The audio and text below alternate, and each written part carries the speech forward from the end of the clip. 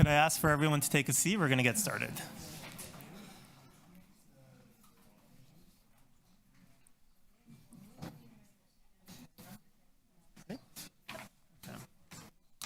I'd like to call this TTC Board meeting to order.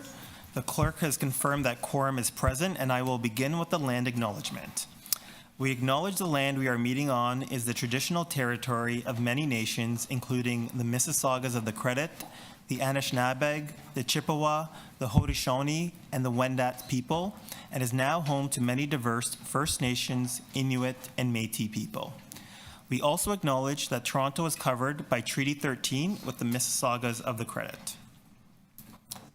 Commissioners, do any of you wish to declare a conflict of interest in accordance with the Municipal Conflict of Interest Act? Seeing none, we will move on. Commissioners, the next item is the approval of the meeting minutes of November 22nd. Can I please have a motion to approve the minutes? Commissioner Jagdeo, all those in favor? Any opposed? Motion carried. I would like to remind you that this is an open meeting. As we go through the agenda today, those of you participating remotely will be required to submit requests to ask questions and to speak on items to the clerk. Each member has 5 minutes for questions and to speak. If you wish to submit a motion on an item, please email your motion to the email address that you have been provided with. Commissioners, I will now commence with the review of the order paper. Item 1, policies to support the Revenue Protection and Special Constable Service Culture Change Program. I will hold this item in my name for speakers and presentation from staff. Item 2, Chief Executive Officer's Report, December 2023. I will hold this item in my name for a presentation from TTC CEO, Rick Leary. Item 3, approved minutes of the Advisory Committee on Accessible Transit, ACAT, General Monthly Meeting for October 26, 2023. I will hold this item in my name for a presentation from ACAT Chair, Anita Dressler. Item 4, presentation to retiring members and appointment of new members to the Advisory Committee on Accessible Transit, ACAT. We have a presentation for this item, so I will hold it in my name. Item 5, TTC's partnership approach to community safety, security, and well-being on public transit, response to TTC Board motions. I'll hold this item in my name. Item 6, procurement authorization, bus and streetcar servicing and cleaning. We have speakers on this item, so I will hold it in my name. Pardon me, Chair, on a point of order as well on that item. I may have questions that may require us to go in camera. Okay. So just an advisory so the clerk can prepare the appropriate motion. Thank you, Commissioner Holliday. Item 7, financial and major project updates for the period ended September 30th, 2023. I have questions on this item, so I'd like to hold it. Item 8, contract amendment, engineering support and design standards consultant. We have a speaker on this item, so I will hold it in my name. Item 9, automatic train control contract amendment. Would anyone like to move this item, or does anyone have questions on this item? Okay. So moved by Commissioner Ainsley. All those in favor? Any opposed? Item carries.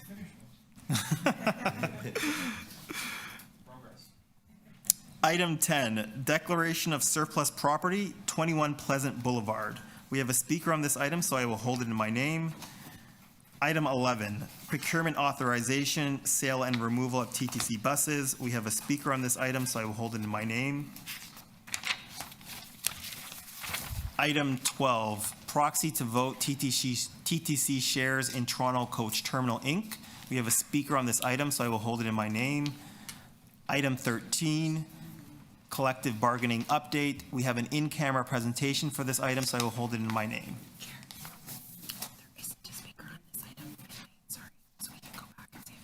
Okay. So just to go back to item 8, contract amendment, engineering support and design standards and consultant, we actually don't have a speaker on this item. Would anyone like to move this item? Commissioner Osborne. All those in favor? Any opposed? Item carried.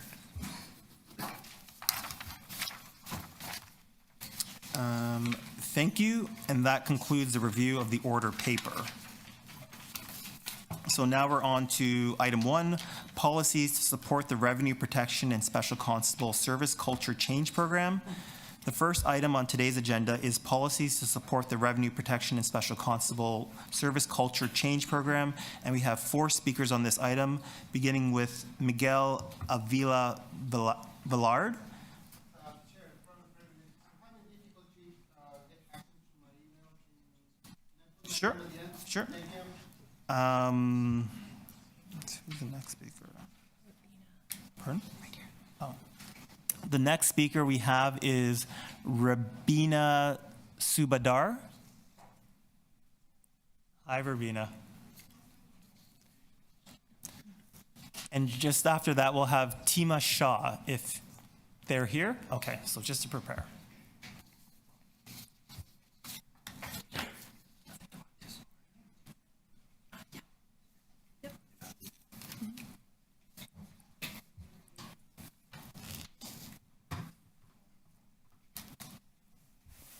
Hello? Is it working? Is your mic on? There's a light on.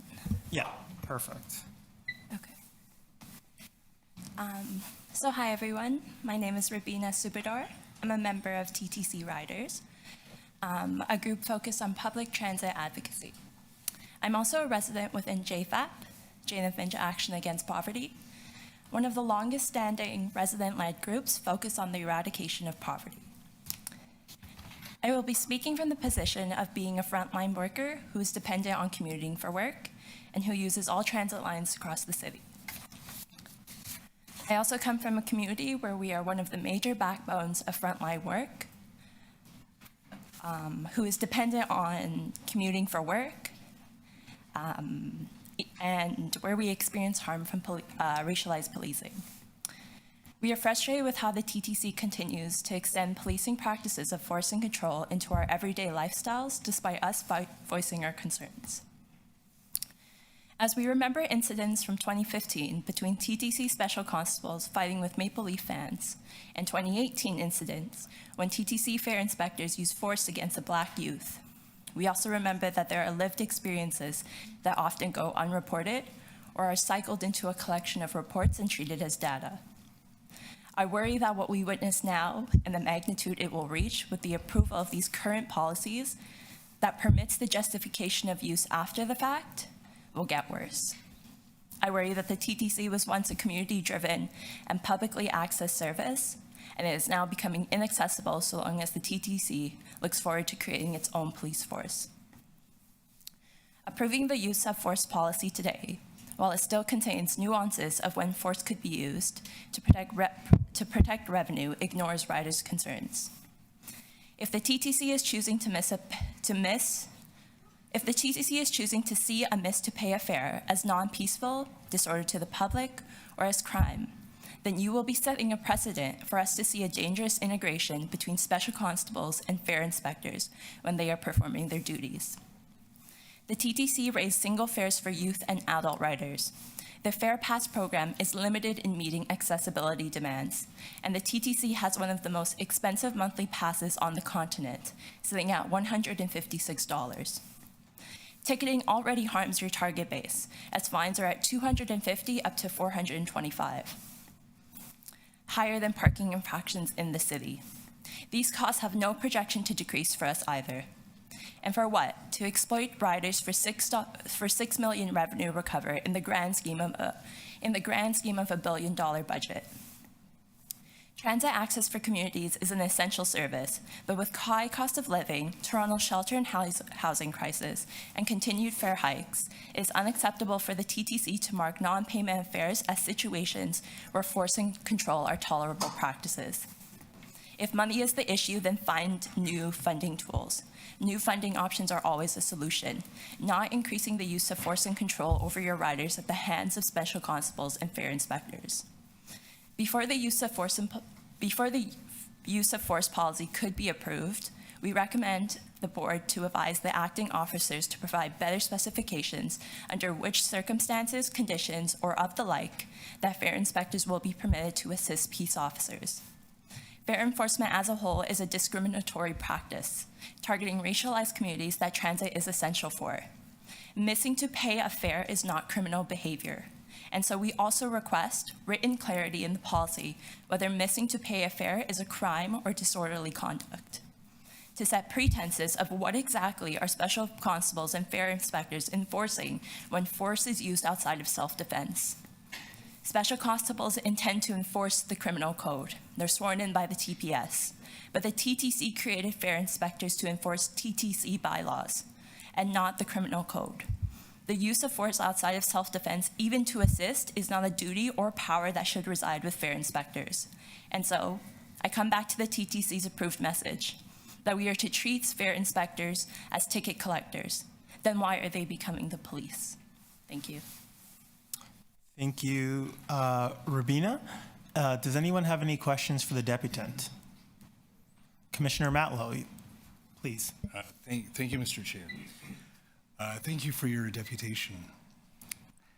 In the process of preparing the recommendations that staff have brought to the board today, can you describe what, if any, consultation TTC Riders has been involved in? When it comes to consultations, of what nature are you looking for? That's the point.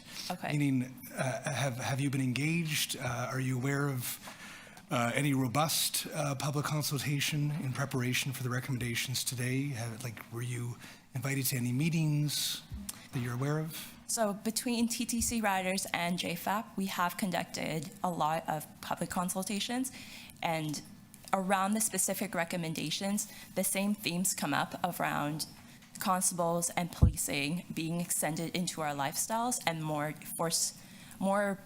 tactics of force being used. So it's not specific on a recommendation, but it will come up when we discuss cuts coming to Jane Street. When it comes to cuts or higher fares, those themes are still integrated into how much spending is going into policing and the amendments coming to the policy. So what we're asking for is better clarity on what the policy is permitting use of force on. Allow me to clarify my question. The consultation that TTC Riders has done is clearly commendable. The question really is, from the TTC, have you received or are you aware of any robust consultation from the TTC inviting the public to consult on the recommendations that we have before us today by the TTC? By TTC, we engage with our riders. I understand that, and I appreciate that. And there are survey reports within what has done process of the recommendations where I can't remember the specific number, but your respondents did mention that they feel unsafe when more force and control is given to special constables and for fare inspectors. Okay, That is also within your respondents as well, and also what we're seeing within our rider base when we discuss certain changes happening within TTC and how force and control is tied into that. Thank you. Thank you, Commissioner Matlow. Commissioner Holliday, 5 minutes, please. Thank you, Chair. Thank you for speaking to us today. In your deputation, you spoke a little bit about missing fares, and you had some concerns around the policy and that particular type of event. When I look in the bylaw, I noticed that there are different provisions regarding fares. I mean, the first one, of course, is refuse to pay fare, but there's a whole bunch of other ones like altering an identification card, invalid fare media, invalid identification card. There's a whole bunch of things, or a whole bunch of reasons, I guess, why you could get a ticket related to fare. Do you see them all as the same? Do you put them in the same basket, or are there some circumstances that are different? I think the larger question to ask is when is force permitted by special constables and fare inspectors to enforce those bylaws? If they're as simple as you're saying, which it involves photo identification, A, B, C, D, when does force become a permittable reason to enforce them? Okay, thank you. Thank you, Commissioner Holliday. Any other questions? No? Seeing none, thank you very much. We will now go to Tima Shaw.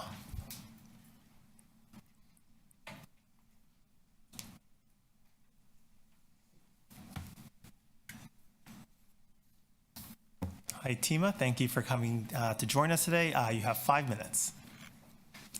That's good. I want to build off on the points that Rubina was talking about. She briefly mentioned a incident in 2018. I want to start, I know that we're all informed here, but if you would allow me, I want to go over this incident one more time. In 2018, Reese Maxwell Crawford, a black teenager, entered the 512 streetcar.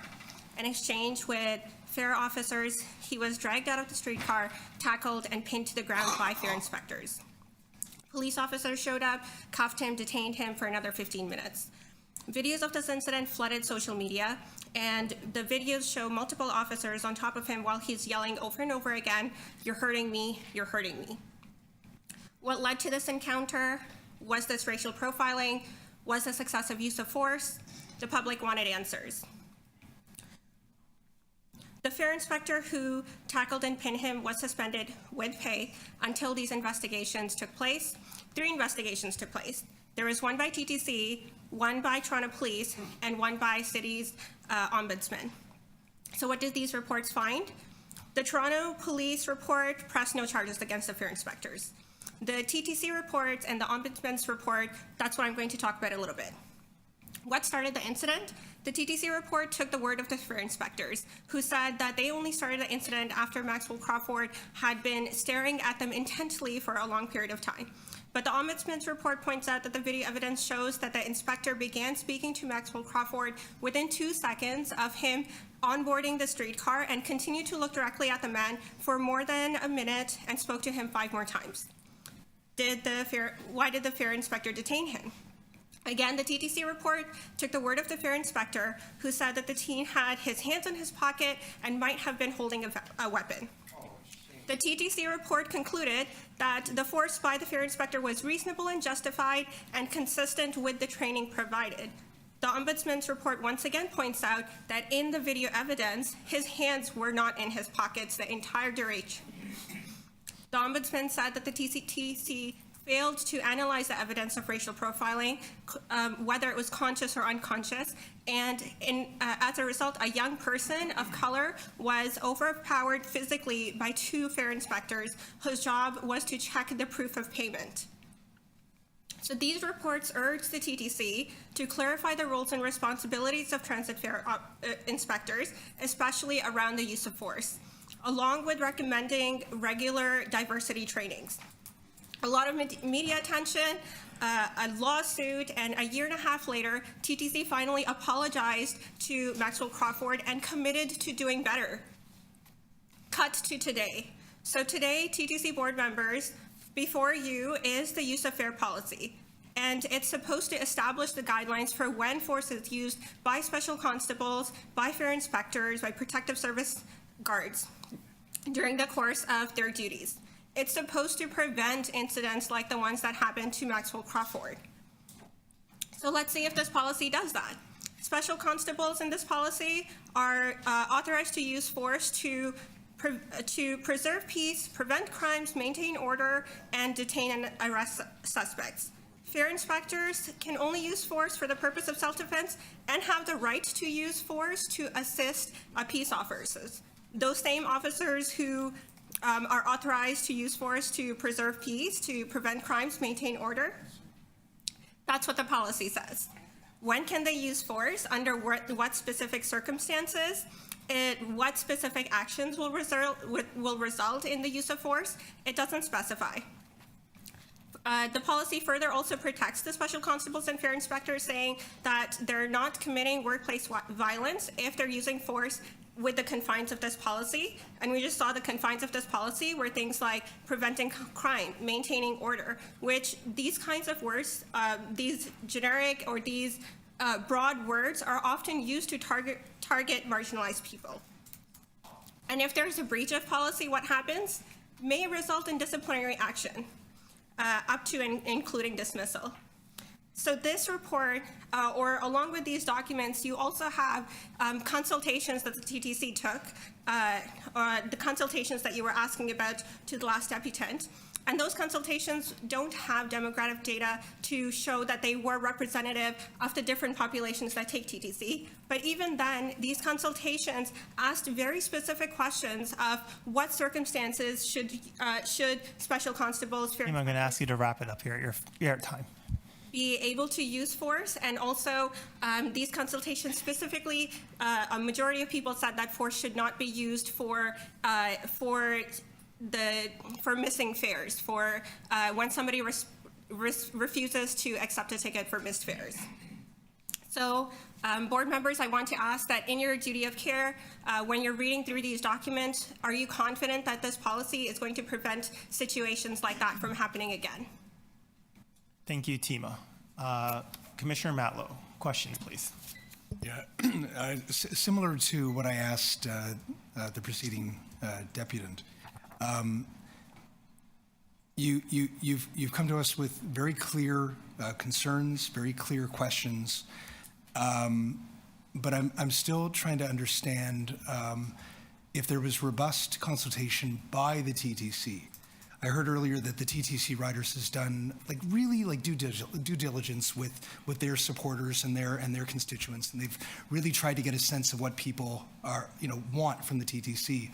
But from the TTC itself, are you aware of any since all these incidents occurred, have there been any public meetings recently that you've been invited to, aside from a survey, any working groups, any genuine, robust consultation that you're aware of? These documents actually list a number of different consultations that took place and different members or different groups that were consulted, and also has a summary of a survey that was given to a panel of identified TTC users. And in the survey results, there is no demographic information to describe who these respondents were or whether they were representative of the different populations. And the results from these surveys are not reflected within the policy. So for example, only 29% said that the constable should be allowed to use force when an individual refuses a ticket. We don't really see those specifics anywhere in the policy. And in those consultations, people were asked about what specific circumstances should the force be used, what should happen as disciplinary action when somebody uses excessive force. Those consultations took place, though I would like to see some demographic data to make sure that they are representative of the people who most rely on TTC, but those consultations are not translated into the policy. So we want to see policy that not only follows the consultations or not only is coming after the consultation, but is reflective of the information that came from those consultations. Thank you. Thank you, Commissioner Matlow. Any other questions for the deputant? Seeing none, thank you very much. Next, we will go to Derek Moran.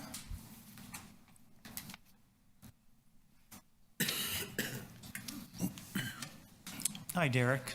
Hey, Councillor Myers. Thanks for joining us. You have 5 minutes.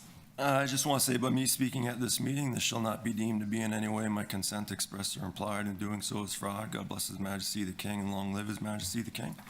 So all this talk about use of force, actually, there should be no reason to have any use of force by fare inspectors, because there should be no fare inspectors to begin with, as public transportation was meant to be free to begin with. So this is from Cameron versus Church of Christ Scientists, 1917, where the Court of Appeal for Ontario was talking about the 4 heads of charity put forth by Sir Samuel Romilly, an argument in Maurice versus Bishop of Durham, 1805. The first head is relief of the indigent in various ways: money, provisions, education, medical assistance, etc. Second, the advancement of learning. Thirdly, the advancement of religion. And fourthly, which is the most difficult but the most important, the advancement of objects of general public utility. And if you look at section 72.1 of the City of Toronto Act, it says, the definition for public utility includes a street lighting system and a transportation system. And I mentioned this once to Meritoria at an old executive committee meeting. From the Donovan Waters Law of Trust in Canada text, there's a brief passage that says Canadian municipalities might well succeed in attaining charity status under the case Goodman versus Saltash Corporation. And when I looked up from my page, he was looking back at me with this really sly grin on his face, like he knew exactly what I was talking about. So one thing that special constables and fare inspectors should be aware of, because mentioned in the report often, a number of times, is the Constitution and the Charter of Rights and Freedoms. This is Section 28 of the Constitution Act 1982.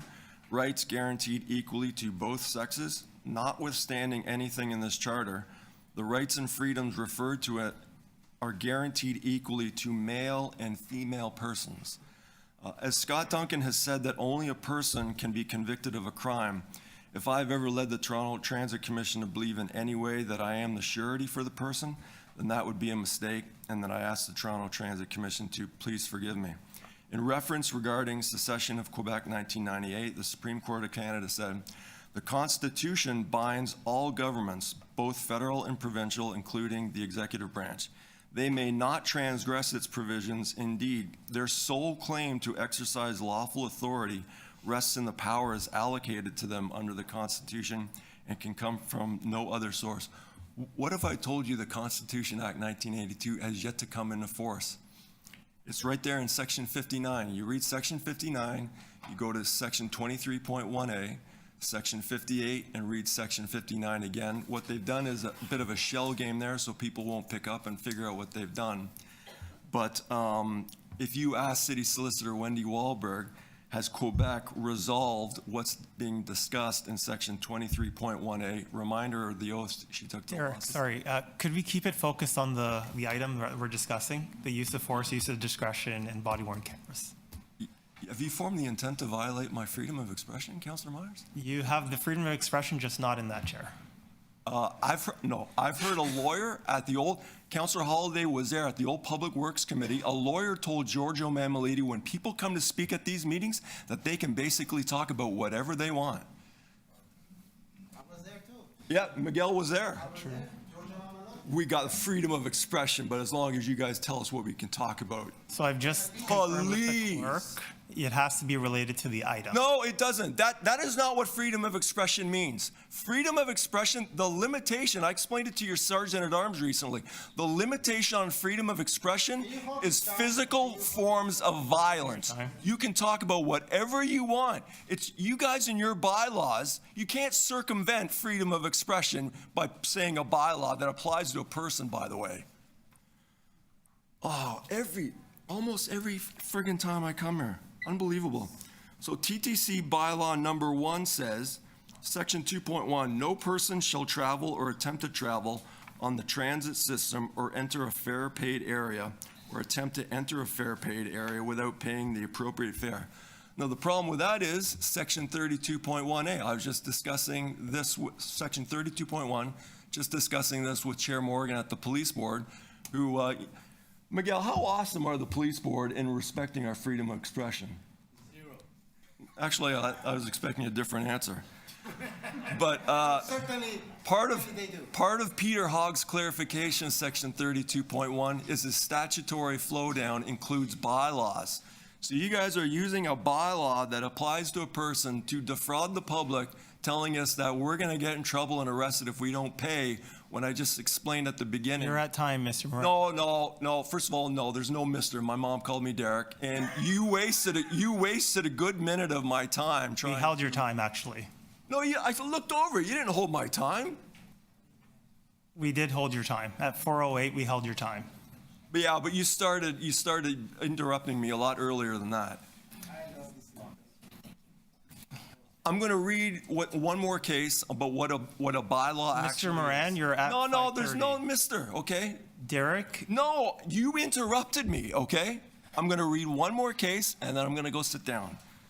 This is from Pata versus Sabah, 2004. Superior Court of Justice said that bylaws or regulations, ordinances, rules or laws adopted by a corporation for its government. The function of a bylaw is to prescribe the rights and duties of the members with reference to the internal government of the corporation, the management of its affairs, and the rights and duties existing between the members inter se. Bylaws of the TTC only apply to TTC employees. Thank you.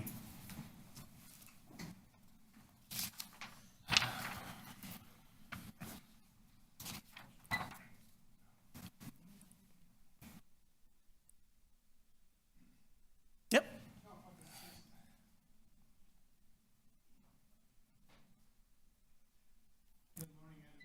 Good morning, Mr. Avila Ballard. You have 5 minutes. For those who don't know me, I have been a grassroots community activist in regards police accountability for the last 13 years. I have been carded, racial profile, and victim of police violence at Lamport Stadium and at Trinity Bellwoods Park during the violent park and tenant evictions. Brother Moran is right. Freedom of expression is important. Correction, Mr. Moran. Chair Morgan does respect our freedom of expression, but the previous chairpersons, Debbie Pringle, will not respect our freedom of expression. Yes. So I founded Cat Watch, a grassroots organization that in 2021, we were victimized by something called the TABIS, the Toronto Anti-Violence Police Intervention. This organization, I wonder if this is working, so you can see it on the screen. Is it working? Call my time, please.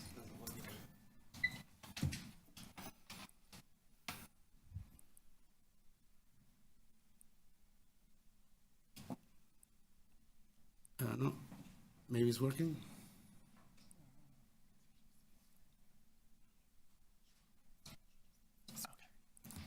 Sorry for giving you a headache. Yeah. So, okay,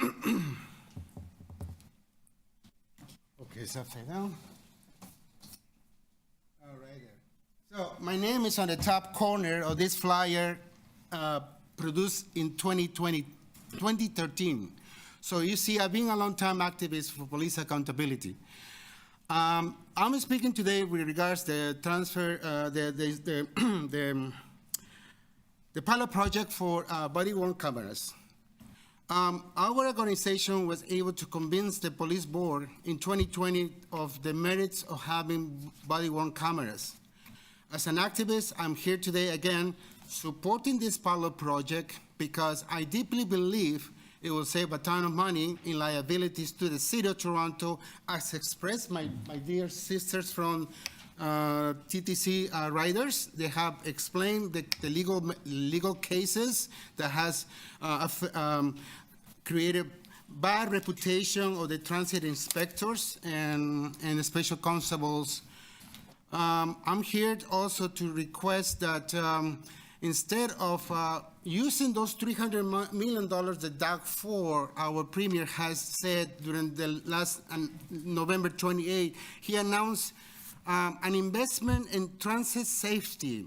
You know what? Why don't we use that money, whatever money would you guys wanted to dedicate for transit safety, and give it to the people who cannot afford our expensive transit system? That's the one way to tell DAC 4, screw you. And use the money for us, the poor, those who have been racialized, discriminated by the system for so long. And so I agree with the approach of TTC riders that we should invest more in our communities. We should be doing more to help our people getting out of poverty. And transit, as Derek Moran said, it should be a free transit for all. Instead, we are covering the expense, the salaries and benefits of expensive QP employees who make a ton of money. And we have seen how negative has been your interactions with the community. 2015, when you abused that poor guy in the streetcar and also other events, that has led us to today with to implement the body-worn cameras. So those body-worn cameras will produce, in my hope, like I said many times at the Police Services Board, to reduce the level of cases against the police. You know, how many people are, trying to get justice. It's so difficult to get justice these days if you don't have the money. Legal aid will not cover your cases when you are fighting the system like Toronto Police or TTC or any big agency. So my next hope is that perhaps Toronto Community Housing will also implement body-worn cameras for the community safety unit officers because we have a large number of complaints against them too. And that will conclude my deputation. Thank you, Mr. Avila Villard. Does anybody have any questions for the deputant? I'm here 24 hours. No? Talk to me in the silence, please. Yeah, come. Well, thank you very much for coming down today. I understand that we are joined today by several external experts and that staff have a presentation on this item, and I will turn it over to Rick Leary to begin. Thank you, through you, Chair, if I may. Good afternoon, Commissioners. The following report today is about our policies to support our revenue protection and special constable culture change program that many of you are aware of. This really is an important part of the journey that the TTC has been on regarding culture change. And I know some of the board members here have also been part of that journey with us and have seen presentations and reports multiple times. I want to thank you for your guidance and endorsements thus far. In 2017, the Ombudsman, we received 26 recommendations from the Ombudsman on how we could improve our oversight, training, and public reporting for the TTC's fair inspectors and special constables. Now, this really helped kickstart a period of culture change in both the fair inspectors and the special constables departments. To date, we've implemented 15 of the Ombudsman's recommendations. And the use of force, the use of discretion, the use of body-worn cameras, and special constable in-car system policies speak to a further 9 of the Ombudsman's recommendations. I'd like you to know that when we undertook this work, we understood it was going to take time, but change always does. We also knew it was important work, and it had to be done right. Last week, I had a real nice conversation with the Ombudsman regarding the reports before you today.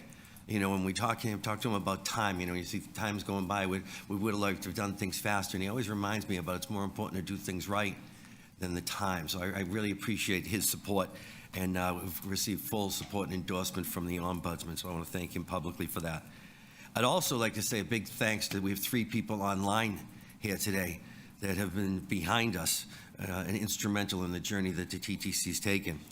First, I'd like to thank and welcome Arlene Huggins, who's a special advisor and a partner at Goski-Minsky, for her help and support, and she'll be here to speak to any questions that you may have today about this journey that we're on. As well, I also want to thank the 2 of the University of Toronto professors that have been with us and helping us with this and getting us to be more evidence-driven in our responses, Dr. Usbampa and Dr. Wortley. So thank you them as well, and they're here to answer any questions you may have.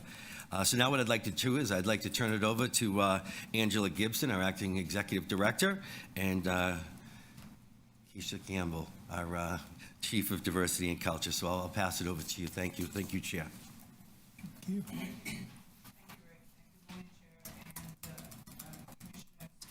Today, I'm pleased to present this. Can you hear me now?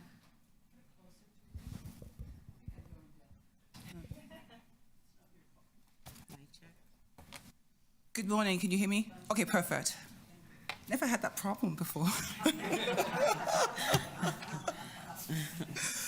So today I'm pleased to present this report on the policies that support revenue protection and special constable culture change program.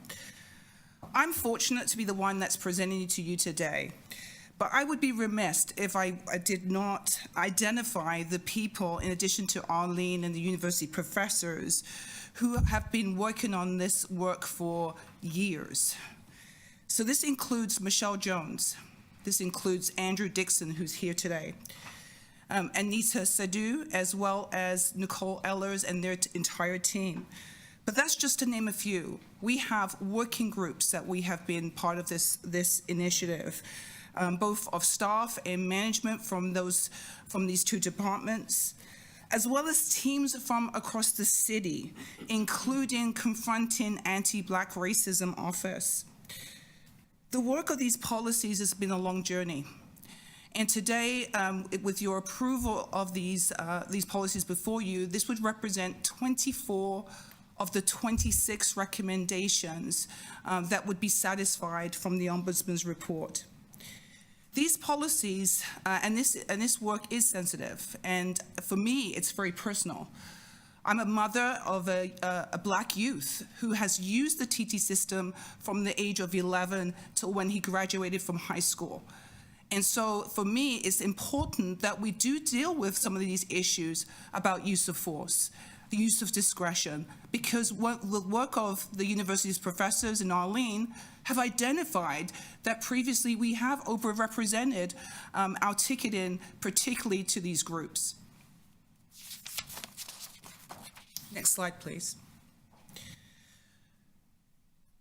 So in 2017, the Ombudsman Toronto provided 26 recommendations to report to City Council and the TTC to improve oversight, training, and public reporting of special constables and fare inspectors. The Ombudsman provided recommendations to improve special constables and fare inspectors in how they perform their duties in 3 areas. That's use of force, use of discretion, and video surveillance. These policies support the framework of a culture change program, which we initiated in 2020 in response to the Ombudsman's recommendation. This culture change program really takes a proactive approach of how we can become more customer focused and strengthen our approach to respect and dignity for our customers as well as our employees.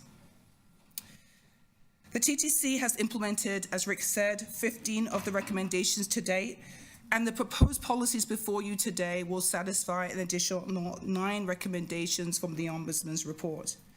At this time, I'd like Keisha Campbell, our Chief Diversity and Culture Officer, to walk you through the journey that we have been on since accepting the Ombudsman's recommendations in 2017. Next slide, please. Thank you for that, Angela. Can everyone hear me okay? Yes. So to Angela's point and further to Rick's point, we've been on this journey since 2017. We've had some of our deputants come here today and share the reason for why we're doing this work and why it's important to get it right. So we started in 2017 when the Ombudsman came back to us and gave us 26 recommendations. In a very atypical style, we accepted all 26 of those recommendations and made a commitment to change our structure, our hiring, and even reposition where our fare inspectors and special constables sat within our organization. If you look to 2019, to speak to some of what you've heard from the deputants, we also knew that when we take a look at ourselves, it's really hard to see what needs to change. And we went externally and we hired independent voices through Arlene Huggins, our external legal counsel, and the 2 professors who've been at our side doing this work. Again, recognizing that when you look at yourself, it's really difficult to see where your flaws and gaps may be. In 2020, we came in front of the board to get ready with sort of a framework for how we would go forward, supported by those external voices, and we launched our 10-point diversity and inclusion plan. One of the commitments under that plan was number 9, which was really about repositioning our revenue protection and special constables from a structure perspective. That group sat within our TEU unit, Transit Enforcement Unit, and as the name would suggest, it was really all about enforcement. The change that we made with the launch of the Diversity and Inclusion 10-point action plan was to reposition that group as a customer-centric group. So it now sits under Wendy and Angela, as part of our strategy and customer experience team. That's a fundamental difference when you look at other transit agencies in North America.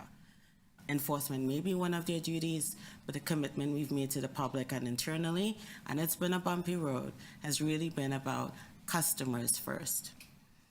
In 2021, I was hired. I came on board, my team was formed, and we're a diversity and culture team, and we work with this team hand in hand. My talent team has been at the side, repositioning the skills the skill sets we look for on the front line when we hire fair inspectors and special constables. When we look at the fair inspector, the Revenue Protection, FISC office. I use acronyms, but I'm trying not to use acronyms here. Fair Inspector and Special Constable's office. That's an oversight team that is independent and sits in my team as well. And then we have the diversity department. So when we think about the policies, when we think about representation, when we think about consultations, my team works hand in hand with Angela and the external advisors to make sure, as best as we can, we get it right. In 2022 and 2022, we launched our first diversity and culture report. In that report, we aim to provide continuous updates on how we're doing with regards to number 9 on our 10-point action plan. And we pull out things like training, representations, languages that we support, and amendments we've made to our training. Things like mental health training has been added. We've actually added my team as part of the training agenda for the onboarding of our new recruits, and we continue to work with that group continuously. As you would see with this slide, the journey does not end here. 2024 and beyond, we will come back with 2 additional of the 26 that we have outstanding that will come back to you at the beginning of 2025. And we continue to work with the doctors and Arlene Huggins, our external advisor, as we launch phase 2 of our REAR report, which is the Racial Equity Impact Assessment. The first iteration of that really highlighted from a data perspective where we're overrepresented for Black and Indigenous customers. We're in the phase 2 of that work right now, and we'll come back to you shortly with the findings of phase 2 of that work. So that's a bit of our journey, and I will hand it back over to Angela to continue. Thank you, Keisha. Next slide, please. So let's talk a little bit about the Culture Change Program and what we have been doing since we've presented the framework. So the framework was presented to this board as part of the diversity report back in 2022. And since that time, we've been building out the actions around it. The implementation of the policies would support the outcomes desired in the 4 pillars of the Culture Change Program. I'm going to walk you through each of the pillars and just some highlights of what we've been doing in that work. So structure for success, this really means the reorganization. As Keisha mentioned, moving the special constables and revenue protection departments from operations into strategy and customer experience. Reorganizing hiring practices. In the past, we used to hire mostly from the law enforcement background, but with the influence of the diversity team and talent management, we've been attracting people from different backgrounds, community services, social services, and that has made a difference. In fact, we've also actually gone to neighborhood community areas to make sure that we can hire directly from those communities. And what has this meant? This has meant that we have seen a dramatic shift.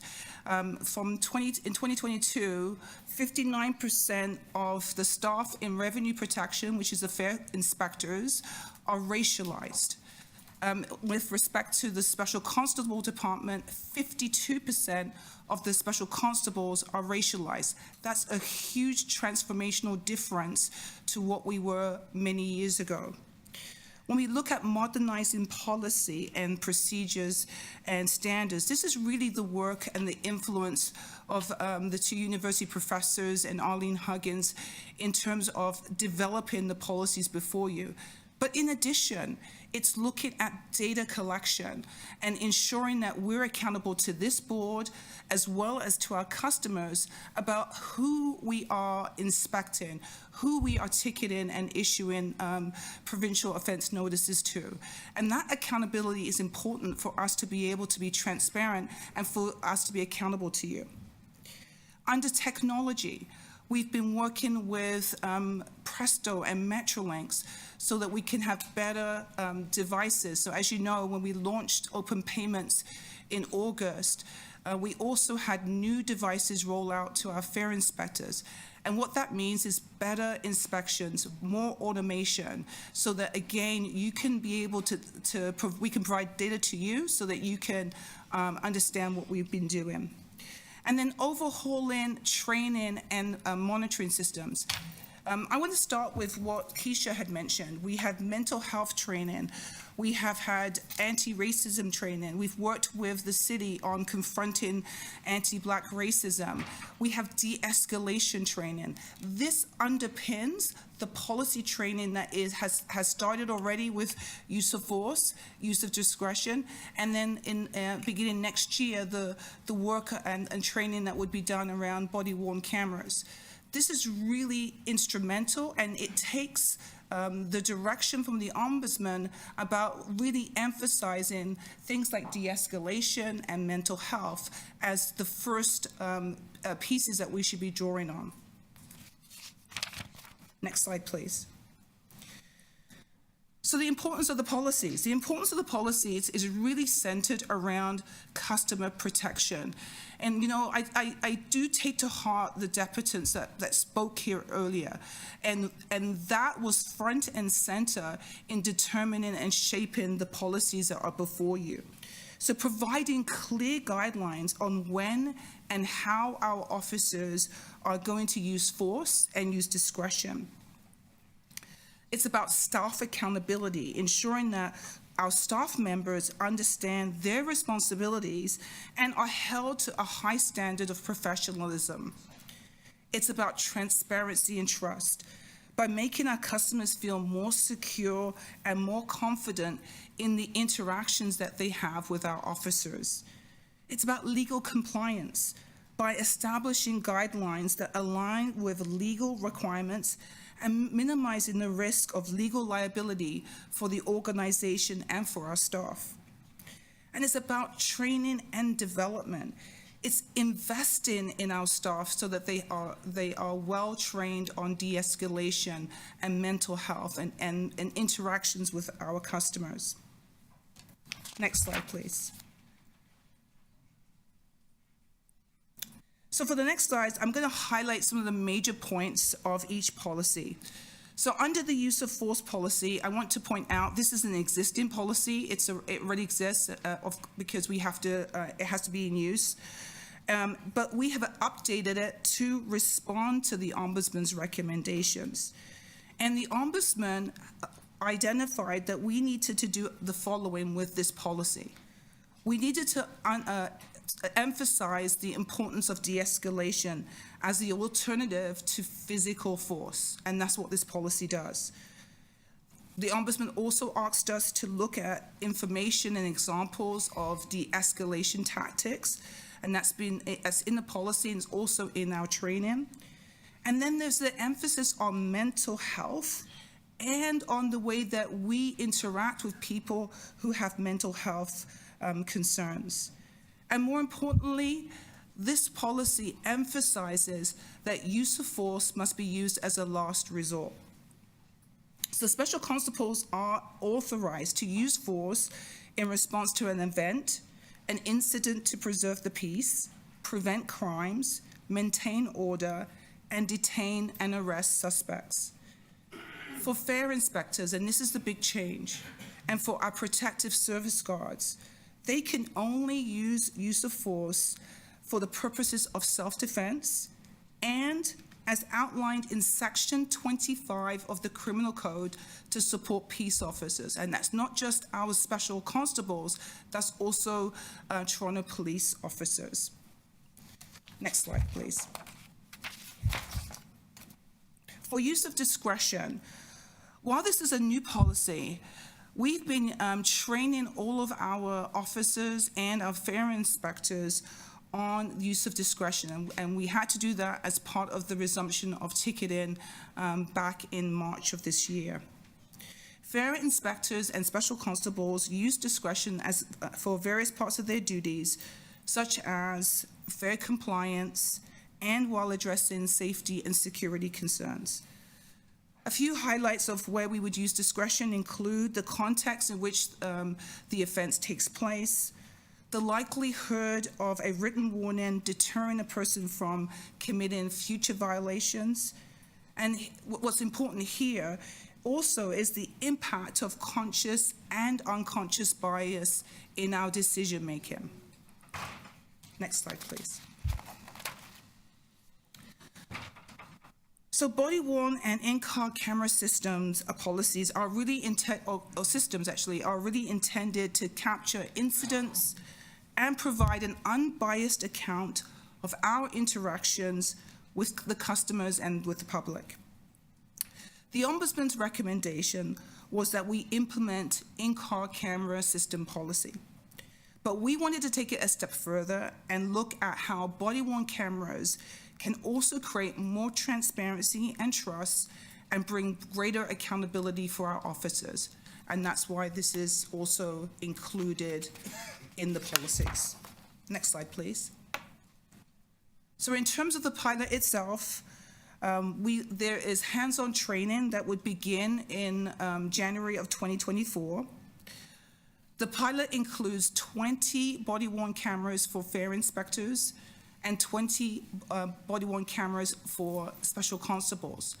These 20 cameras would be rotated through each special constable and fare inspector so that they would have an opportunity to test out the technology and also provide their feedback. The pilot is structured so that we would have bi-weekly surveys so we could get feedback on the efficiency of the technology as well as monitoring interactions that we have with our customers and the public. In addition, for the in-car camera system, this would be rolled out to all of our patrol cars that we have for special constables, and that's 14 cars. Next slide, please. So as you can appreciate, we do need to do some internal communication on these policies. In particular, in my recent conversations with the President of the Union, I've committed to working with the union and their members on developing the guidelines which operationalize the policies before you.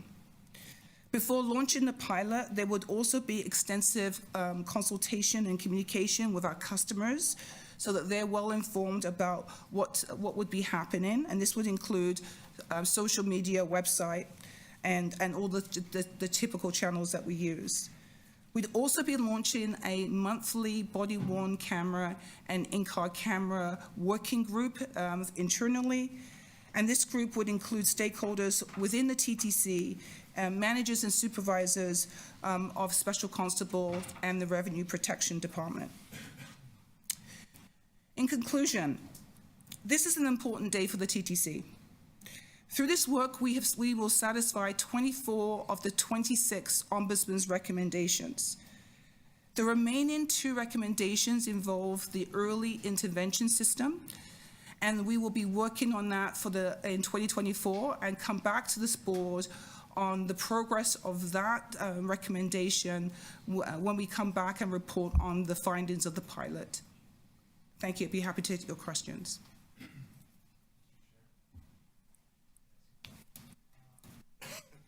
Actually, have Commissioner Jagdeo first. Did you want to ask a question? Yep. Commissioner Jagdeo, you have 5 minutes. Thank you, Chair Myers. And Keisha, Angela, thank you so much for the incredibly hard work on this. As a, I guess, past Black youth myself, I understand how critical this is to the work that we do in thinking about how we adjust for all these various elements within these policies. I have a couple of clarifying questions, if you would humor me this morning. And this stems mostly from some of the deputants this morning. I just want to get at an understanding, was TTC Riders part of the consultation group for this? Through the chair. So we had an extensive survey that was done with a focus group, over 500 respondents. I'm not certain if TTC Riders was a part of that because I don't have the details of of the individuals. But Professor Wusu-Bempah may be able to talk to you about the findings of the survey itself. Sure, and on the surveys, that would be super helpful to jump into that. And in particular, what I'd like to understand on the survey is, it was encouraging to see that the survey respondents were in favor of some use of force. And I'd like to just dive deeper into what that data shows us, who's responding to that data. I think the question on demographics is critical too. I don't know if we can comment on some of those elements. I'll let the professor talk to that. We do have demographic information, and for the purposes of the board report, it was summarized, and I apologize for that. We have more details. Maybe the Professor Wusu-Bempah can speak to that in more detail. Thank you. And I'd actually call upon Professor Wortley, who really led the quantitative analysis of this survey data, perhaps to give comment, who's here as well.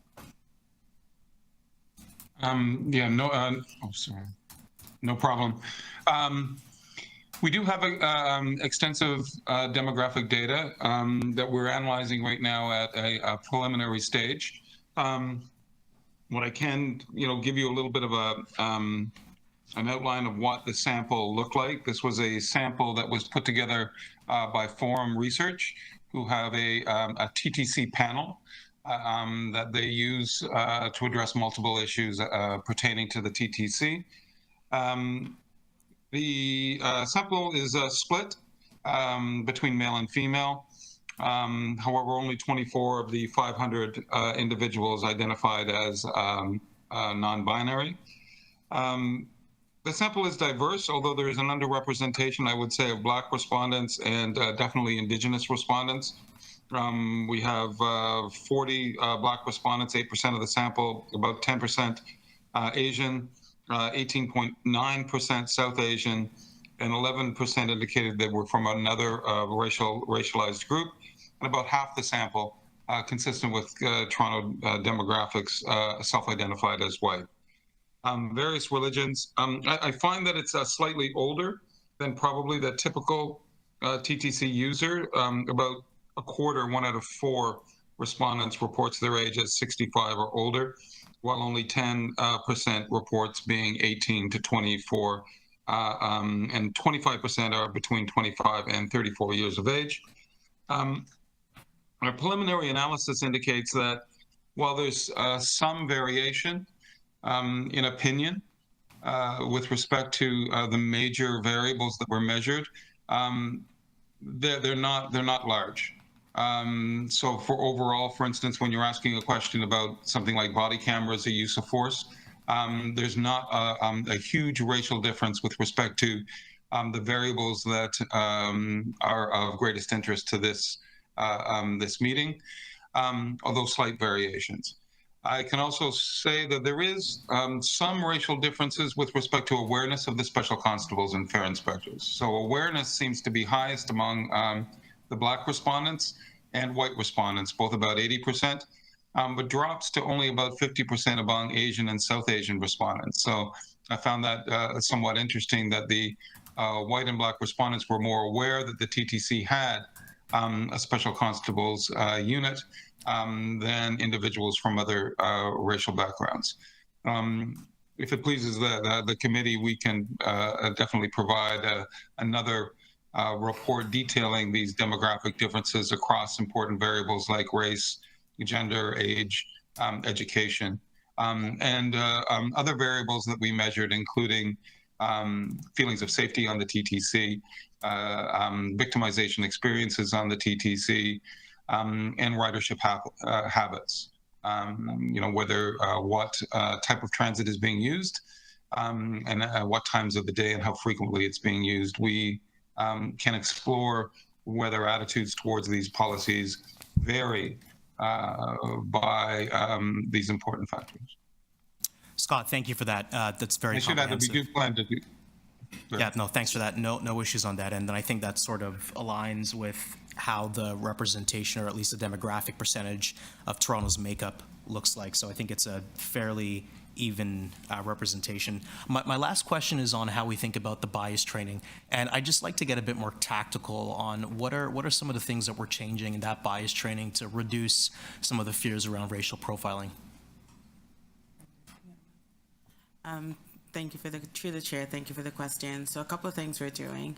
So we've made a commitment around confronting anti-Black racism. So we work with the City of Toronto on their Confronting Anti-Black Racism unit, and that's been a part of the onboarding of all of our special constables and revenue. Sorry. Is this better? Yes, maybe? Yes, so is this good? So we've made a couple changes with regards to specifically confronting anti-Black racism. We've been working with the City of Toronto and their Confronting Anti-Black Racism unit. We've adjusted our onboarding of all our special constables and revenue protection officers to include that training. We've also been working with CAMH on mental health training. We've added LGBTQ2+ and non-binary training to our onboarding as well. And then we're working on, with Angela and the management team, on ongoing training for that team. We've also done some structural changes where in the next, well, actually effective Monday, we moved the training unit of the special constables into our OTC unit, where we have more of a general overview approach to training versus a policing-only view to training. So that structural change has been done as well. Does that address the question? Yes, it does. Thank you very much. Appreciate your time. Thank you, Commissioner Jagdale. Commissioner Matlow, you have 5 minutes, please. Thank you, Mr. Chair.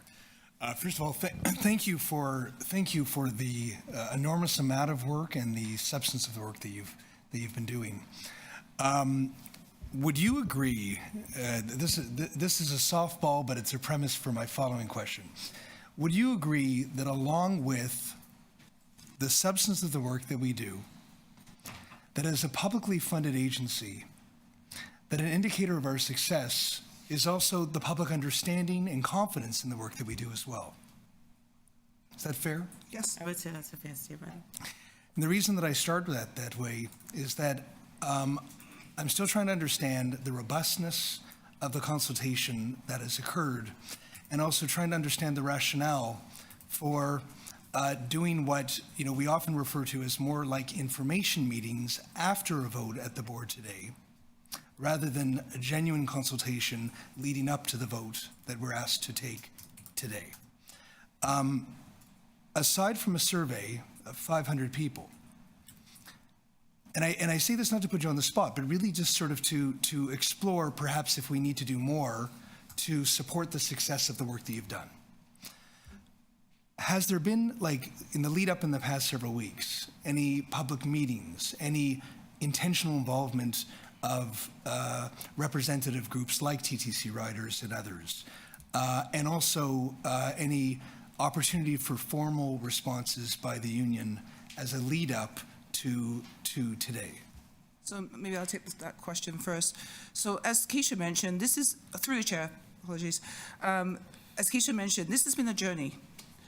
All of the work that you see presented today is a combination of consultation that has been happening through the racial equity impact assessment and other work that we've been doing, and so we've been taking that feedback to integrate into these policies. So we haven't had a formal public meeting where we've had that interaction. We've had the surveys, and we've been building on what we've heard the public speak to us about all this work today into the policies. I'd let Arlene Huggins speak to really, the contributions that we've been making from the public and how that's kind of woven into this work so that you can have that understanding. With respect to the union, we have shared an early advanced copy of the policies a month ago, so they've seen that. And I've reached out to the president of the union, and we've got some meetings set up to work through the guidelines. And the reason why I emphasize the guidelines is because the guidelines is how we operationalize the policy. We've taken a position at the TTC to accept all 26 recommendations from the Ombudsman, and that has given us a direction for where we should go. And so it's important for us now to work with the union and our membership on how we live out these policies. And that's the work that we are going to begin with the president of the union and the executive and the rest of the members of the both departments. I could jump in if it's okay. The only thing I would add is the timeline of the 2017, sorry, through the chair. The timeline of the 2017, just to be really explicit, I do think there is an opportunity for more consultation. I think we heard that this morning, that there may be an opportunity for us to bring more awareness to work that we're doing and engage different groups. I am comfortable saying that on behalf of the TTC. I'll pose this obviously to be in order in the frame of a question. Would you agree with this statement that given our history, that there is a lack of confidence amongst many members of the public in the TTC, in the City of Toronto, and government in general, to take these issues seriously, regardless of how seriously you as individuals are, and that robust consultation before we make decisions rather than after can lend to more confidence in what we're doing so that we can, bring the public along with us rather than report to them after the fact. Through the chair, and I should maybe clarify, so there has been consultation. I agree there should be more consultation. When Angela mentioned sort of reintroducing ticketing, there's been a lot of visibility. We have Natalie here who leads up our corporate affairs team. There's been a lot of visibility and media that we did against that initiative earlier on this year. We've been working with the Indigenous Affairs Office, the CABRA unit, Social Services, SSHA. This is internal, right? To I guess municipal. Well, quasi-internal, yes. Governmentally internal. Yeah, municipal partners, and the doctors are here today because they've been our connection to the public. What we've heard in some of the consultations that we've done, when we're in the room, folks only give us a version of the truth.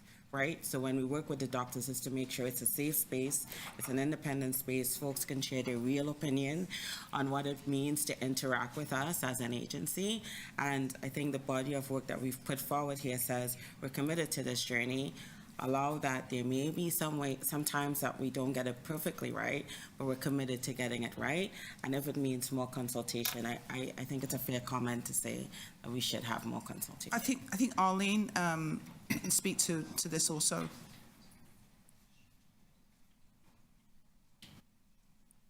Thank you. I think Keisha, first of all, thank you for inviting me to the meeting. I think Keisha has sort of emphasized some of the information that I was going to provide. Prior to the policies, the use of force, use of discretion policy before you being prepared, and they came before the board last board meeting, I think at the end of the year last year. Before that, there was consultation with these various groups, and while internal being internal to the city, they were not internal groups to the TTC. And the key about that is the confronting anti-Black racism unit of the city. While internal to the city, they have a lot of contact and consultation with the public insofar as their dealings. And in fact, wrote a significant report a few years ago upon which a lot of the framework for the restructuring was based. The the important thing, and I think should be noted, the policies in terms of some of the depositions that you've heard today, those communications, that feedback had been received prior to feedback similar to these individuals, and thank you for that feedback, had been received prior to, well before this, in relation to the work that has been going on. As we've discussed, it's been a journey, a long journey, and provided the influence for the policies that you have before you. I think Angela noted that very particular these while I'm not sure, and I can't tell you whether these specific groups being represented today were involved in that feedback, the information, the comments that these individuals bring today certainly was received well prior to this time and informed the preparation of these policies. That is one, as you see, is new. The fair inspector, the use of force policy for fair inspectors significantly limits when a fair inspector can use force, and basically it's in the self-defense, as you've heard, or in coming to assistance of a special constable who is undertaking their legal duties, right? So these types of comments have been included. I think the second thing I want to say, and I think this is the most important thing, there is an important aspect yet to come, and that's the guidelines. And that is the aspect where the consultations will prove very significant. The guidelines and the consultations involving the guidelines with respect to the specifics of the implementation on the ground. Sort of what are these individuals, fair inspectors, special constables supposed to do on the ground, given the framework of the policies? That is, I think, a stage where the consultations will be of most benefit, both because you'll hear from those individuals who are performing those duties, the fair inspectors, the special constables, in terms of how these things are working on the grounds, what issues, what clarifications may be necessary, but also the public in terms of seeing, and Commissioner Matlow, exactly what you've said, seeing, knowing, understanding how is this going to work on a day-to-day. Much of the comments that the individuals providing depositions today weren't so much about the policy, but how the policy will be implemented. How is it going to work on the ground? What are they going to do on the ground with these policies? And I think that's going to be an important aspect. So I think that the consultations that have happened so far have been representative of various communities, the Indigenous community, the Black frame of reference community, policing in general, and the challenges the Black community has faced in respect to enforcement. I'm not going to say policing, because that's not what these special constables are doing. I think there's a differentiation that I think we need to make sure we appreciate. But the enforcement aspect of their role and their customer-facing relationship. So I think those are the only comments I would make, and maybe the professors have more to say. So just a reminder, it's 5 minutes for the questions and the response. So I'm just going to move on to Commissioner, and we can go to a second round if people want to ask more questions.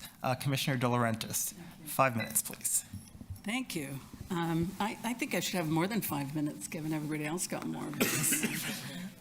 So my question to Angela and Keisha, but just remind us, I mean, I think some of the questions that have been asked around the level of consultation and assessment and analysis and so on, I think there may be a piece of information missing here, and that is that all of what you are doing and the policies that you have created are really rooted in the recommendations that came out of the Ombudsman's report.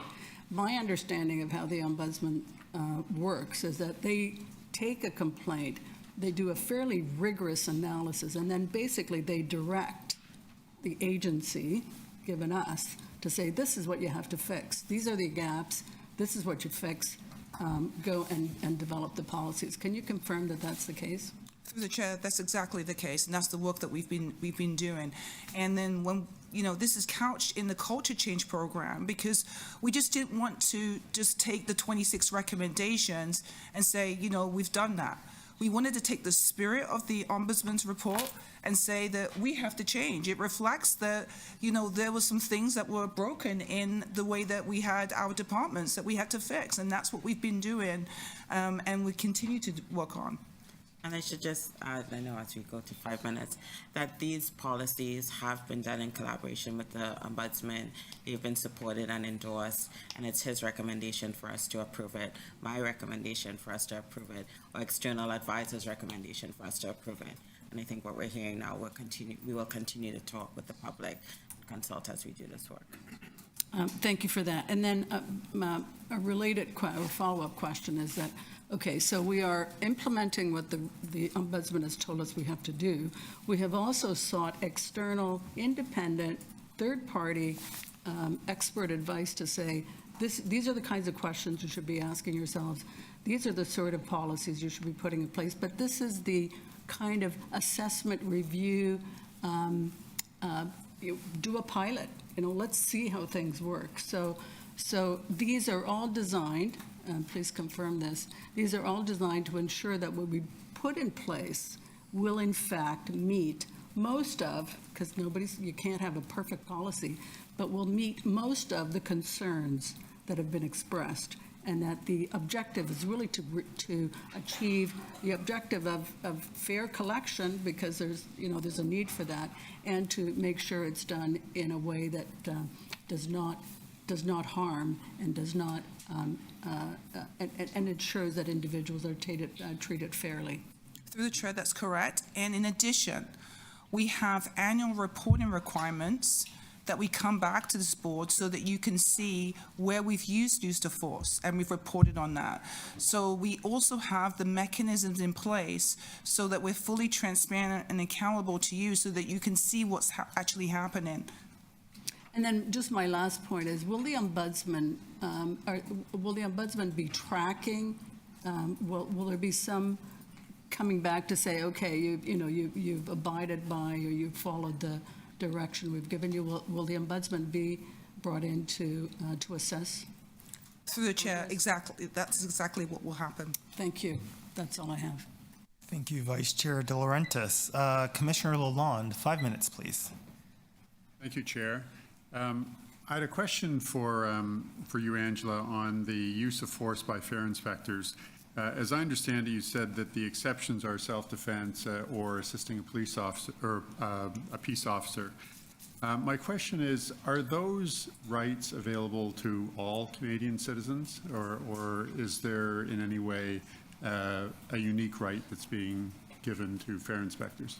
Through the chair, I believe that is so. Michael, the General Counsel may be able to clarify. Right, so through the chair, for self-defense, the answer is yes. For the Section 25 of the Criminal Code, it applies to anyone who is required or is authorized by law to do anything in the administration of the enforcement of law. So because they are enforcing the bylaw, they can aid a peace officer. So that is more limited to not a citizen. Okay, so would I be entitled to assist a police officer if I found myself in a situation where they needed help? So you would need, so it's anyone who is required or authorized by law to do anything in the administration and enforcement of law. So the answer is probably not, unless you have some other employment that I'm not aware of. Okay. But the right to self-defense, you would. Is there? Okay. Thank you very much. That's my only question. Thank you, Commissioner Lalonde. Commissioner Ainsley, 5 minutes, please. Thank you. Through you, Chair. So I was curious about the data the camera's collecting. I was wondering, A, where that's going to be stored, how it's going to be stored, and parameters around length of storage. Through the chair, I'm going to ask our Chief Information Officer, Dakshan, to speak to that information.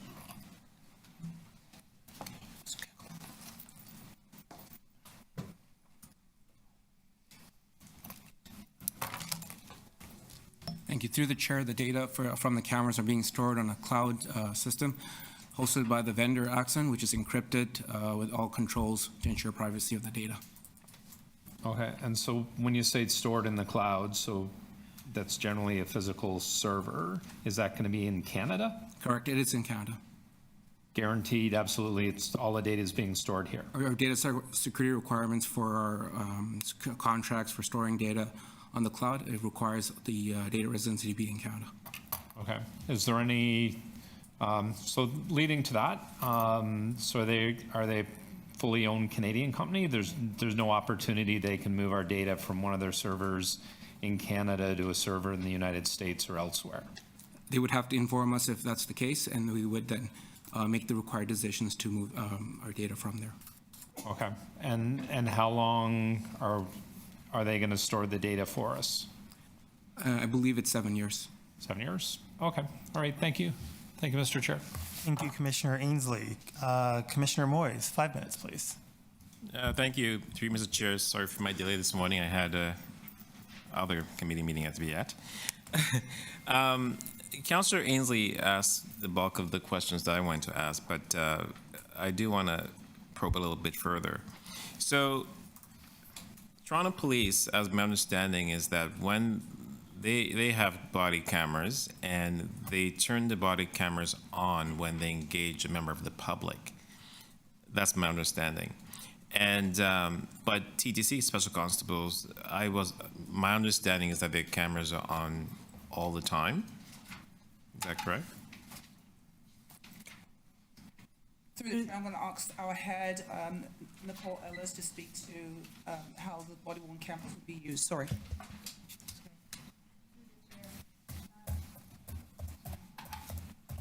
Through the chair, the cameras wouldn't be on the entire time. They would be put on when an investigation is being done.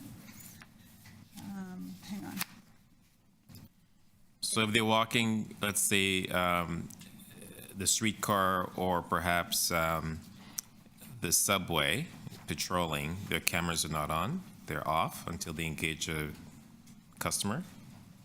All officers will undergo the training to ensure that they communicate to the individuals that they're being recorded when it's feasible, and it will be done during ticketing or in response to a call. Okay, I don't think you answered my question. I'm asking, are the cameras on throughout? At any point in time, are they turned off and are they turned on? Yes, they physically would have to turn it off and turn it on. So through the chair, so when an officer is conducting their duties, it would be turned on. The only time the cameras will be turned off is during a traveling between an assignment, or they're on break, or they're so for instance, if a fare inspector, for example, is no longer conducting fare inspections and they are traveling back to for their lunch break, the camera would be turned off. So the camera would be engaged at all times while they're doing their duties, and not while they're doing not their duties. Okay, so that's my question. Okay, that's the answer I'm looking for. So my understanding is that Toronto Police, for example, is when they engage a member of the public that their cameras are turned on. So are the policies for the TTC similar to Toronto Police? And if there's a discrepancy, I'm going to say, why don't we follow best practices, which I believe is Toronto Police, than our own separate policies? So through the chair, we have taken best practice. And our policy does follow the Toronto Police policy. In fact, we've taken some steps to even go further. So as Dakshan talked about the storage and retention, and even the way that we have oversight of who has access to the footage is very different than what police forces are doing. So we've taken best practice, we've taken the direction from outside counsel as well as from the ombudsman, and so what you have in place is actually great oversight in terms of it's not oversight of the footage is not inside special constables or inside revenue protection, it's in legal, as well as the way in which we store the data. So we're following best practice in all aspects. And is that best practices in transit systems across, let's say, North America, or is that best practices here in Toronto? Through the chair, I'm going to allow Arlene to respond to your question. I think that just to clarify, fair inspectors' duties are different. When they collecting on the TTC, their cameras are turned on as they start collecting because they're collecting or checking on fares throughout the vehicle. So it starts when they come onto the vehicle when they start. For the just to interrupt, special constable. One second. I know you're saying fair inspectors, but I'm actually referring to also special constables. That's why I'm differentiating. Okay. For special constables, the policy is similar to the police policy. The camera is turned on upon the engagement of the interaction with the public. So if they're responding to an incident or they're dealing with the public regarding an incident, that's when their camera gets turned on. So it's similar to the police policy, as I understand it to be. The interaction starts with, the camera starts with the interaction for the special constable. In fact, I think it's 30 seconds prior to, but it starts based on the interaction with that member of the public. Okay, thank you. Sorry, Mr. Chair. Can I just ask on a point of clarification? The discussion, and our colleague Councillor Moyes was asking around the cameras officers are wearing, but I understand there's also going to be cameras in cars. Are they following the same guidelines around on and off during interaction, or cameras in the cars on all the time as well?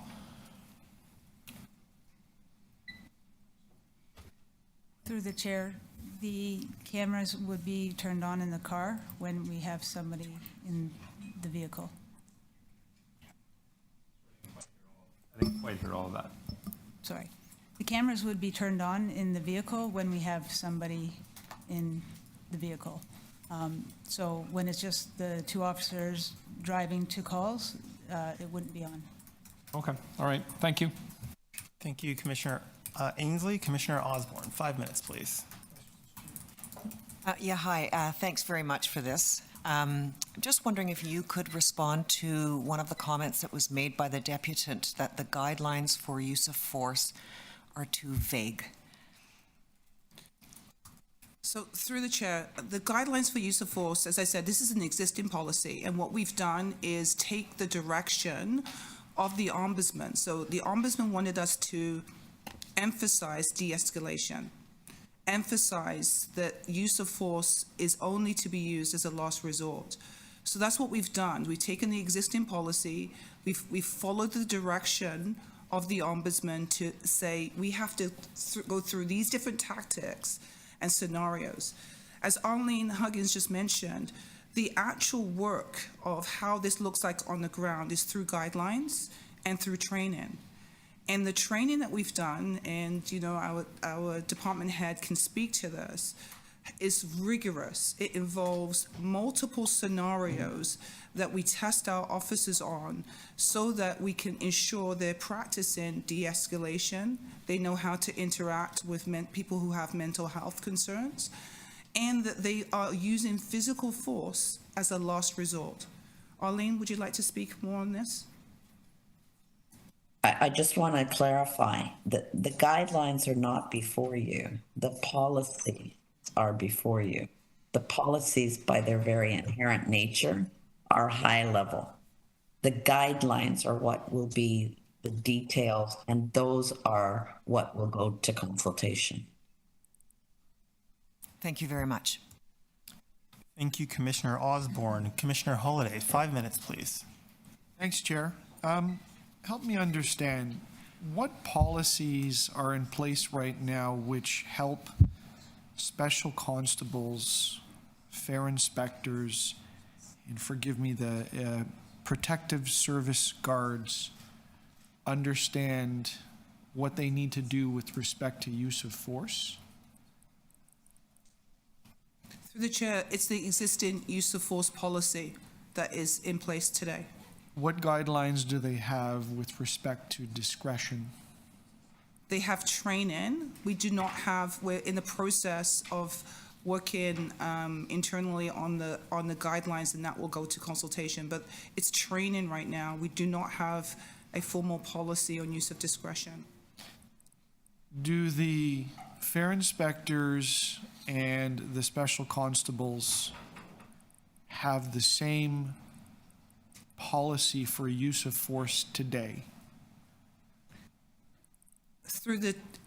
Actually, I'm going to let Michael, they don't have this. Michael, can you just respond to that one? I don't know the answer to that question. Sorry, through the chair, our head of revenue protection can speak to that.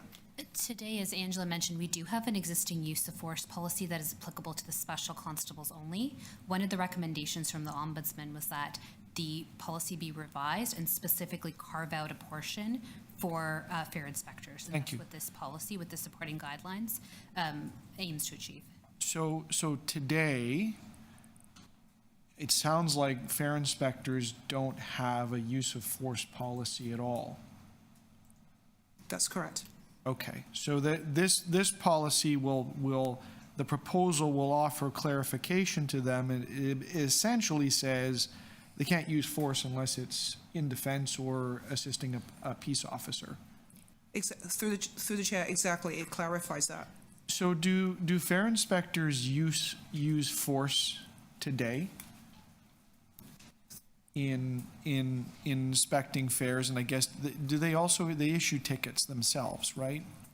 Through the chair, that's correct. They do issue tickets themselves. With respect to your question about force, they do undertake use of force training when they're onboarding. And so as part of that, it would be clarified, similar to what the policy is attempting to formalize, that they're only permitted to use force in the two scenarios that we described, one being in self-defense and the second being where they're asked to assist a peace officer. That's today.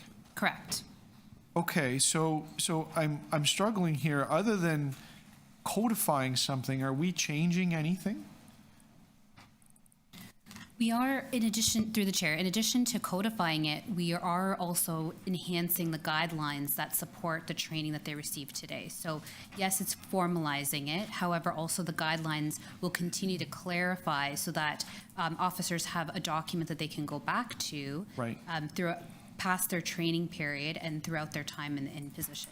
But today, if I refuse to pay my fare, or let's say this morning before this meeting, if I refuse to pay my fare and I ran away, they wouldn't be able to tackle me, I guess. Through the chair, correct. So that's going to continue. Through the chair, correct. This is not affording fair inspectors additional use of force beyond what they would use today. Well, I'm just trying to figure out if this is taking it away. So maybe it's just a general question. Peace officers can use force. That's defined. Is there anything that allows a fair inspector to use force today? I take it they're provincial offense officers. Provincial offense officers, can they use force? Through the chair, my understanding is they would continue to only use force the way that they do today, which is either, again, through self-defense or in the aid of a peace officer. Okay, maybe just a general question.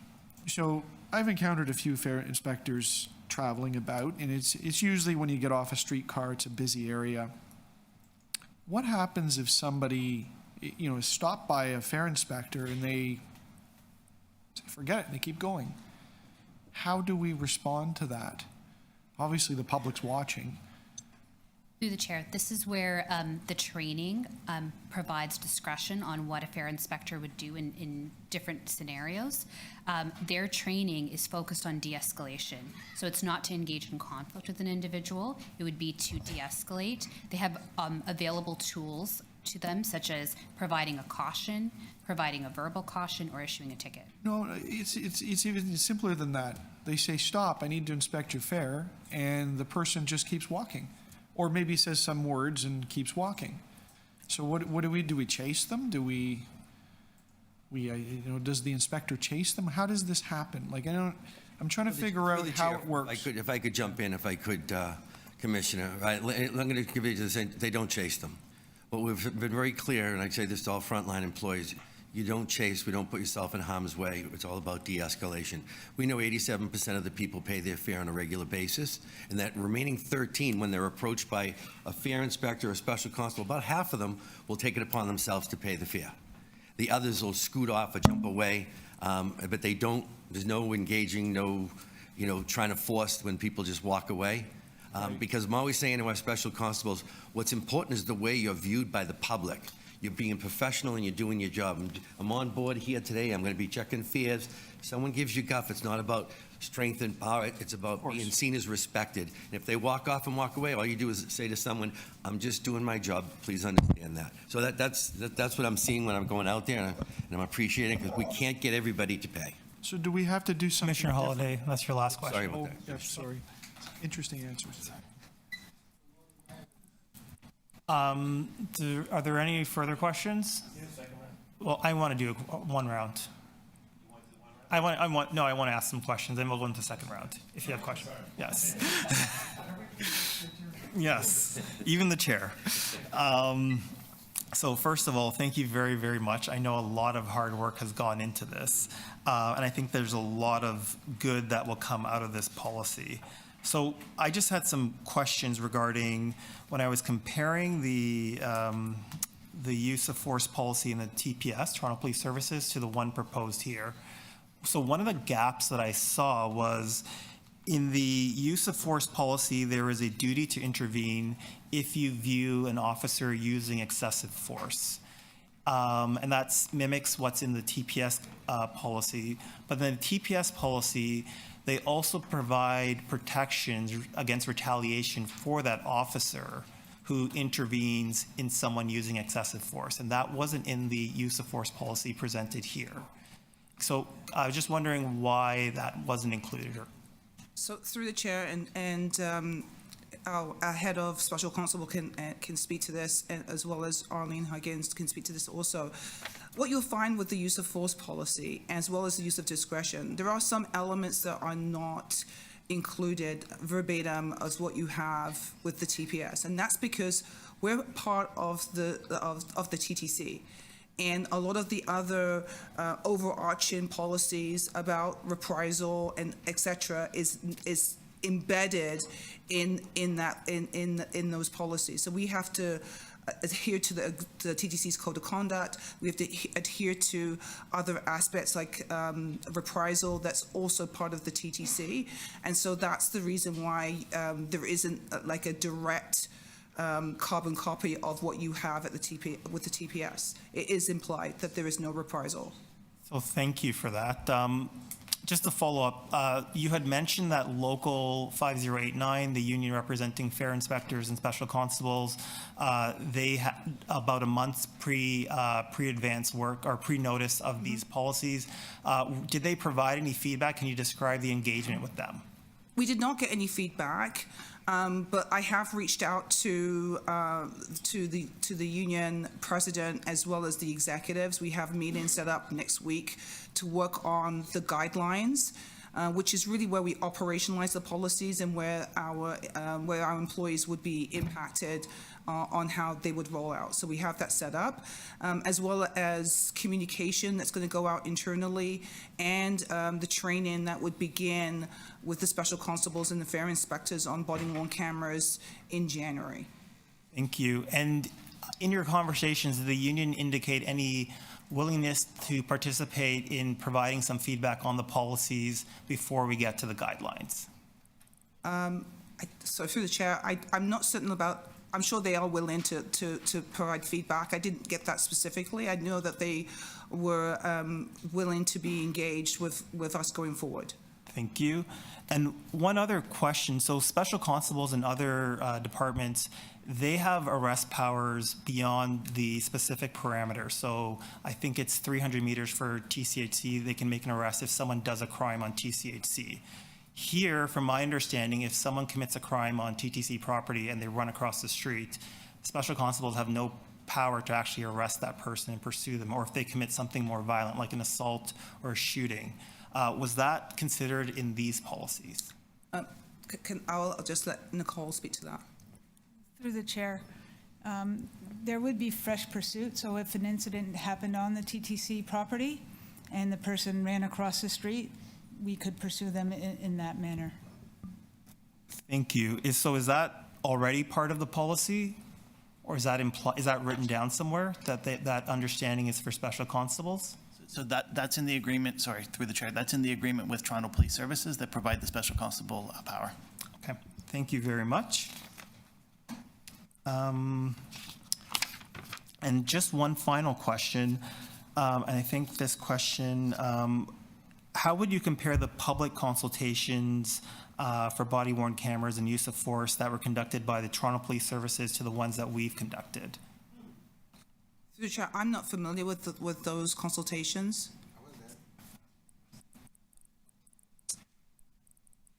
No? Okay. Okay, so I'll move on. Does anybody want a second round of questions? Commissioner Holliday, Commissioner Moyes. Actually, may I offer someone else to go first if they wish? I did have a point of order. This is a bit unusual, but the existing use of force policy was raised. I wonder if someone has a copy of that in the room, or if it could be emailed to me. I couldn't find it easily on the website. And if somebody else has some other questions, it would give me just a quick moment to look at it. And if it's not possible, I understand. Commissioner Moyes, 5 minutes, please. Thank you. I won't need 5 minutes, but I just have one question. So I'm looking at item number 4 here, recommendation, and that is asking that Special Constable's in-car camera system to be implemented in first quarter 2024. I understand why Toronto Police would need one in their vehicles, you know, when there's a stop of a vehicle or whatever. But why do we need in-car cameras for special constables for TTC? So through the chair, this was a recommendation, number 22 from the Ombudsman.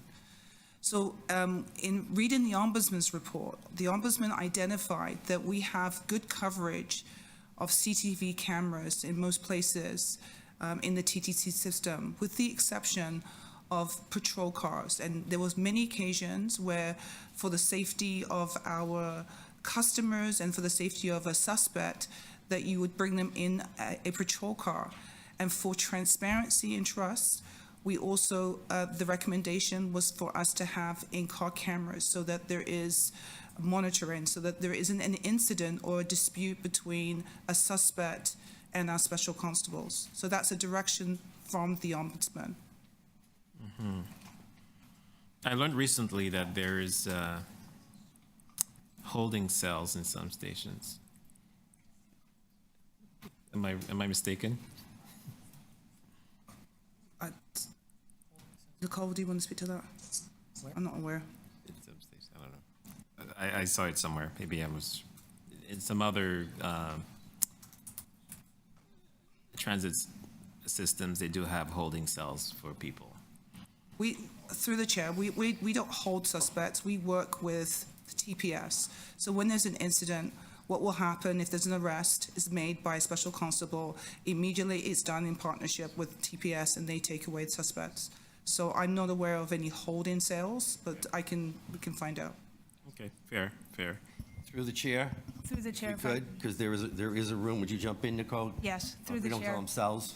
Yeah, we do have an investigative room at Yonge and Bloor Station. It's the only ones within our entire transit system. And they've been used in the past to hold people for investigations, because the subway teams, if they were to make an arrest, before a car could get there and do a transport or police would attend.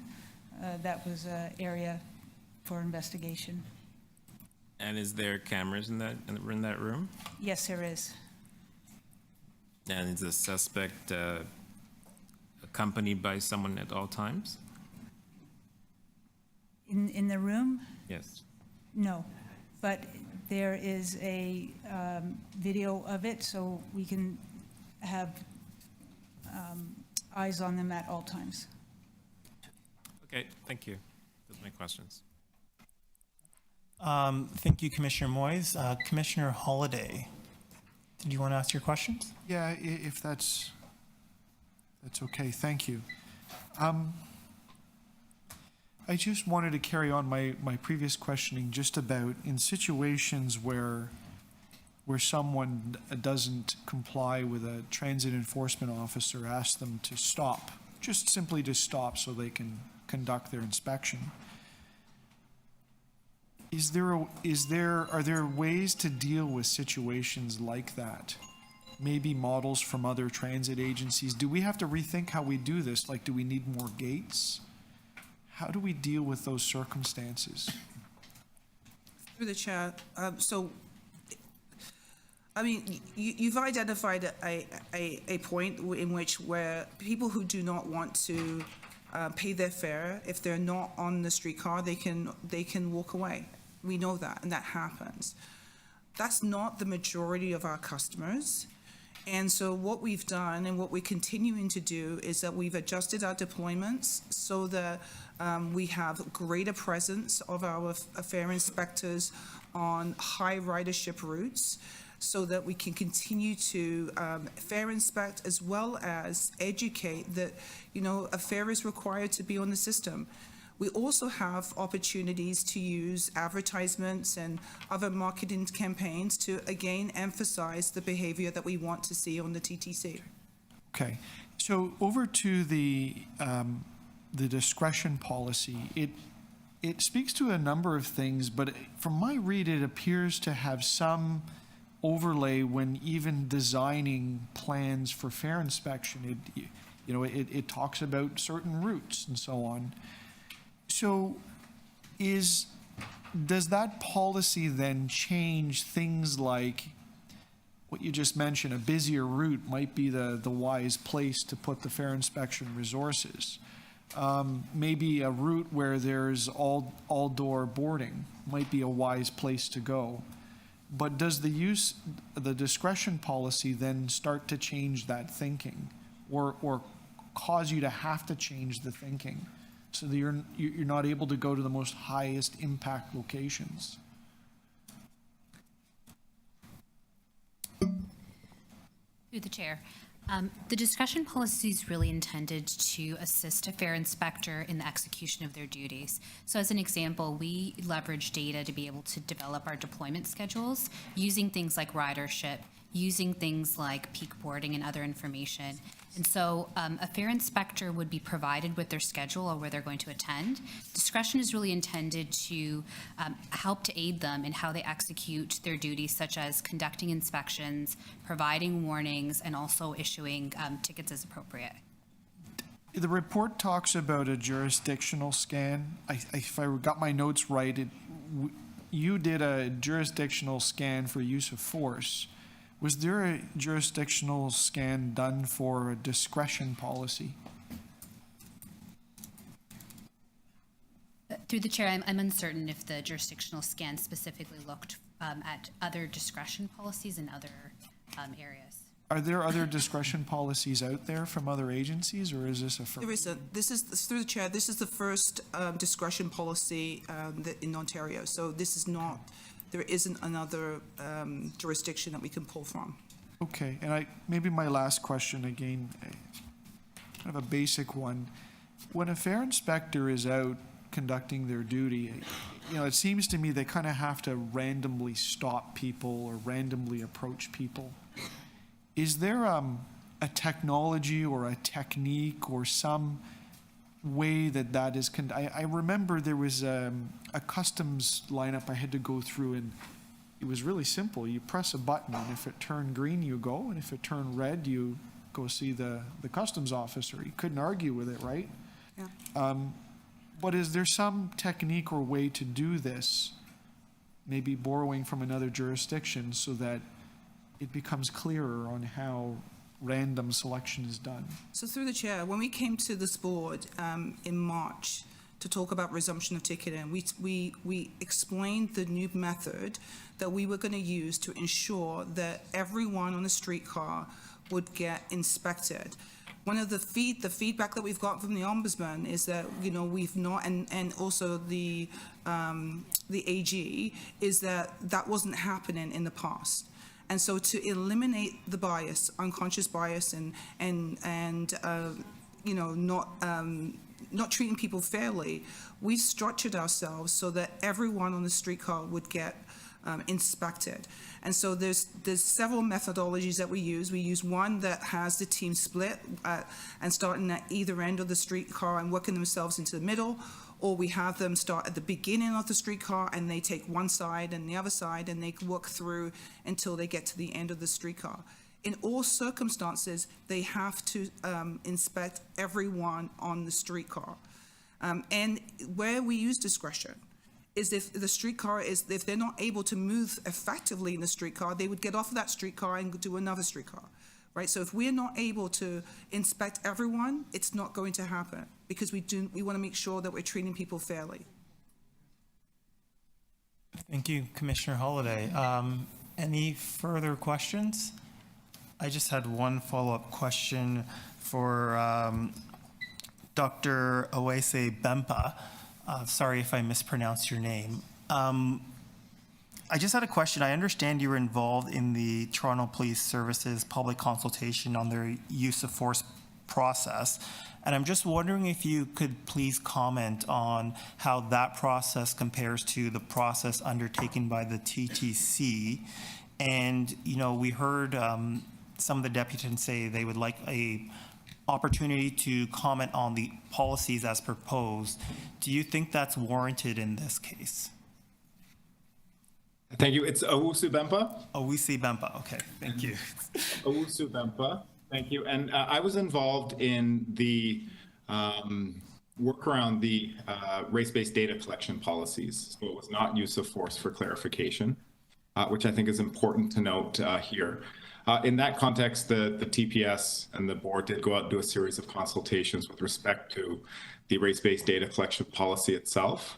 I will say that that is somewhat similar to some of the focus groups that we held around the collection of race-based data and other related enforcement issues as part of our inquiry, and which will be reported in our phase 2 reporting, final reporting for the project. Somewhat distinct from this survey around the policies here.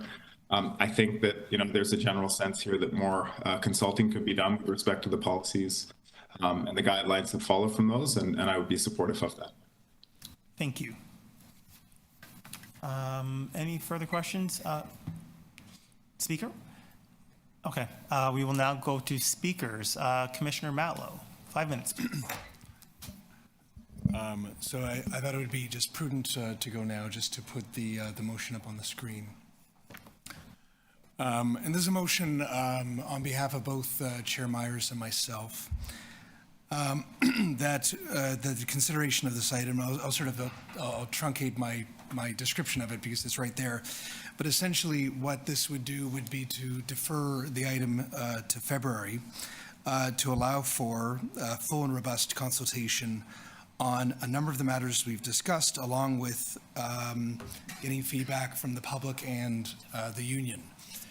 The reason that we move this motion is because, well, actually, I'm going to begin by saying what it's not about. In no way does it reflect any concern or any commentary about the extraordinary work of our staff. They have put their passion, their hearts clearly, and their knowledge and acumen into doing just remarkable work that reflects so many concerns that we've heard from the past and based on the advice of the Ombudsman. And I want to acknowledge that and thank them for the work that they have done, and even more importantly, what they're going to continue doing to make sure that we realize many of the recommendations before us.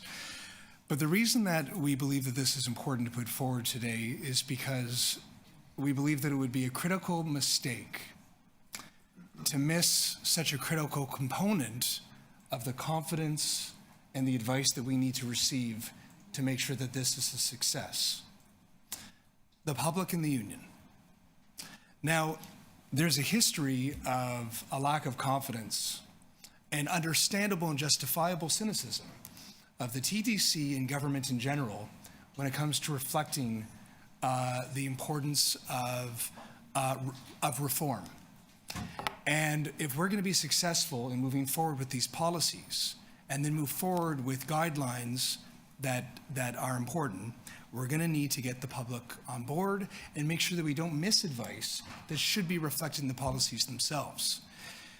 To simply move forward today based on a survey of 500 people, and when I describe this internal, yes, admittedly not within the TTC, but we often get caught in this bubble here at City Hall where, because we've discussed things with various divisions and agencies and advisory bodies here, that somehow if any of us left this room and walked down the street or went onto our transit system today, that we would find any random person who would have any idea about what we're discussing today. I don't believe we would if we went out there and asked. There has been no robust consultation to the lead up to this meeting about the policy recommendations before us. There have been no public meetings. There has been no robust engagement in groups like TTC Riders and other organizations and groups that are critically important stakeholders in the work that we do here at this table. There has been no formal feedback by the union about the policy before us. In other words, to assume that we should only consult on the guidelines means that we are absolutely confident that the policy recommendations before us are complete, that they are ideal to move forward with, that we have not missed anything, that there is nothing that anyone else who hasn't been part of a robust consultation would like to see us include in the policies that we would approve, and therefore then seek advice in the guidelines that pertain to them. I can't in good conscience tell you that I know that the public is confident in the policy recommendations before us. I'm not suggesting in any way that this isn't good work. This is exemplary work. Staff have done a remarkable job. I trust them and I have confidence in them. But we will find ourselves in a position, I would submit to you, colleagues, that if we don't include the public in what could be described as a genuine, robust consultation, that we will be missing a mandate to move forward with both the policy and then therefore consulting on the guidelines that would support the policy altogether. I also think it's really important, along with the public, to not work with the union on after the fact approval today on simply the guidelines, but make sure that we are in concert, or at least we've arrived at a place of understanding with our partners before moving forward as well. So I look forward to moving forward with all of this as a package in the new year, but I don't want us to miss a critical step, which is to ensure that the public, in particular those who are most affected by what we're doing, have a genuine opportunity for robust consultation to be part of this process rather than feel like they are being done at or after the fact that we've approved something today. So thank you for considering this motion, and I appreciate the chair's involvement in the construct of it. Thank you. Thank you, Commissioner Matlow. Are there any other speakers on this item? Yes. Commissioner Osborne. So I'm assuming that you don't believe that the opportunity to have public input on what's to come, the sort of the delivery, is sufficient. Yes, yeah. And then I'm also wondering if we're deferring this till February, it now being let's call it the middle of December, pretty close to, we're going to start to run out of runway to have this. I don't know how we get a robust consultation between now and the meeting in February. I'm just wondering about the timing that's specified in the motion, because it sounds like I don't think we can turn robust consultation on a dime. Maybe we can. I'm asking seriously. No, that's a very reasonable. So I'll look to the chair to sort of either nod or dismiss, but I would infer that this has been done in a way to both ensure that we have the month of January to ask the public for their engagement, to continue working with the union to get their feedback, but also not, intentionally not asking for a date that's so far off that we can't get moving on the intent of the recommendations themselves. May I just ask if the chair would like to add any comment on that? Yes, thank you. So Angela Gibson and I discussed this at length, and we both agree that February would work. The motion is worded so that if there is more time needed for public consultations, they can delay it.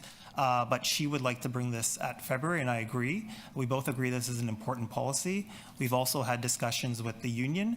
They would like to be involved, and they would actually like to have the body-worn cameras, but they would like to have the opportunity to provide comments. So February was the date that we all chose. Thank you. Thank you. Thank you, Chair. I wondered if, I'm not going to propose an amendment. Maybe staff could nod that this would be acceptable to include in the report back, but I just want to make sure that it's okay.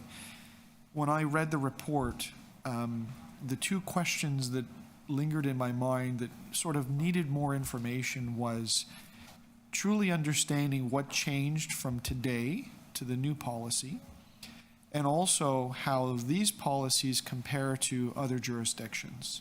And I wondered if you thought that those would be helpful to include as concepts in any future consultation on this, so that it made it easier for those that are digesting it. You see a new policy, what does this mean? And so it answers the question, what's changing and how do we compare? Would that be okay to include in the consultation? And staff can accommodate that without building it into the... As the mover, and certainly I see staff nodding very, very enthusiastically, I think that's a very, very welcome undertaking. Yep. That's it. Thank you, Chair.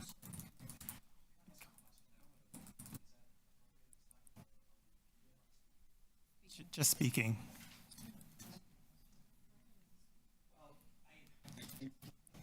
Sure, why not? Let's do some grandstanding. So I just hello, folks.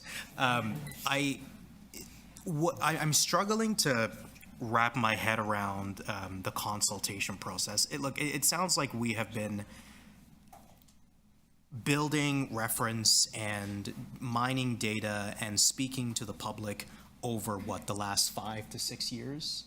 Taking the confidence of the ombudsman, their recommendations, which in theory is taking data from the grander population and stakeholders as part of this process. We've done the appropriate surveys that reflect the population of our city and how the demographics are represented based on ratios.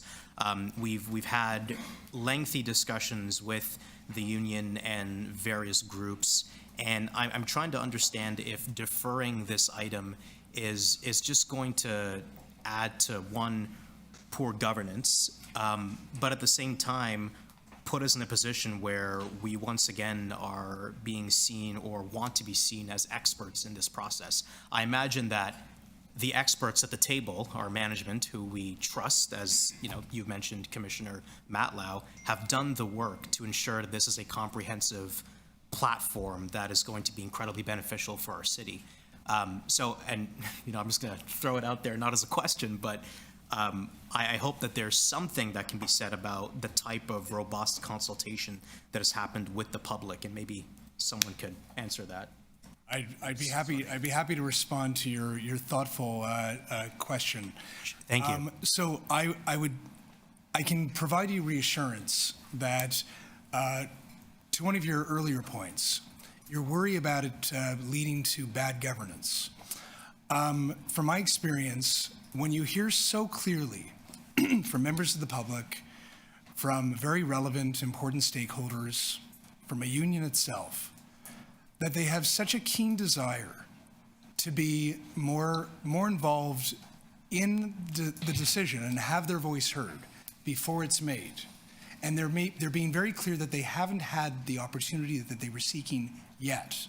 By creating the space to allow for that, not so that you stop what you're doing, but to involve them so that you can move on together, that actually often reflects very good governance. We often get the best things done by doing things together, rather than finding sort of the old, the adage about, bringing those who are concerned to the table, rather than have them sort of outside the door, banging at the door, protesting what's happening at the table. Bring people in, work together, and move forward. That, I think, could be fairly described as good governance. And, with respect to calling ourselves experts, it again, quite the opposite. We are not the experts. We receive advice from experts, and I'm so happy about the advice and the good work that experts have done to contribute to these policy recommendations.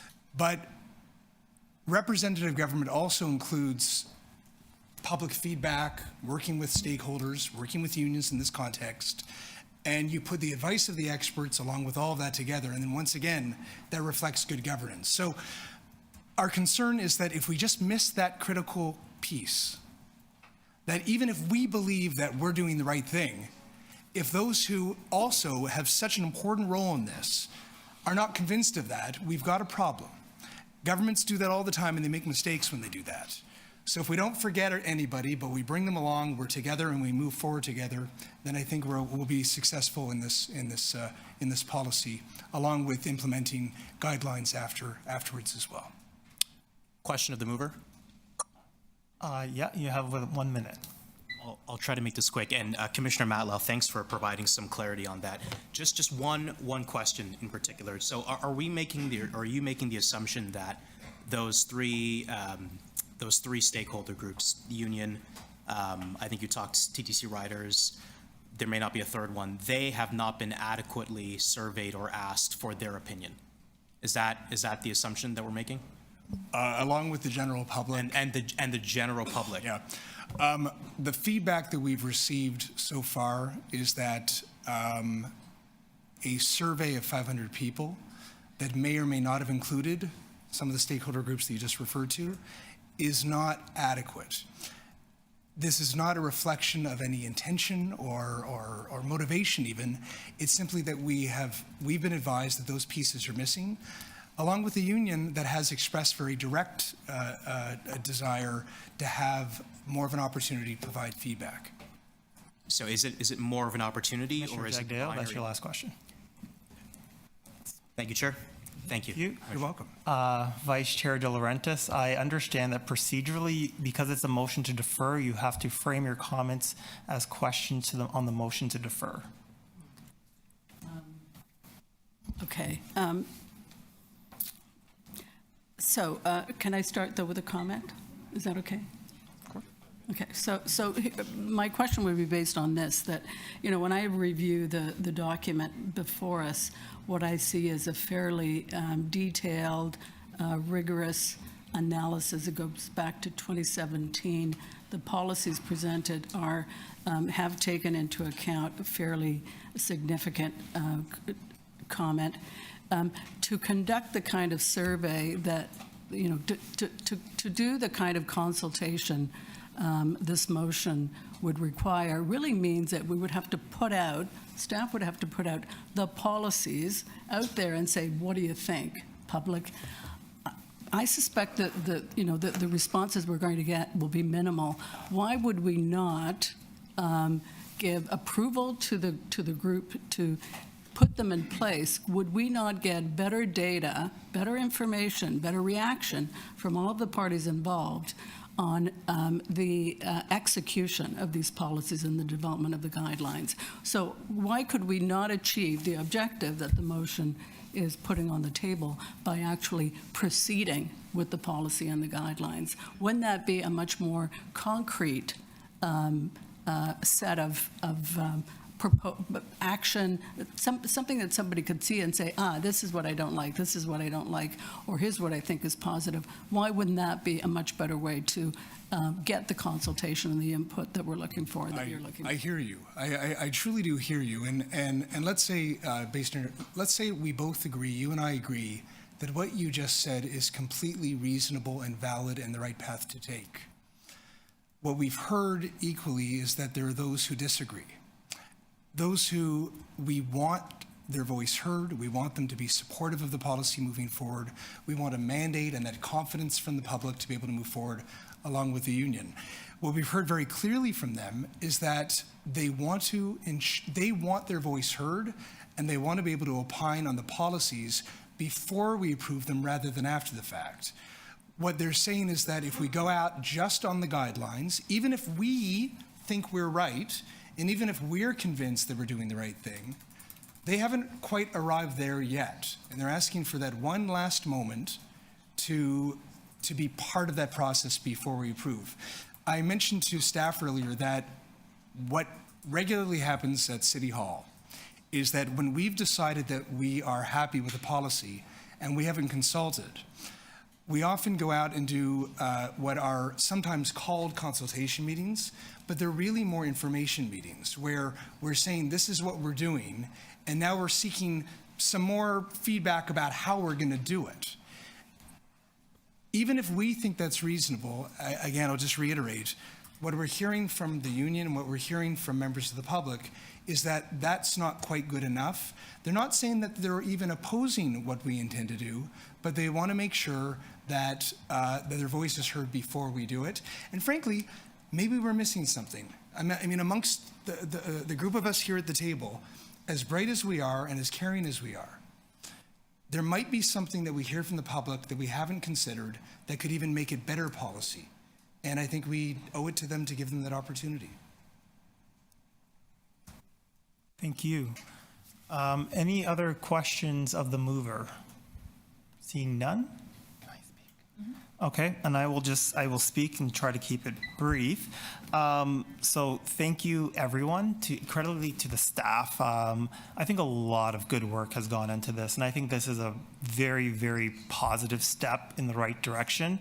I share Commissioner Matlow's sentiments where it's not about delaying the policy, it's about getting it right. It's about building that critical feedback from the people that it's going to most affect, that being 1, the public, 2, the special constables, and 3, the fair inspectors.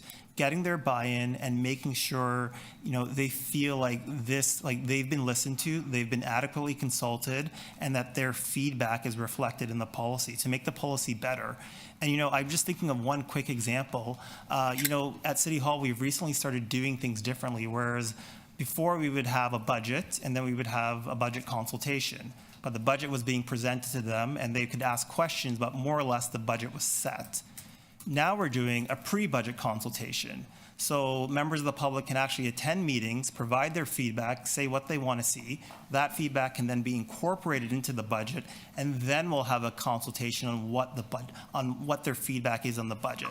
And I think that's a similar process as to what we're doing here. We want this process to succeed. We want this to be successful. This is very, very important. It's important for the public.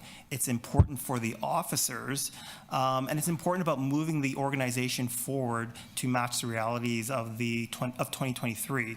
But to do that, we got to go in a way where we're bringing as many people along as possible. Doesn't mean we're going to take every comment or all the feedback received, but at least people can say they were adequately consulted, they were adequately listened to, and that their feedback is reflected in the policies going forward, so that when we ask for their feedback and participation in the guidelines, that's when they'll really feel like they were part of the process because they helped develop the policies that set us up for the guidelines. So thank you very much.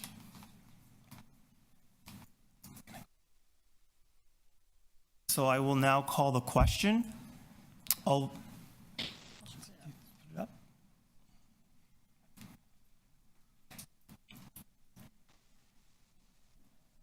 Okay.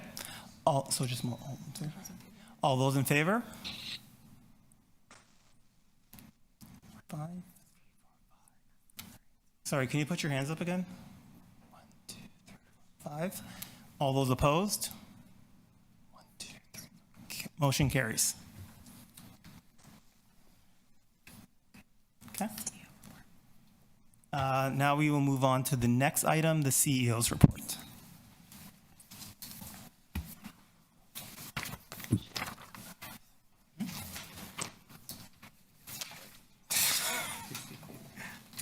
Okay, through you, the chair. Thank you. I say welcome this afternoon now, commissioners. I also want to welcome, as I typically would do, our YouTube viewers and today's participants to our board meeting today. I'd like to begin my remarks with just addressing some of the real nice news, the great news that we received last week. On November 27th, Premier Doug Ford and the Mayor Olivia Chow announced a new financial deal for the province and the city that has positive implications on the TTC. You know, the province has agreed now to provide the TTC with hundreds of millions of dollars in operating funding in addition to a significant capital investment. Now, this funding is essential, and it kind of dovetails with our discussions from last month, the importance of the Line 2 trains, and it's in the criticality of replacing and modernizing assets as they approach the end of their useful life. No, this funding includes a number of things. I'll just, at the highest level, give some of it to you. From an operating perspective, we had $330 million provided for operating funds to help over the next 3 years to begin in 2024 for Line 5 and Line 6, the Eglinton Crosstown and the Finch LRT. And I'd let you know we continue to work closely with our partners at the province on the commissioning process and training process when eventually a date gets identified. So we're tied with them right there. And we have over $750 million, as I just mentioned, for the funding for the new 55 subway trains for Line 2, which is really an exciting thing for us and for all the years we're working together on this. And I can let you know that we're continuing to work with our federal partners as we educate them on the need for their portion of the ongoing funding. And then there's another $300 million that's been identified to support the operations of the TTC. And there are a number of elements of that, you know, the increased security on and nearby the TTC. You've seen that the cellular usage and data is important, enhanced emergency responses. But well, I'd let you know that we're continuing to work with the city to better understand the details, and we'll be sharing that information with you in the coming weeks. I just let also say that we are very grateful for the continued investment of all levels of government, especially recently with the announcements of the streetcars that have been delivered, and just addressing the future growth in this great city. I think it's important that I say thank you to TTC staff. In this case, I am going to single one person out, Karen Thurburn, who spoke significantly at the last board meeting around the Line 2 trains, although there's so many people behind the scenes working on that. A lot of great work comes out. And so thank you, Karen, and the staff for that. I'd also like to recognize the Advisory Committee on Accessible Transit, the members completing their term at the end of this year. You know, the ACAT, as we all know, plays a real vital role in helping us to build an inclusive transit system. So on behalf of the TTC, I'd like to say thank you for your service to the following members. We have Gwyneth Dolzell, Rob Lackey, Greg Nichol, Laurie Sue Robinson, Valero Tamac, and so thank you for everything you've done for us. And also like to say thank you to the pool members, Jason Osborne and Nicholas Patterson, who won't be returning in 2024. So thank you, everybody. If we get it, just give a round of applause if we could.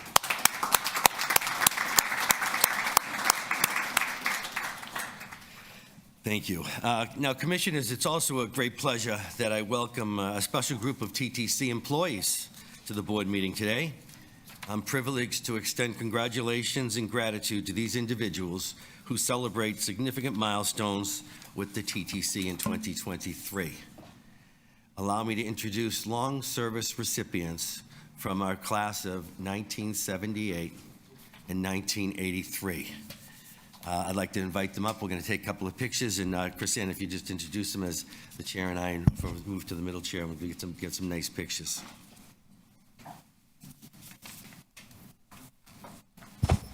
Thank you.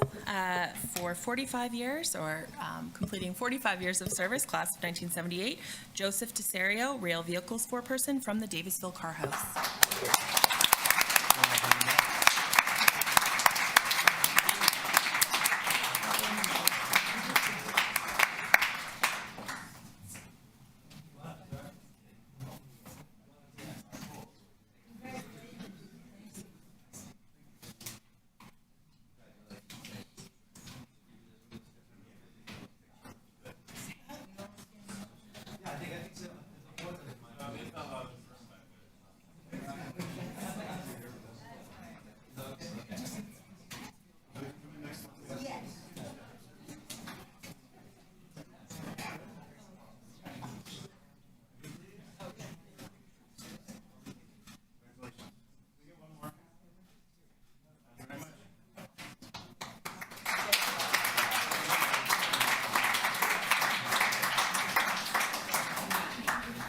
Thank you. Next up, from the class of 1983, celebrating 40 years, Salvatore Ciociullo.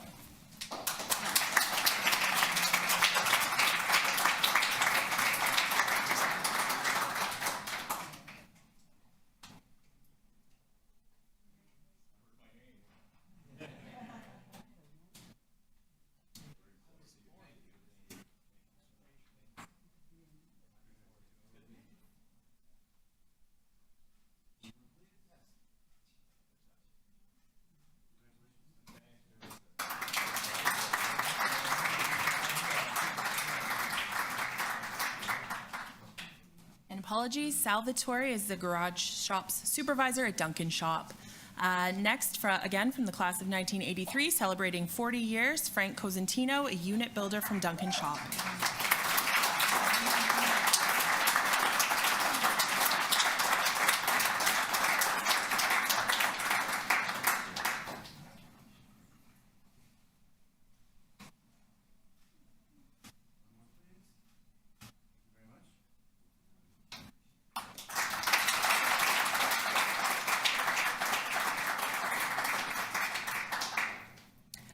Also celebrating today, although I believe has left, is Cosimo Lacaria, General Motor rail person from Harvey's shop.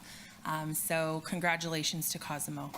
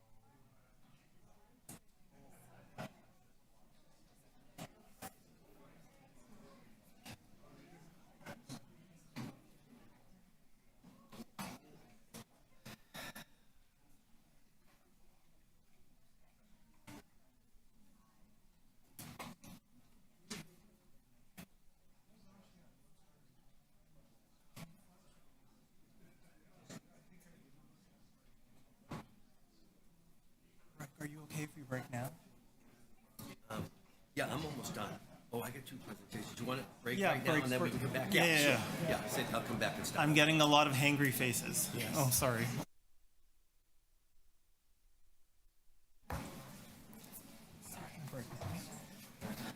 Where are we on the item?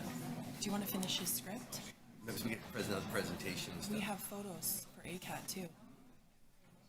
Can we do how long is that going to take? Well, it depends how long CEO takes. So we have 2 presentations, probably 20 minutes. They're pretty high.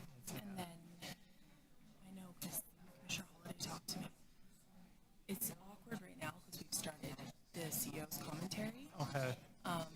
But I understand there's presentations. Why don't we do it? We'll reconvene. Okay. If we give them, I'm just worried about, we have ACAT here, right? That's the only Right. concern. Do you want to try to bang it for 2.5 hours here? Can we move the ACAT part up to now? Why don't we continue to hold this down and move the ACAT presentations up? Okay. And we'll Let's just, do that. Okay. Yeah. I just want to do the ACAT presentations first because they're here so they can.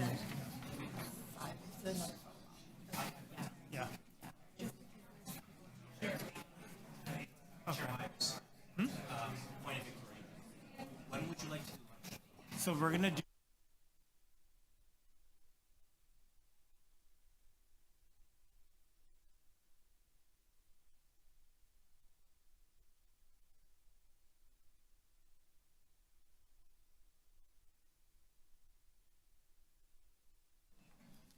So do I have to make a motion to amend the oath?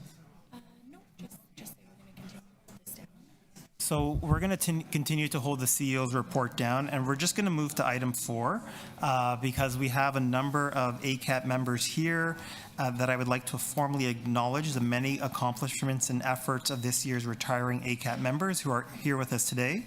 Gwyneth Dalzell and Laura Sue Robinson, and I understand Craig Nickel is not here.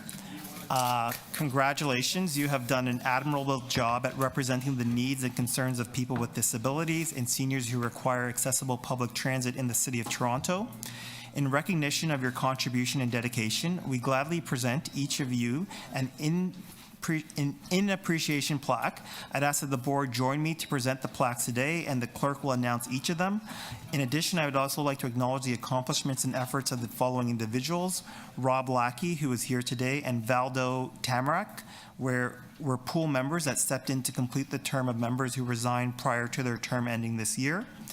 Although they were unable to serve a full term on the Advisory Committee on Accessible Transit, their efforts did not go unrecognized, and we appreciate the job you have done in representing vulnerable groups in our community.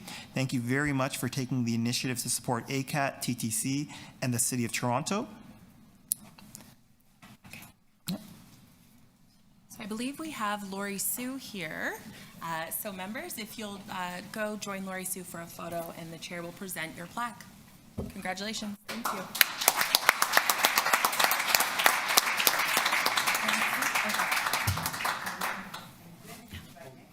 Oh.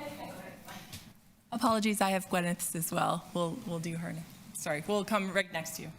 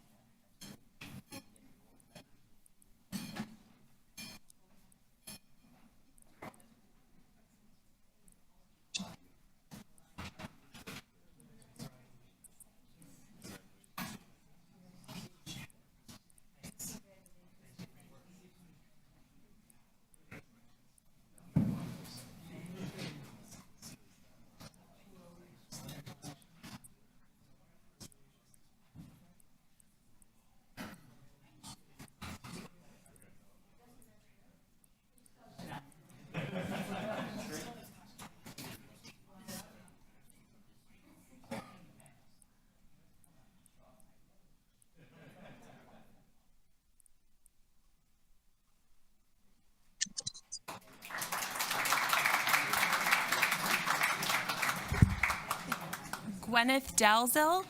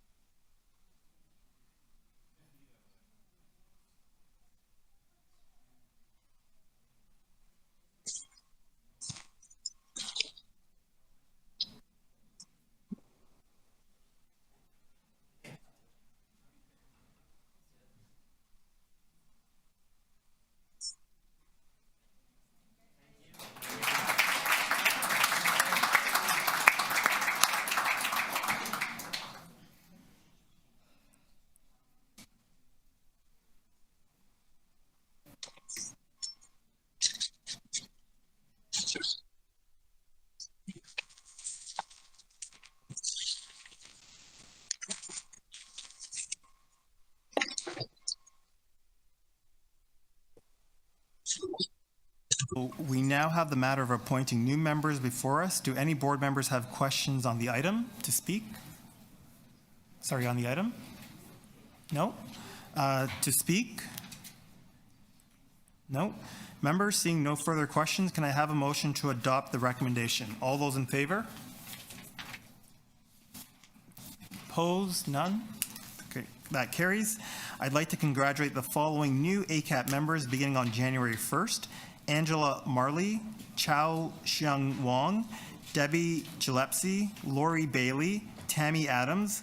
I'd also like to acknowledge the new ACAT pool members, Michelle Pina Escobar, Renata Bradley, Roberta Butler, Oda Al-Anizi, and Paul Mena. Congratulations.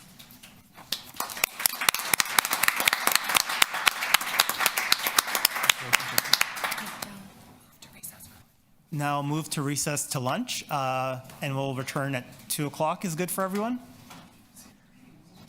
Or 1:30? 1:30? Okay. We'll move to recess and we'll go to 1:30. Have to make a motion? No. Okay. No recognitions.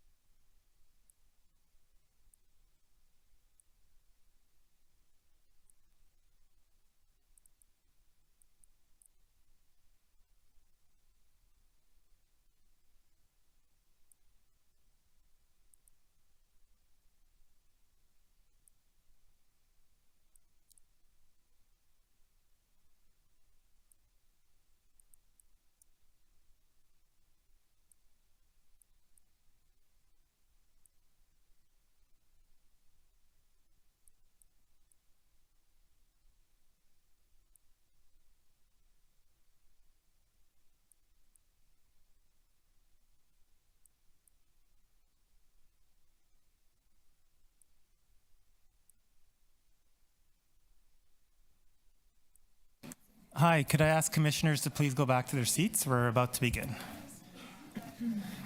Thanks, Chair. So we're going to go, can we just go straight to item 4? Item 3. Item 3. Proceeded. Yeah, that one. So we're just going to go to item 3 because Anita Dressler, the chair of ACAT, has been patiently waiting, and we'd like her to give her an opportunity to present. So the next item is item 3, the approval of the minutes of the Advisory Committee on Accessible Transit from their monthly meeting for October 26, 2023. I'll turn the mic over to Anita Dressler, ACAT Chair, to present the minutes. Thank you, Chair Myers. You're worth waiting for. Chair Myers, Mr. Leary, board members and councillors.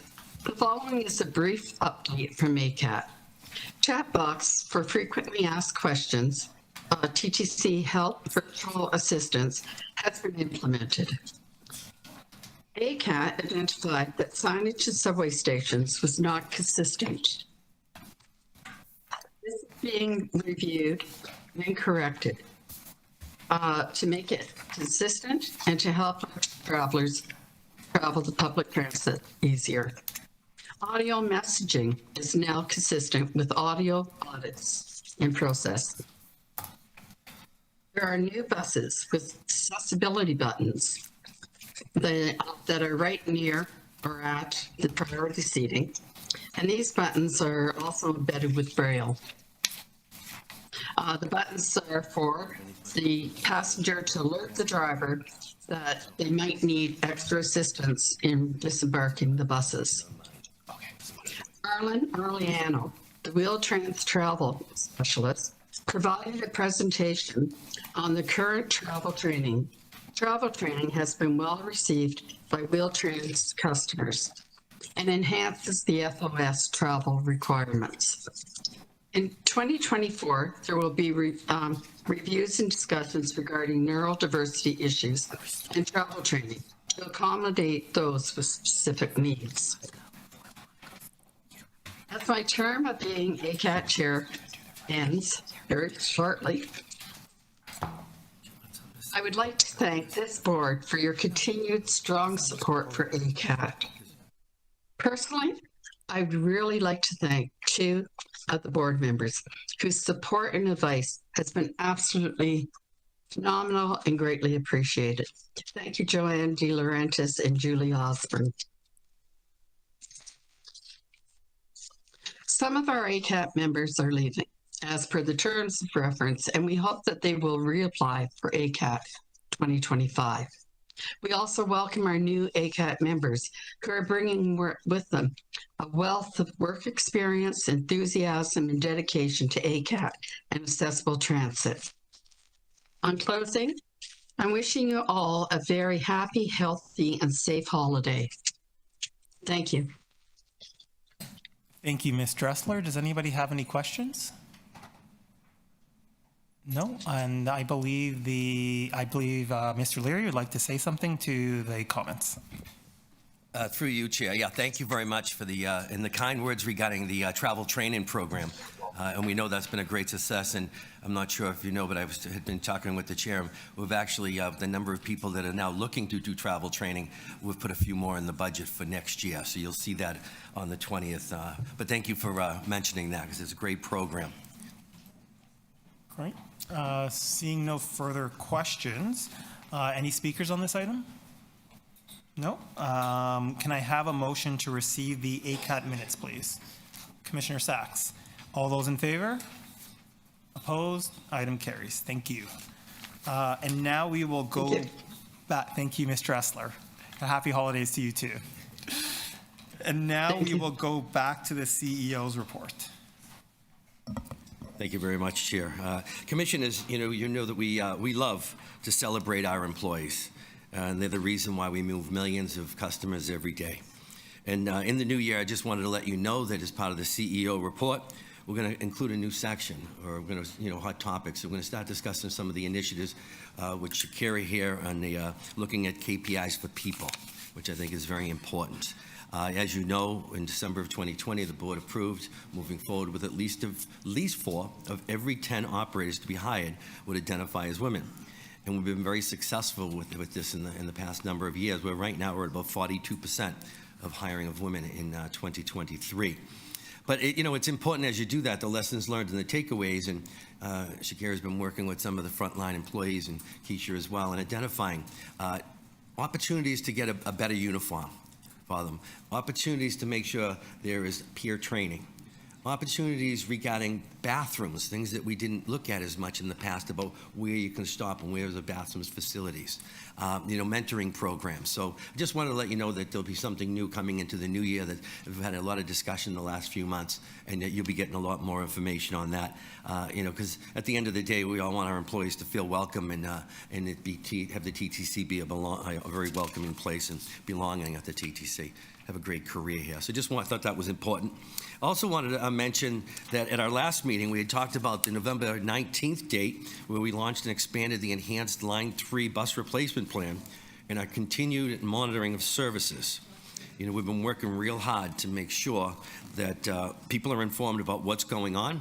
We've improved the signage, and we've increased staffing at the locations. You and I have had a couple of conversations, Chair, being a frequent user in that area, and we're continually getting feedback from that area as well. As a reminder, riders at Scarborough Center Station can now take any bus along Bay 9 through 13 to connect to Kennedy Station. And these buses are run express from Kennedy Station from Scarborough Station, my bad, to Kennedy Station. We've also extended 8 routes that serve Kennedy, and we've done this to reduce travel times and reduce transfers for our customers connecting to Line 2. And customers at Kennedy as well can take any bus from Platform B to connect to Scarborough Center Station. And they can take whatever bus comes first. It makes it much easier rather than always waiting for the 903 Kennedy Station Scarborough Express. So it's one more way that we're looking at to minimizing our customer impacts in the travel times there and at these locations. And I can tell you the staff will continue to monitor it and report back anything we hear. Anybody who has anything to give us feedback, we're very welcoming of that as well. Commissioners, what I'd like to do now is I'd like to introduce to you Bem Case, our Executive Director of Innovation and Sustainability, as well as, many of you will remember, Andrew Filatico. He was part of the health and safety with the union and the TTC before he retired, and he's with the International Union right now. So we got a lot of positive happening with this program. And just want to say thank you for Andrew. He can't be here today, so he's going to be online. He's actually in Washington, D.C., where he's meeting with government officials. Right? We're really moving this program forward. They're both here to update you on the Green Bus Program. Right? We really have a true partnership here in improving the safety of employees and customers as we look to the bus to the future. And the TTC is, I'm going to say, dovetailed working with the HEU, the FTA in the United States about creating that future bus, because we want to stay a leader in that. We're a leader in the electrification of the fleet, and we want to stay a leader within the realm of safety. So I'm going to pass it over to you, and I also want, before I do, if I could, we have the president of the HEU, Marvin Alford, here, and a great partner, great partnership, and a great supporter in this program as well. So thank you, Marvin, for everything. I'll give it over to you, Bem, and then you can transfer to Andrew where necessary. Thank you, Rick. There are 2 primary roles for TTC in helping the City of Toronto achieve the Transform TO goal of net zero community-wide emissions by 2040. One is the transition of our own operations to zero emissions, and that starts with greening of our fleet. The other is to significantly increase the frequency of our bus, streetcar, and subway service to avoid community-wide emissions. In 2021, the City of Toronto adopted the Transform TO, which now targets the achievement of net zero greenhouse gas emissions citywide by 2040. That's 10 years ahead of national and international targets. Earlier this year, the city approved the Sustainable Fleets Plan, which included even more ambitious interim targets, as you see here on the screen, which includes a 20% mix with zero emissions vehicles by 2025, and a 45% reduction in overall fleet emissions by 2025. By 2030, 50% of the fleet must be zero emissions, and overall emissions must be down by 65%. And of course, by 2040, all fleet operations are to be zero emissions. Sorry about that.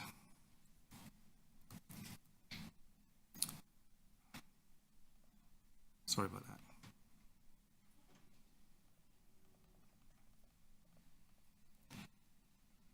When looking at direct emissions from vehicles and heating of our buildings, as well as indirect emissions from the production of electricity, we see that overwhelming majority of those emissions, that's 80% in fact, are from the combustion of diesel fuel to power our buses.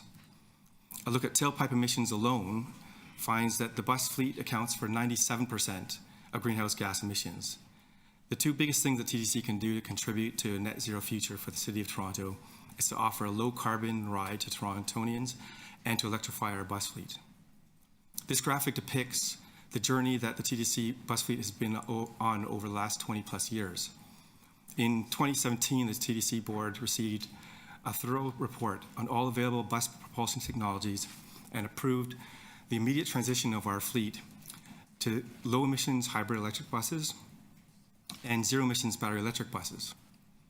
This was the beginning of the TTC's Green Bus program. Through the Green Bus program, we took delivery of our last fully diesel bus in July of 2018, and in that same month introduced the first hybrid electric bus. In February of 2022, we awarded contracts for 336 hybrids planned for delivery in 2023 and 2024. As of November 30th, 214 of those 336 had been delivered and 142 are in service. The hybrid bus reduces emissions by 47% and offers a just transition for skilled workers operating and maintaining buses. But there are other significant benefits. In September of this year, the TTC won an Innovative Solutions Award from the well-known industry publication Metro Magazine for leveraging existing hybrid bus technology to establish green bus transit zones, the first set of which is plotted on this map. Hybrids will automatically detect when it has entered a bus division, a subway station, a bus platform, or a bus loop, and it will turn the engine off, running in EV mode only to improve air quality and reduce noise pollution. The chart on the right shows that these buses only move in zero emissions mode about under 3 kilometers in a day. But that's sufficient to ensure that the engine is off, in fact, 17% of the time. As you know, we now have 60 battery electric buses in our fleet. Earlier this year, funding from the City and Infrastructure Canada's Zero Emissions Transit Fund, the TTC awarded Nova Bus and New Flyer Industries with orders for a combined 340 e-buses to be delivered in 2024 and 2025. Buses are scheduled for retirement at the end of their 13-year life, and so to keep a fleet of over 2,000 buses, we need to procure an average of 155 per year. That's just to maintain current service levels. With additional buses required to grow capacity and meet projected demand, the TTC will need yet unsecured funding for the additional 60 buses required in 2025 and all of the buses you see here on the screen thereafter. Of the 2,875 buses required by 2040, only 250 of those are for growth.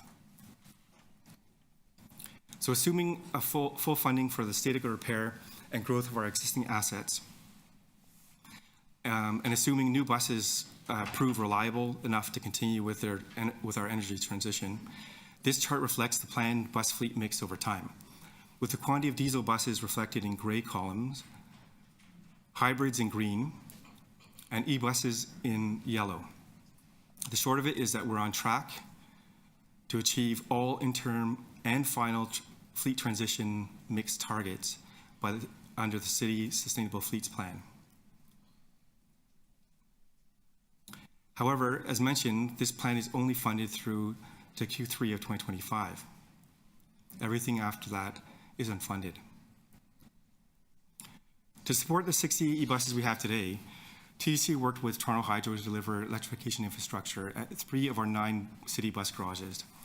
Last year, with the board's support, we entered into a tripartite agreement with Toronto Hydro to provide required service upgrades and Ontario Power Generation's Power On Energy Solutions to design, build, operate, and maintain electrification infrastructure sufficient to power the roughly 2,400 buses we'll require by 2040. This year, Power On successfully commissioned 10 outdoor pantographs at our Birchmount Garage, and 10 more plug-in charge points are ready at our Air Garage ahead of deliveries starting in Q2 of next year. The columns in this chart include actual and projected diesel fuel usage for each year between the transformed TO baseline year of 2016 and 2040. Again, with the consumption of diesel fleet shown in gray and the consumption of hybrids shown in green. As you can see, the diesel fuel usage ends in 2037 with retirement of the last hybrid. The projected tailpipe emissions, which is plotted as a black line here, reduces as the fleet is converted over to battery electric. Based on this plan, the TTC's fleet will meet or exceed all of its emissions targets under the Sustainable Fleets Program. And in fact, if fully funded, would achieve net zero emissions by 2037, a full 3 years ahead of target. In 2021, the City of Toronto adopted, again, the Transform TO, which now targets achievement of zero emissions by 2040. Modeling for the Transform TO identified a suite of transit-related actions as a pathway to support achievement of the city's transportation emission reduction goals that include a 70% increase in bus service frequency. To deliver a 70% increase in bus service frequency by 2040, we would require a 47% increase in the bus fleet and all of the associated increases in bus network and garage capacity. Josie Levita will summarize some of the numbers. So thank you, Bim. So while we've been very appreciative of the federal funding we received earlier on to get to the 340 e-buses that have been procured, when we think about what we have yet to go, I could say to you that over the next 15 years, in order for us to at least procure those buses that we need to replace our existing fleet, which would be electrified, plus e-charging systems that go along with that, that's $3.7 billion that's unfunded. When we then add the growth buses that and the charging infrastructure that BEM has referred to, that's another $1.3 billion that's unfunded. And then finally, when we look to adding those that are required to meet the Transform TO goals, that's another $5.3 billion. So in total, what we're looking at is about $10.3 billion unfunded. And so you'll hear more about this on our December 20th board meeting on the budget, where we'll be highlighting these elements as well as other unfunded matters as we take a deeper dive review of the unfunded portion of our capital investment plan. Thank you. Thank you, Josie.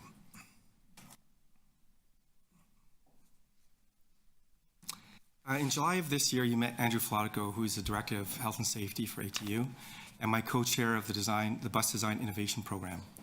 As a reminder, this program itself is an innovative, forward-thinking, and collaborative initiative.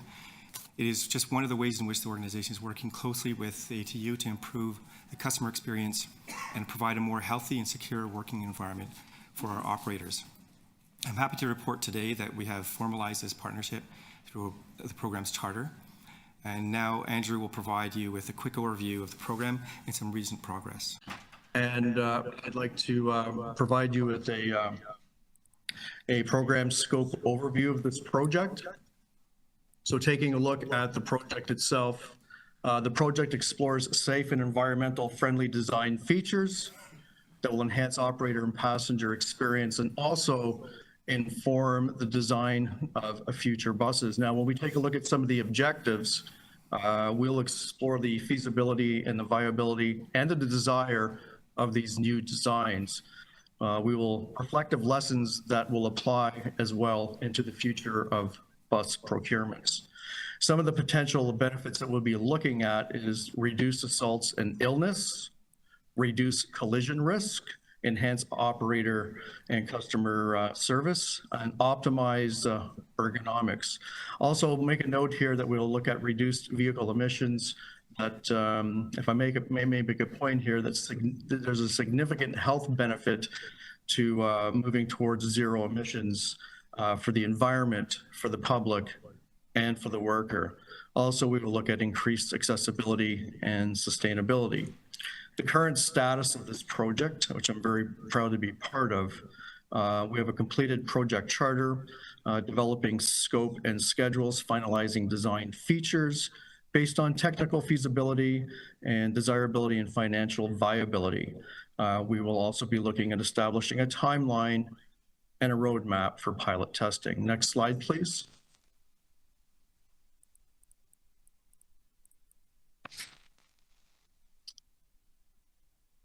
Next slide, please. Should be coming Thank up. you. Yeah. So we take a look at the evolution of TTC's bus operator barriers, starting from left to right. We look at the in the first quarter of 2020, it was introduced to have the extended glass fleet-wide. The first quarter of 2021 looked at a full height prototype. And then, of course, there was the extended sliding glass, which is in the fourth quarter of 2023. And then moving into the fourth quarter of 2023, we also looked at the full height improved sightlines prototype. The bottom picture on the right-hand side is now looking at full height improvement pre-production prototype. And we are pursuing barriers that do not impede operator sightlines, minimize aggravated assault, and to protect the operator from viral airborne transmission. And I'm proud to say that our committee is now communicating and working with the OEMs throughout the industry. And having said that, I'll pass that over to you, Ben. Thank you. Thank you, Andrew. That concludes our presentation. Thank you. Are there any Trauma Assist Program to support employees exposed to traumatic incidents in the workplace. Now, this program is offered through the TTC's Employee and Family Assistance Program, and it provides specialized treatment and symptom management through a flexible program that adapts to the needs of each affected person. So we are going to continue implementing new measures and resources to ensure everyone feels secure in our system, whether riding it or working on it. Just lastly, I remind everybody we have a special meeting of this board to discuss our budget. And it'll take place on December 20th. And it we continue to do good work in having discussions with the city as we finalize what we're going to prepare for you. And lastly, I just want to say, tonight is the first night of Hanukkah, so I'd like to wish everyone who is celebrating a happy Hanukkah. That concludes my remarks, Chair. Thank you, Rick. We will now move on to questions from board members. No? Seeing none, we will now move on to people who would like to speak. Any speakers? No? Members, seeing no speakers, can I have a motion to receive the CEO's report? Commissioner Moyes, all those in favor? Opposed? Thank you. Thank you. Did I hold this down? Did I hold this down? Yes, you did. Okay. So now we will go to item 5, TTC's partnership approach to community safety, security, and well-being on public trust. Response to TTC board motions. Before we take questions, Betty Hasurjine, Chief Safety Officer, will provide brief remarks on the report before us today. Thank you, Chair. Good afternoon, everyone. At the September board meeting, we presented the Community Safety, Security, and Wellbeing on Public Transit report with recommendations for ongoing resources for high visibility presence and incident management, social support for persons experiencing homelessness and individuals with complex needs, and community safety program support. This board endorsed these recommendations, reaffirming its support for the TTC's multidisciplinary approach. As well, the board adopted motions requesting a report back in Q4 2023, and the report before you today provides responses to these motions. We continue to work with our city partners at the interdivisional table that we established back in January Today, we're joined by Gore Tanner, General Manager of Shelter Support and Housing Administration, and Denise Campbell, Executive Director of Social Development, Finance, and Administration. I want to take this opportunity to thank both of them and their teams for their ongoing support and collaboration as we seek to identify solutions to support some of the city's most vulnerable communities. An example of the work that we are doing in partnership with the city is our Transport Bus Initiative, where we've provided TTC buses to transport individuals to warming centers and shelters. The TTC is responsible for the operation and maintenance of the transport buses. Our operators have received additional in-person training from city experts. As well, the city provides community safety team members who are present on the buses to assist with coordinating the movement of individuals from stations onto the buses and to warming centers and shelters. We started this initiative on November 15th, and to date, we've supported 159 individuals. We will continue to collaborate with our city partners and monitor the progress of initiatives and provide regular updates to the TTC board. I will now turn it back to the chair. Of course, the team is happy to take any questions at this time. Thank you, Betty. Are there any questions of staff? Commissioner Osborne? Thanks. Yeah, I have a few, and I raised some of these before because sorry, when it was raised the last time, which you are following up on, and thank you very much for doing that. I am aware, because you told us in the report, that discussions are underway with the city to sort out who should be paying for this.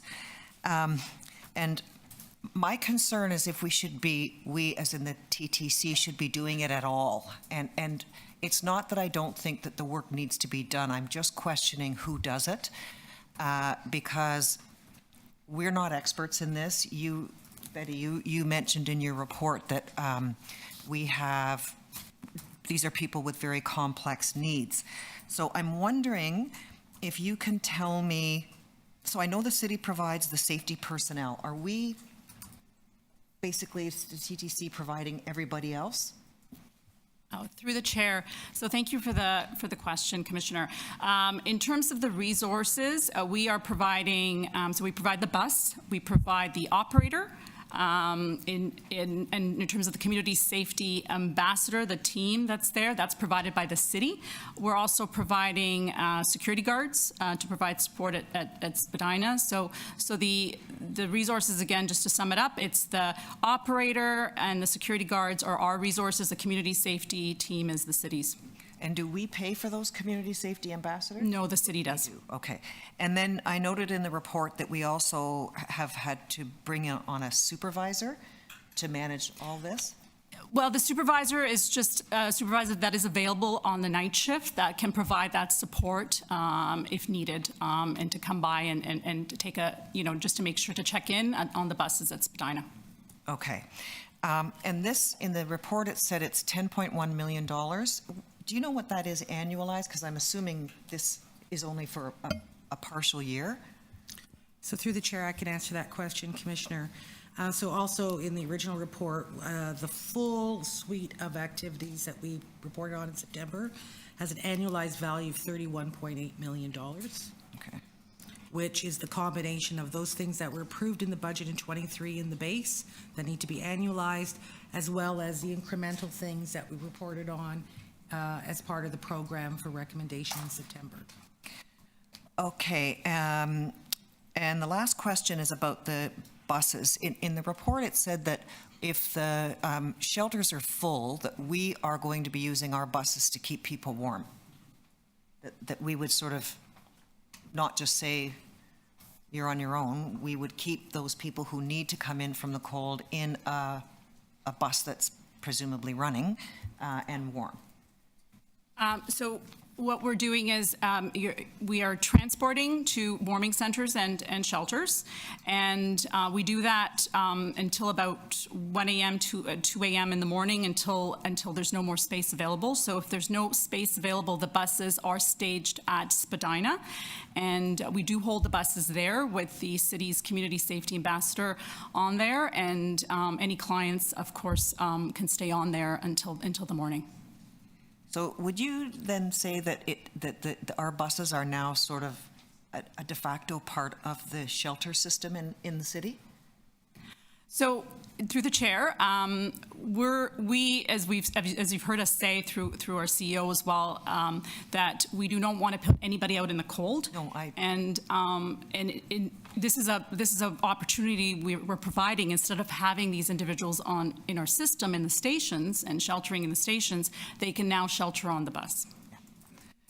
The chair, the answer ultimately is yes, Commissioner.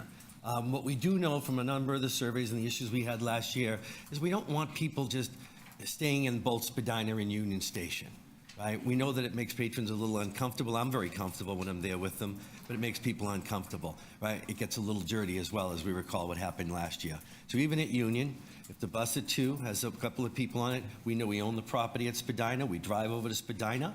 We put bathrooms on the location outside, so we're trying to use a compassionate approach to treat these people with dignity and respect. And hopefully it won't be needed, but should it be needed, that's where we'll take care of people. We have a generator that will be attached to the vehicle. One of the things I think I was telling Councilor Matlow yesterday was, one of the generators need a little bit more power, and they had to turn it on. But we're not kidding ourselves by, saying no if we're there for them. That way we're keeping the stations clean and making sure we keep our ridership up. Commissioner Alderon, that was your last question. I don't have any more questions, but I will have a comment. Thanks. Thank you. Next is Vice Chair De Laurentiis, 5 minutes. Thank you, Chair. My question is really on the communications side. We encourage and we make announcements in the subway that if you see something, say something. And the recurring complaint that we hear is that, yeah, but where to? How do I do that? How do I? It's not easy to do that. And I was reminded as I was reading the briefing note with the board materials that, in fact, this is quite a neat little app called Safe TTC. And so my question is, could we, and I'd known about it before, but frankly, I had forgotten that it existed, and I downloaded it last night, and it's pretty neat. So could we include in our communications, including perhaps voice announcements on the subway, maybe posters, just directing individuals to this particular app and reminding them that they can download it, and then they can easily through the app send a picture, express a concern, and then it'll get to us. So that's my question. Can we do that just to facilitate and reassure people that there are ways to communicate? So through the chair, absolutely. We have done a campaign already, but the fact that you're asking means that we need to refresh that and get it out again. So I spoke to Deb Brown right before this meeting, and we're going to refresh in January. We're going to put it on the TVs. Right now it's on the PAs every 5 minutes, but we'll move that up to every 3 because there's a lot more people in the stations, and that way they'll catch it for you. Okay. Thank you. Thank you, Vice Chair De Laurentiis. Next up, Commissioner Moyes. You have 5 minutes, please. Thank you. Through you, Mr. Chair. Can you remind me how many buses that we use to assist those who are underhoused? And again, November 15th was when this started, this pilot project, I'm going to call it, and you served 159 individuals. My question is, have you had an incident where the shelters have been full and you've had to use the Spadina station that you mentioned? Through the chair. So I can give you the actual numbers here in terms of buses we've used and how many were actually transported versus actually held on the bus to keep warm.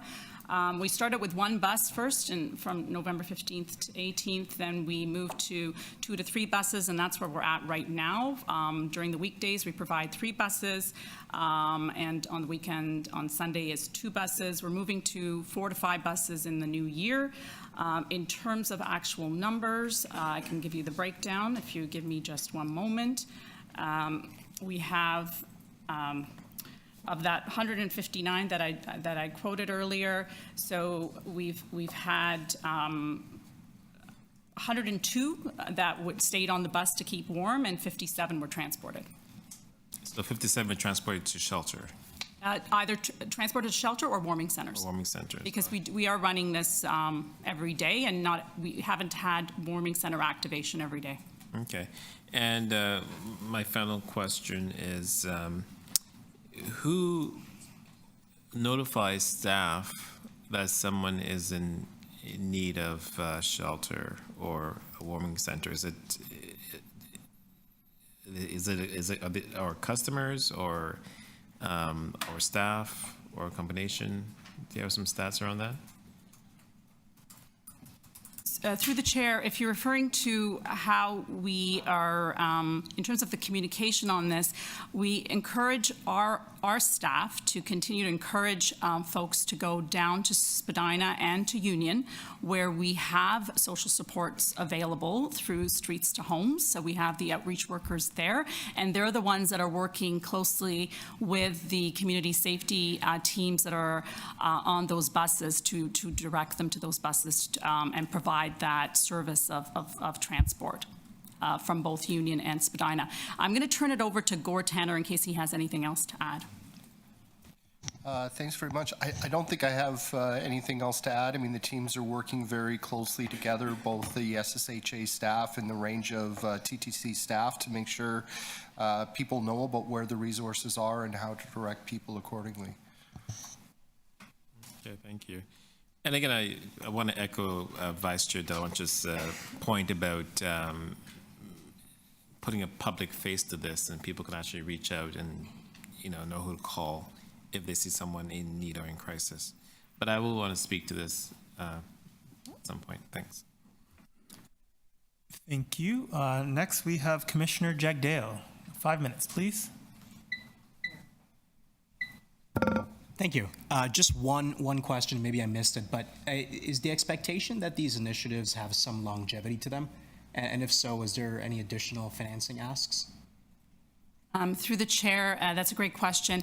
Right now, I mean, this is something new for us in terms of this aspect of providing sort of a formalized plan for transport buses, although I do have to say that we have been providing buses to the city as part of any type of emergency. We do provide that to Toronto through Toronto Fire if there's a working fire. So we are familiar with providing buses in terms of for emergency use, for emergency bus shelter.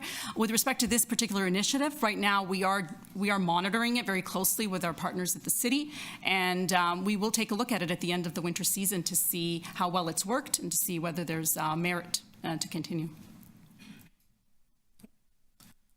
Thank you, Commissioner Jagdale. Commissioner Sachs, 5 minutes, please. Yes, thank you very much for all the information. I think you told us last time, but perhaps I missed it. How much is this program costing the TTC, both in total and per person that you serve? So through the chair, I can give you the total. Per person is subject to how many people, obviously, that we serve. But in total, the program has an annualized value of $31.8 million.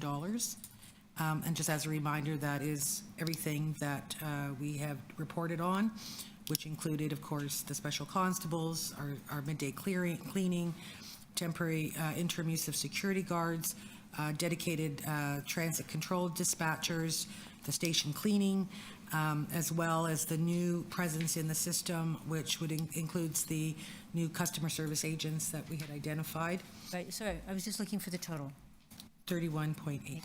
And how much of that is the city repaying the TTC? So through the chair, we are currently in conversations about how much. At the moment, this is sitting in our budget. But through this budget process, I am in discussions with the CFO at the City of Toronto around how a portion of this, which is very direct costs for shelter types of activities, about $6.2 million in particular, that we're looking at how that can be funded. Now, how much is this service helping with reduce the high levels of passenger disruption? We saw the report about how many delays of subway, bus, and streetcar caused by unruly passengers. Is this helping?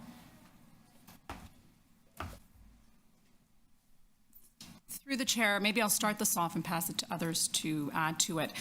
In terms of actual numbers that we're seeing on our system, we are seeing a decline. If you give me a moment, I have actual numbers. I think it was around, in the past, we used to see around 50 close to closing time, and now we're seeing about 20, 28 or so. And then overnight, we used to have around 20 to 30, and now we're seeing 0. So no one's taking shelter overnight in our system. So we know at this very early stage it is working from that perspective. In terms of delays, I'm not sure who can answer that question, but in terms of actual folks who are needing assistance, then we are seeing a change in that. But most of the delays that we've seen, the report on delays didn't tell us what time of day, but I assume that all those delays to the subway, the bus, and the streetcar are primarily taking place during the day. Does this help at all with all those just really unruly people during the day? So this program is for the overnight issues that we're experiencing. This is what this particular program was supposed to address, to help transport individuals to shelters and warming centers overnight. Okay, so it's not going to help with our daily disruption problems. How much is it helping reassure riders that it's safe to take the TTC?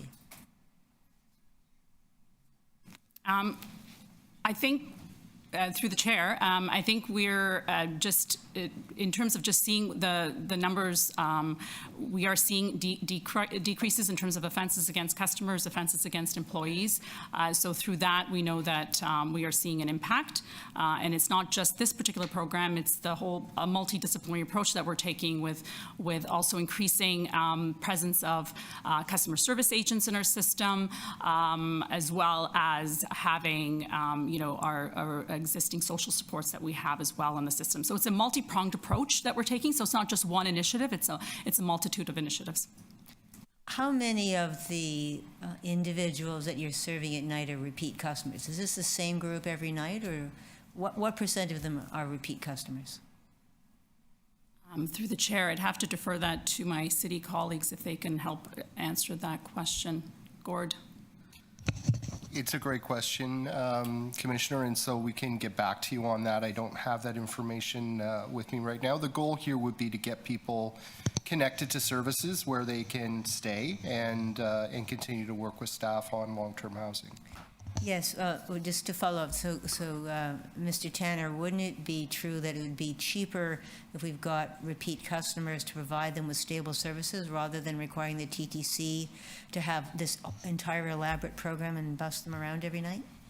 Through the chair to you, Commissioner, I mean, it is cheaper to get people into supportive housing with supports than it is to run an emergency shelter system, and many of the things that we're doing currently on an emergency basis to support vulnerable people. So I would agree, long-term investments in housing is more cost-effective. Right. Back to the TTC. That's your final question, Commissioner Sachs. My final We can go for another round if you'd like, though. Can you please give me an estimate, doesn't have to be right now, how much you're spending per person each night on this elaborate system? Get back to me. Thank you. Any other questions from commissioners? Commissioner Holliday? 5 minutes, please. Thanks, Chair. It's kind of a general security question, so I guess it fits all in with this. I think the Safe TTC app is great. I'm pretty sure it got deployed to all the city phones. But there's a campaign underway right now through Toronto Police called Make the Right Call, because we're in an interesting period right now where we are developing new response services in the city for mental health. There's the new 988 that's being rolled out. And there's a variety of issues that our Auditor General reported on about bottlenecks in accessing 911. So the whole goal is to help people know what to call and where and when. So one thing I discovered is the Safe TTC app is one way to report an issue. You can hit the yellow strip, you can press the button on the wall, you can find an employee. I didn't even realize you can even text directly the Transit Control Center. Can someone talk to me a little bit about how we're helping people make the right call within the system and finding the quickest way? maybe the last thing I would say is one of the more frequent troubling scenarios that I've personally encountered is someone that's causing a disturbance on the subway, and people are trying to figure out what to do. No one really wants to hit the yellow strip because it hasn't escalated to that point, but you're worried. And so maybe there's a way to simply text in the information and have someone respond to it. So is it a poster? Is there a way that we can help people make the right call, much in the same way the Toronto Police have been doing it? Through the chair, that's an excellent question, and that's why we relaunched the Safe TTC app this year.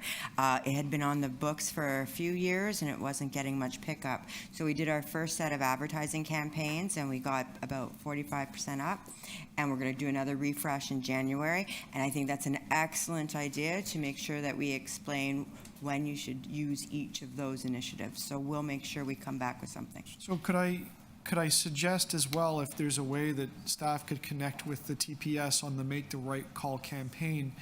I don't know if they've peaked on that or if there'll be additional peaks, but it might be helpful to align our efforts at the same time so that the public is getting a consistent message about making the right call, even if that's within our own ecosystem.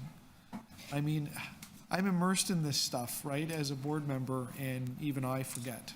So it's always helpful. So through the chair, absolutely. We meet monthly with our communications colleagues at the city and TPS. So we will work together and make sure that we have a good, robust campaign for January. And if I could, through the chair, I just think it's important that someone could mention the 311 versus the 911 campaign that we did this past about 6 months ago to make the distinction for our customers and all the stations about which number you would call for what type of issue. Is anybody here? Yeah, and we have posters up in the station that talk to that, and we'll make that part of our refresh as well. So we'll make sure that everything is connected for you. Thank you. Any more questions, Commissioner Holiday? Nope. Nope. Okay, I just had a few questions myself. So on page 7, it states a longer-term security assessment of resources is being conducted to update special constable deployment, including how best to manage the security desk at transit control going forward. So could I just have some details as to what is happening in the interim with the special constables in the transit control? Through the chair, I'm just going to pass it on to Angela to answer that question. Thanks, Angela.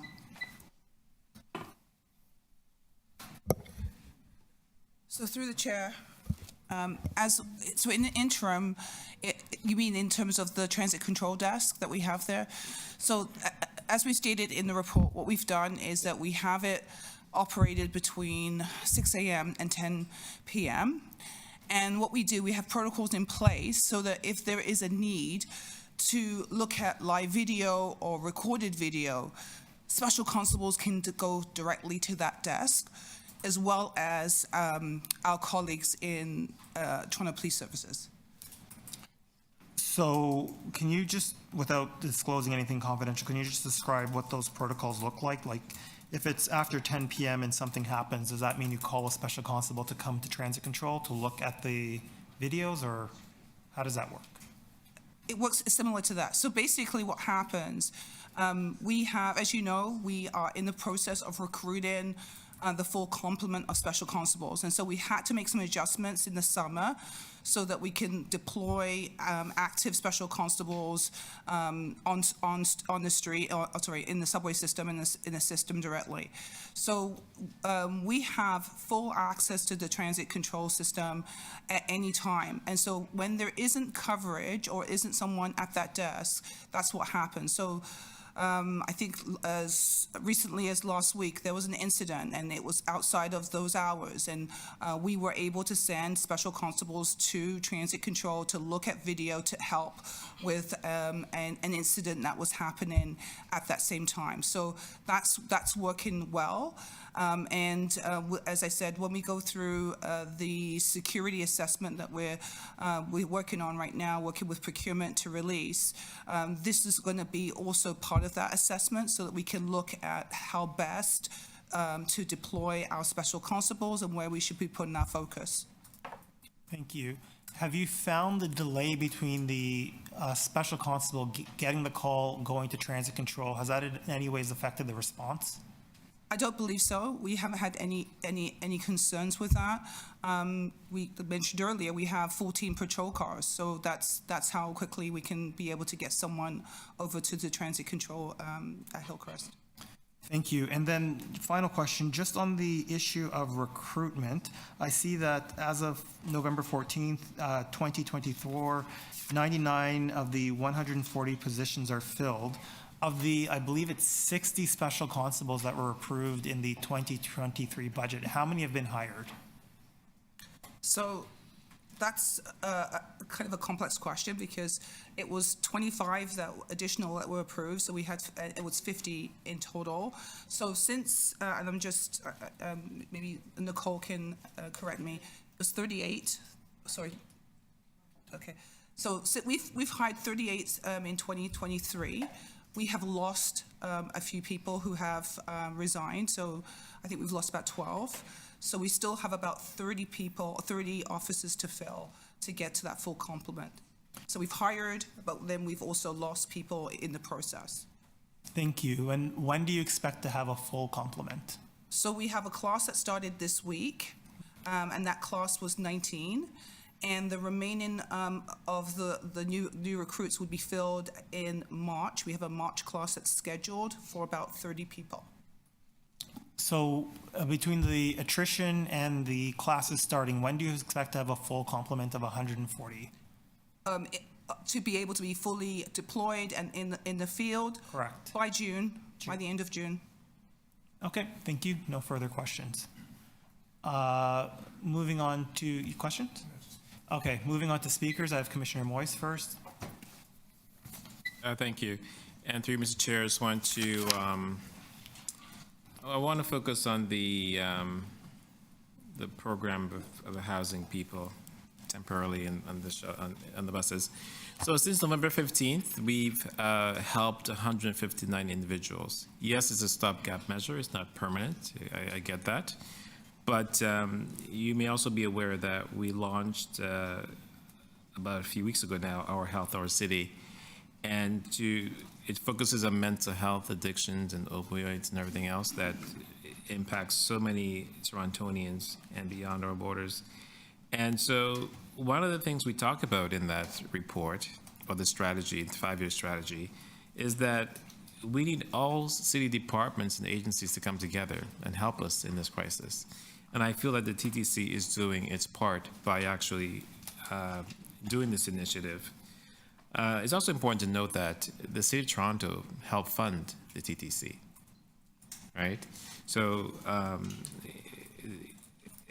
it's important to note that.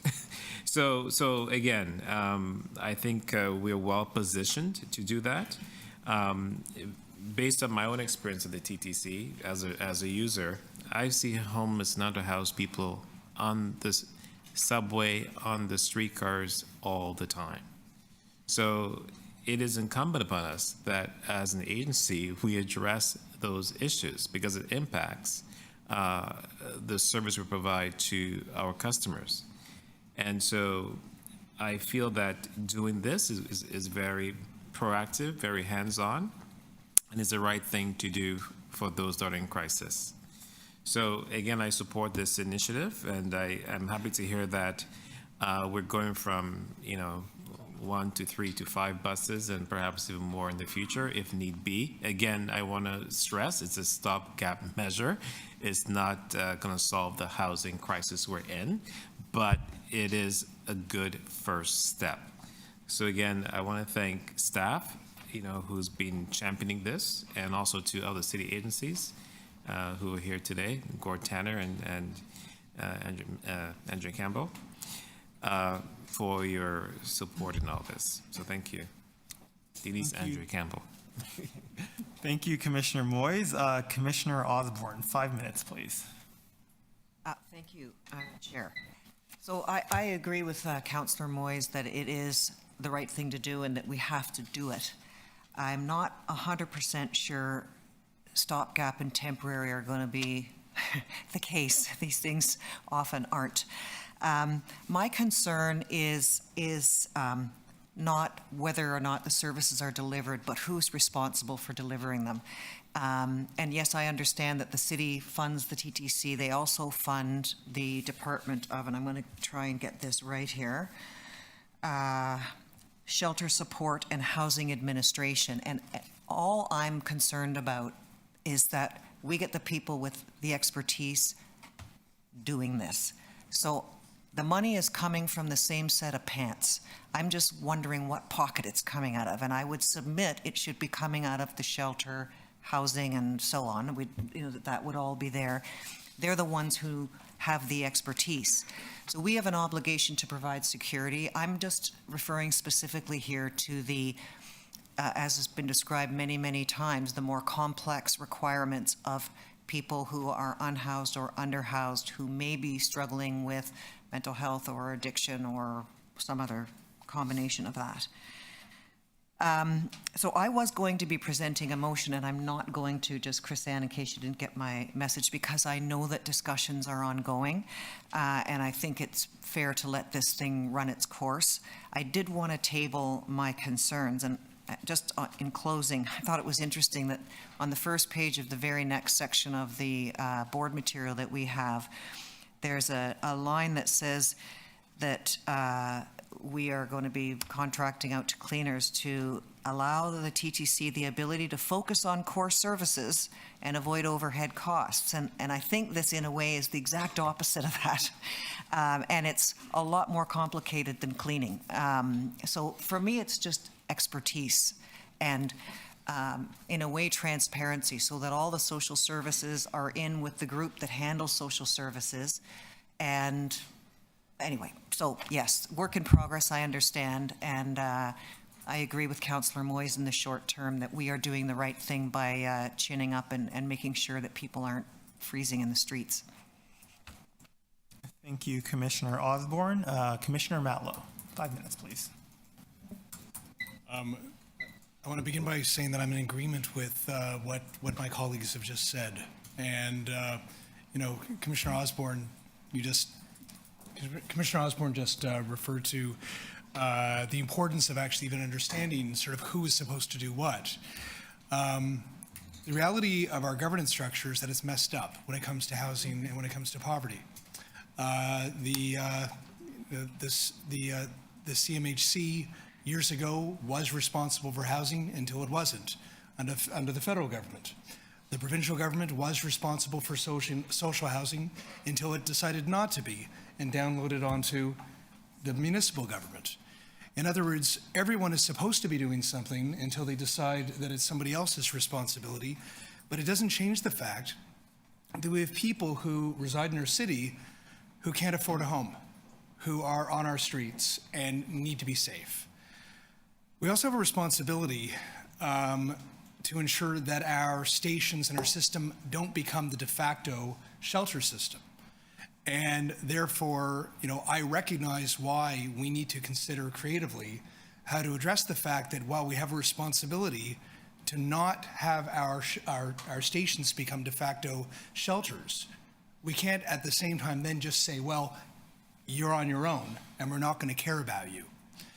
And this is why when I raised the questions around using buses at the last TTC board meeting, I raised those questions because a lot of the information that's in this report was not there when this was first recommended.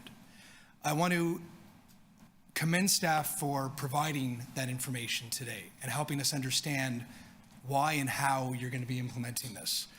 I also want to commend staff, both TTC staff and city staff. Aside from their professional approach, which they've demonstrated, their very human approach, this wouldn't be happening. This doesn't need to happen, frankly, without their care and their dedication to ensuring that the TTC is being responsible for the people in our city. And I had a firsthand experience recently where just after I had raised concerns about the use of buses as essentially temporary warming centers, I received a call from people who are supporting refugees in our city, including Reverend Alexa Gilmore and many others who do remarkable work on the ground. And I went down to Peter Street, where there were roughly 30 refugees from various African countries who had literally nowhere to go. And, you know, the people who were there to respond, to care about them, were people like Gord Tanner, like Rick Leary, who I called, who all said, it doesn't matter what hat we wear, what role we play, we all want to be humans and we all want to work together and figure out how to support them. And what the people on the ground were saying is, just give us a bus. That's one of the things that they asked for, just give us a bus. We also looked for, Gord and others looked for office space anywhere, frankly, to give them some place, some respite from the cold. But at the end of the day, if a bus is what works, then a bus is what we got. And as Rick said earlier, you know, we want to be humane. We want to make sure that they've got access to bathrooms. We want to make sure that we treat them with dignity. But ultimately, we've got a screwed up system. It doesn't work. It lets people down. But those of you who are working within an underfunded, under-resourced system are just doing your very best to figure out how to put the puzzle together to make sure that people are safe and don't freeze in the streets. And I really, on behalf of all of us, I'm grateful and I really commend you for the work you're doing. Thank you, Commissioner Matlow. Commissioner Sachs, 5 minutes, please. I wanted to echo Commissioner Osborne's comments. It is important, very important work, and again, congratulations to staff, but it should be clearly part of SSHA's budget. We shouldn't be hidden as part of the TTC's budget. Thank you. Yes. Commissioner Holliday, 5 minutes, please. I'm going to echo it as well and say it in my own way, which is I believe in the importance of it being deliberately placed into the city's budget. So it's a similar conversation around how the city asked for the armories. You know, sometimes the city services become overwhelmed and you have to take an enterprise view about what assets you have and what you can use to deal with the situation. And in this case, though, it sort of came from the other way, or came not in that formal way. But I think by making a deliberate choice at City Council, then there's clarity around this process. And if the city wants to, if the TTC wants to rent buses to the city, so be it. But that's the city's responsibility then to answer for why is it a bus? Why do it this way? It's their choice. We're just simply the service provider. By bearing it into the overall budget, that decision-making becomes less clear. And I have concerns about that. And so we will see what happens over the coming months, but I hope clarity is maintained. Thank you, Commissioner Holliday. Seeing no further speakers, can I have a motion to adopt the report recommendations? Commissioner Matlow, all those in favor? Any opposed? Motion carried. Thank you. So now we are on item 6, procurement authorization, bus and streetcar servicing and cleaning, and we have 2 speakers on this item, beginning with Marvin Alfred, President of ATU Local 113.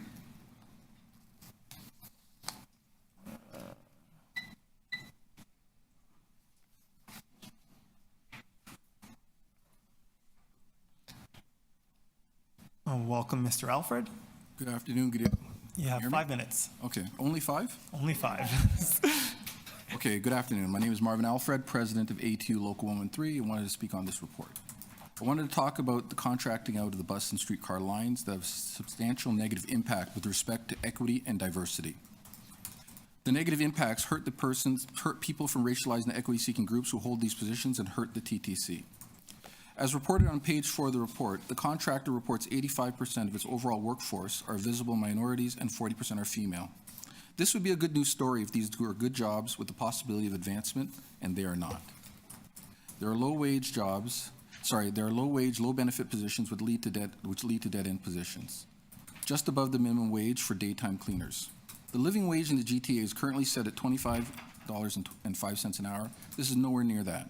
The numbers quoted in the report for Toronto Fair Wage are below minimum wage and out of date. Benefits are minimal, and at one point during the pandemic, did not even have paid sick days, and people were coming to work sick. Pension is next to nothing. Employer contributes 1% to every $350 a year to the plan. The entire compensation package is a recipe for poverty and deprivation. Even the most skilled workers who have to hold specialized positions, licenses to drive buses, top out at $20.85, nearly $5 an hour below the living wage. These low-wage, dead-end jobs that prey on the vulnerable. Many are filled with recent immigrants. The turnover in these positions is high, and Local 113 is aware that there are frequently problems with hiring sufficient employees for these jobs. These jobs have always been a stepping stone to better jobs at the TTC. Generations of new Canadians have been able to obtain these positions like these, and once inside are able to leverage their positions to train for opportunities only available to them in the TTC and move to a more specialized and better paid role. Bringing the work in-house is a win for the racialized and equity-seeking workers who are currently stuck in dead-end jobs. It is a win for the TTC because it eliminates high turnover, develops a dedicated workforce and a ladder for economic mobility for persons from racialized and other equity-seeking backgrounds. It further creates a pool of loyal workers leading to more challenging roles and will help the TTC with its problems recruiting into these roles. I wanted to bring to light one other thing that's kind of along these lines, is something we've been discussing, anybody that's been around me, is 1810 Markham Road. I've had a lot of discussions with anybody that's been around me for the last 18 months, where the TTC in its wisdom had an opportunity to staff this position. I think it's a multi-million-dollar contract, and they only saved $74,000 over these 5 years. That's less than $15,000 a year savings over 5 years. I brought that up to the mayor at the time, Mayor Tory, and he said to me that, Marvin, it's not always about saving money, sometimes it's flexibility. That was insulting. To think about the disruption of these opportunities being missed for people for something that's such a minimal savings. The TTC spent, in my opinion, more on researching the positions and the consultant fees to look for these savings than they're actually going to realize. This is the direction I'm hoping that this commission moves away from. Again, these kinds of positions and kind of opportunities being lost, to my personal opinion, I don't take personal comfort in these positions that the TTC is touting of seeking people that look like me as an initiative to staff these positions. I'm not looking forward to having people have lower paid jobs, lower opportunity to move up. These are not even TTC employees, so they're disenfranchised for the opportunities TTC workers naturally have. Do not invite me to the economic table and tell me to sit down and enjoy dinner when I get to just sit there and starve and watch you eat. It is not considered equitable. Personally, I believe that the TTC has an opportunity to do the right thing, and I'm hoping when you make your decision, you do the right thing in order to improve people's lives rather than have them stagnant. All workers, regardless of wherever you're working, should have an opportunity to be treated with dignity and not be treated as though they were a disposable, renewable resource. This is the opportunity to do the right thing. Thank you. Thank you, Mr. Alfred. Any questions for the deputant? No? Seeing none? Oh, Commissioner Sachs. 5 minutes, please. Yes, thank you very much.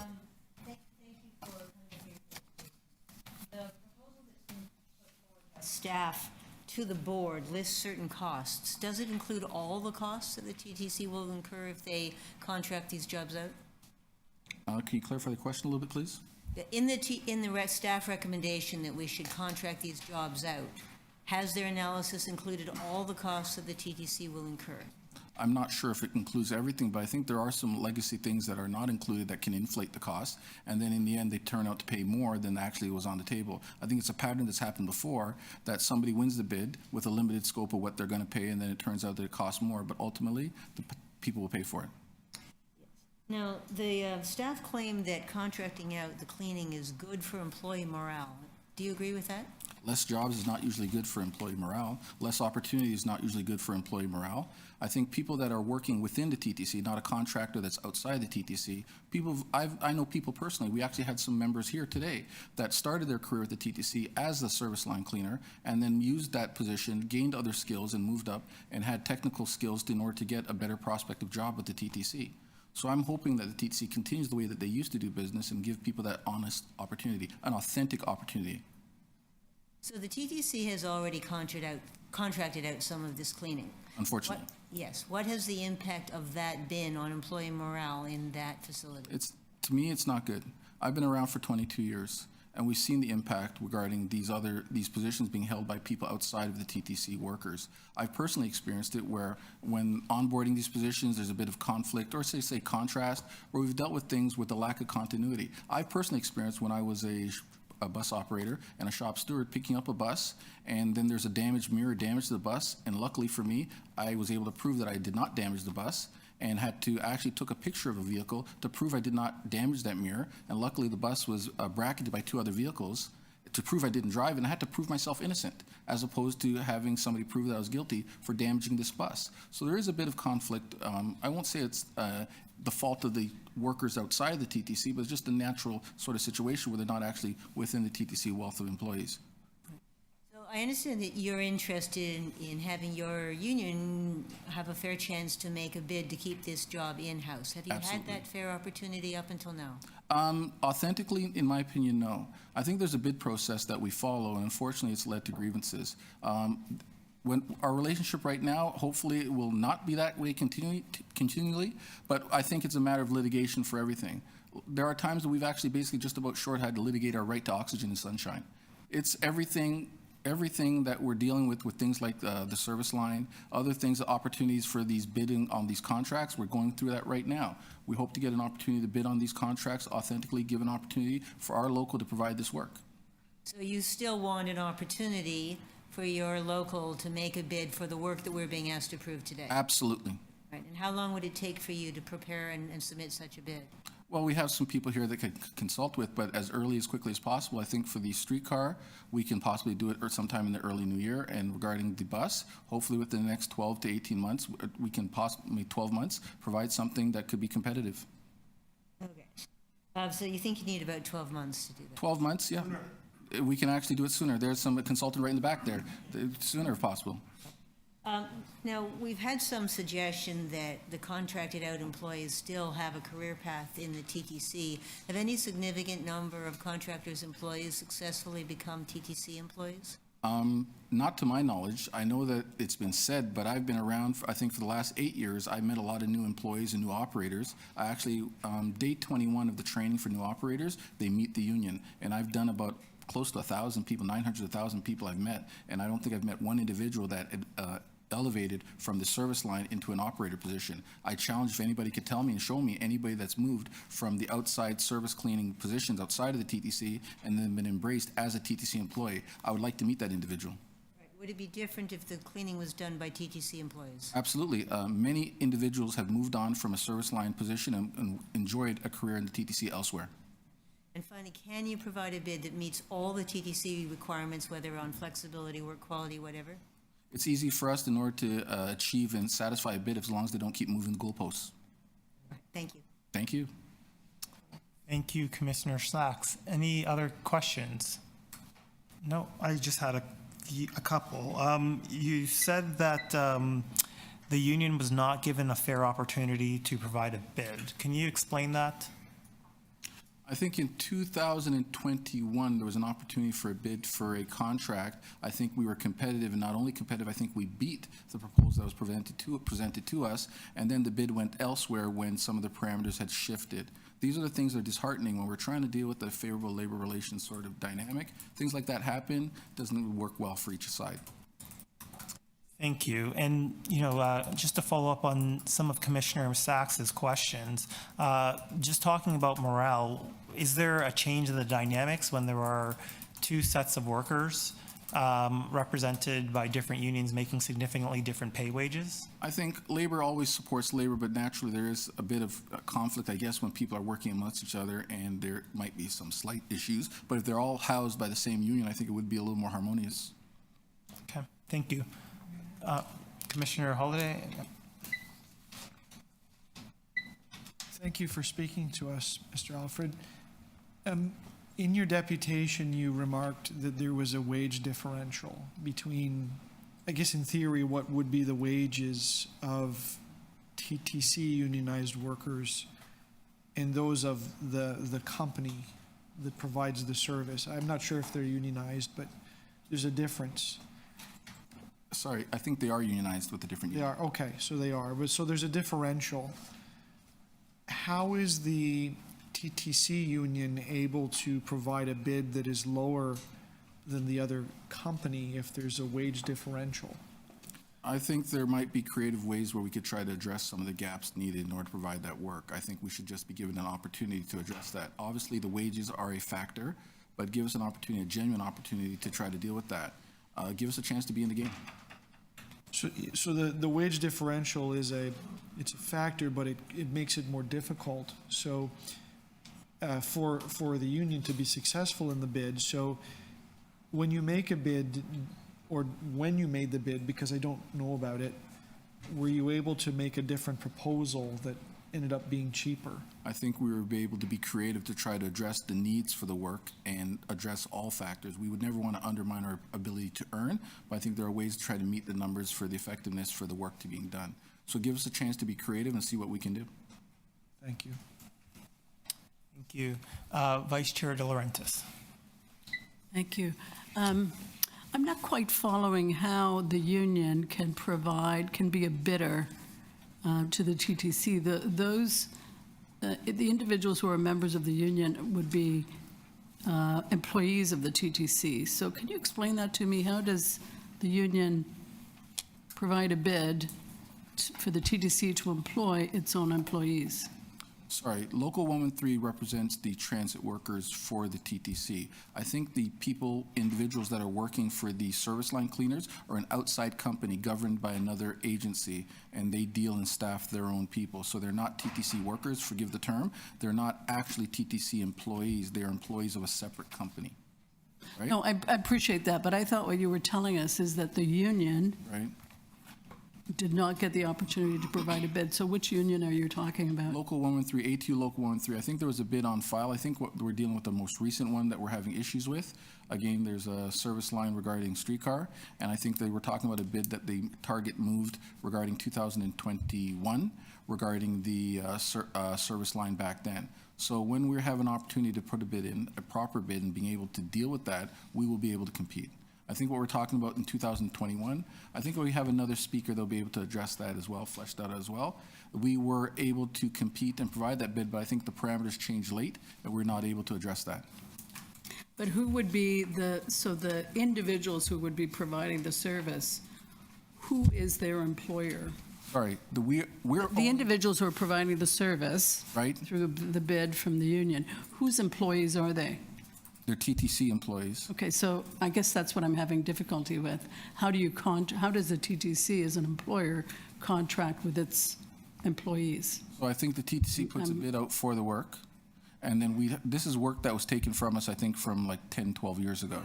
So when we're looking for a bid, we're trying to reacquire work that we already had and owned. Okay, so it's not really a bid, it's changing the parameters, bringing individuals back into really eliminating the contracting out. That's really what you're outlining to us. So this is work that we had, and then the TTC saw in their wisdom to have this work go elsewhere, and we would like the opportunity to bid to be able to reacquire the work to do it to do a good job in order to provide that work. No, I appreciate what you're saying, but in practical terms, what you're saying is eliminate contracting out so that in fact, we rehouse the individuals as employees. Well, yes, I'll say on the record I'm against contracting out.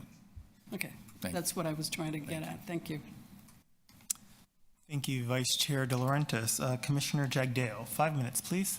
Thank you, Chair. And Marvin, thanks for coming today and sharing your thoughts.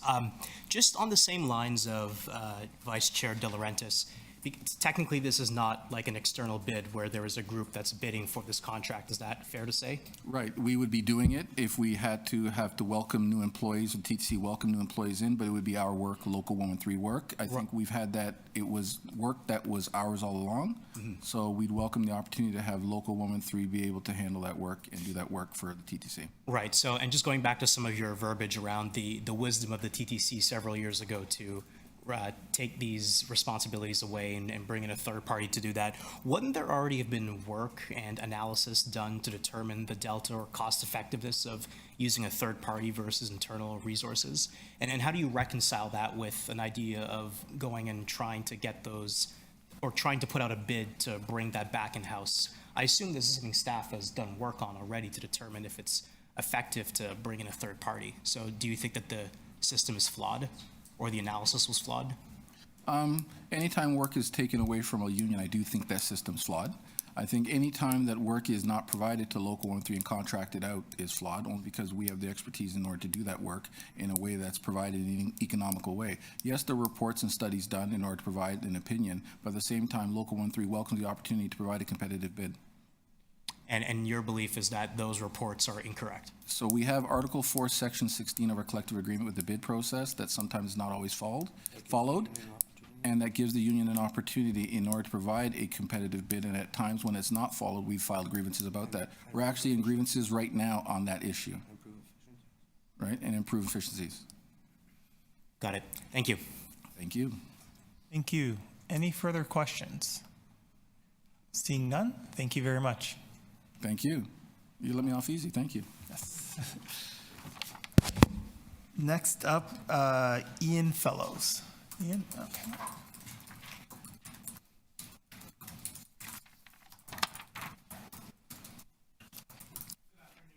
I'm legal counsel for Local 113. I've been legal counsel since about 1996. So I guess I've got 25 years plus. I'm going to perhaps I'm going to go off my remarks a little bit, answer some of the questions that have been posed or give some additional information. Employee morale. I've heard people talk about contracting out. Contracting out typically is understood as hiring an outside agency to take the work and do it outside. I manufacture cars. I stop manufacturing cars. I get someone else to manufacture. There is another concept in labor law. It's called contracting in. It's bringing people in, working side by side with an already unionized workforce, using the same equipment, the same buildings, etc. Court of Appeal of Ontario has said contracting in is inherently destructive of collective bargaining relationships. You have two sets of people working side by side being paid significantly different amounts, significantly different benefits, etc. It's destructive. We are litigating this issue now. I'm not going to litigate my case here. That's going to get that will be dealt with. Contracting out. If this were contracting out, Local 113 has performed this work for decades. The locals' collective agreement says it gets to perform this work unless the TTC goes through a process of notifying the local, telling them what the costs are that they're going to save, what the efficiencies are, etc., and the local gets to make a pitch. The local makes a pitch that reasonably satisfies those criteria. The preference in the contract with the TTC is for your own workers. That's the legal framework that we're operating in right now. That's the commitment the TTC made to its workers. We did not get that letter in this recent proposal you've got in front of you right now for 5 years on bus, 2 years on streetcar. We got no letter. We got no information. We got no chance to pitch. What we did get on October 17th was senior people in the TTC meeting with our maintenance people saying, we know we owe you a letter. They recognized they hadn't given us the letter, and they suggested to us, look, there's not enough time now. We'd like to give you the chance to bring this work in. We'd like you to give the opportunity. We'd like to work with you on this. There's not enough time before the contract ends. So maybe we extend streetcar contract by a year. Maybe we extend the bus by a period of time. Maybe that's a year, maybe that's 2 years. We'll give you all the information you need. We'll meet with you again. We'll set up a meeting. All right, well, that's interesting. It's less than our collective agreement gives us. Our collective agreement gives us that process before the extension. The TTC came to us with that suggestion to get the TTC out of their problem because they hadn't actually RFP'd this work soon enough. What happens next? Was a meeting set up? No. What happens next is on Monday, we see this report for a 5-year extension on bus and a 2-year on streetcar. pulling the rug right out from under your own workers, a complete violation of the collective agreement. And we've got 3 days to come here, make our 5-minute pitches and answer the questions on a report that's worth over $100 million of work. Is that how you do business? $100 million of work on 3 days' notice? You look the union in the eye and you say one thing, you do another? That's a problem. You asked a question, or I should say somebody asked a question about the past. I know a little bit about the streetcar in the past. We were told TTC could do it 2.5 years. They could contract it out, $3.78 million. We came back to them with changes in our system and changes in the way we'd structure our work.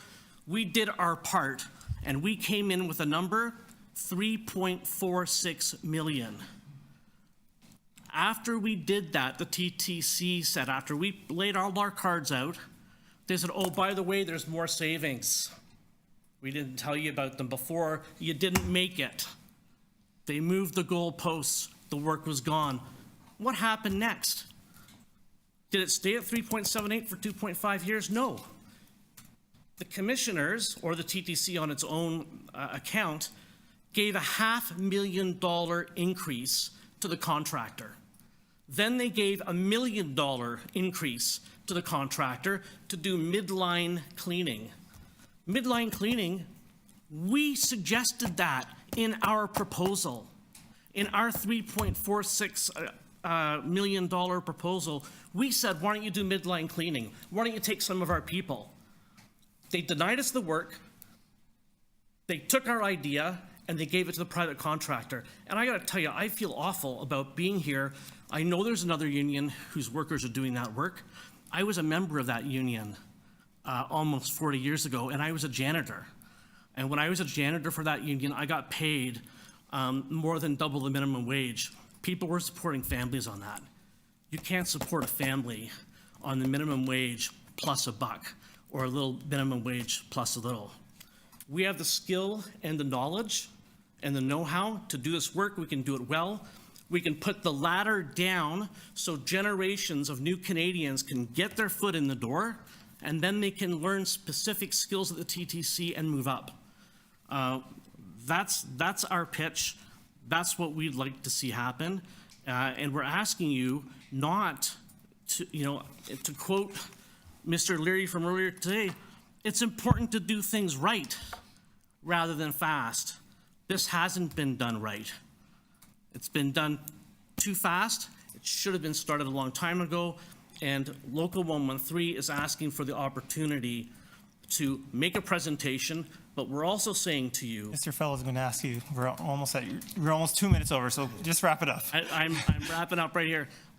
We're also asking you, don't engage in the race to the bottom. Don't create a racialized workforce of dead-end jobs close to minimum wage, et cetera. And you heard Mr. Alfred talk about some of that. I would be very happy to answer any questions you have.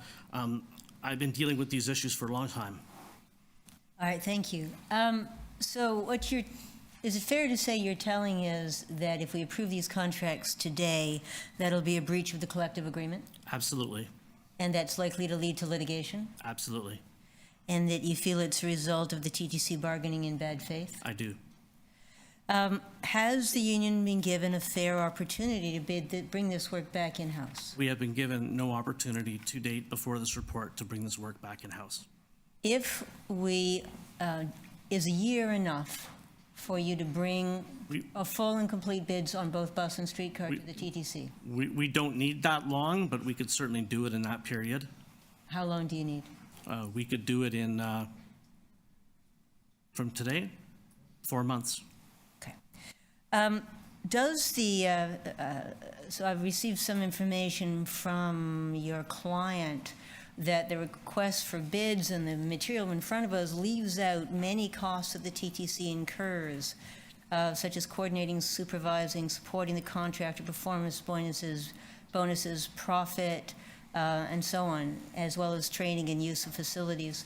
Is that correct? Is the proposal before us leaving out some of the costs that ought to be included? Yes, our view is a large number of costs aren't included. For instance, I don't think they include the contract administrators they have to hire to monitor the contracts. They're not including the cost of the fairness monitor to run the process. They're not including the cost of the RFP. They're not including the legal costs, which are going to be substantial when this moves forward and have been in the past.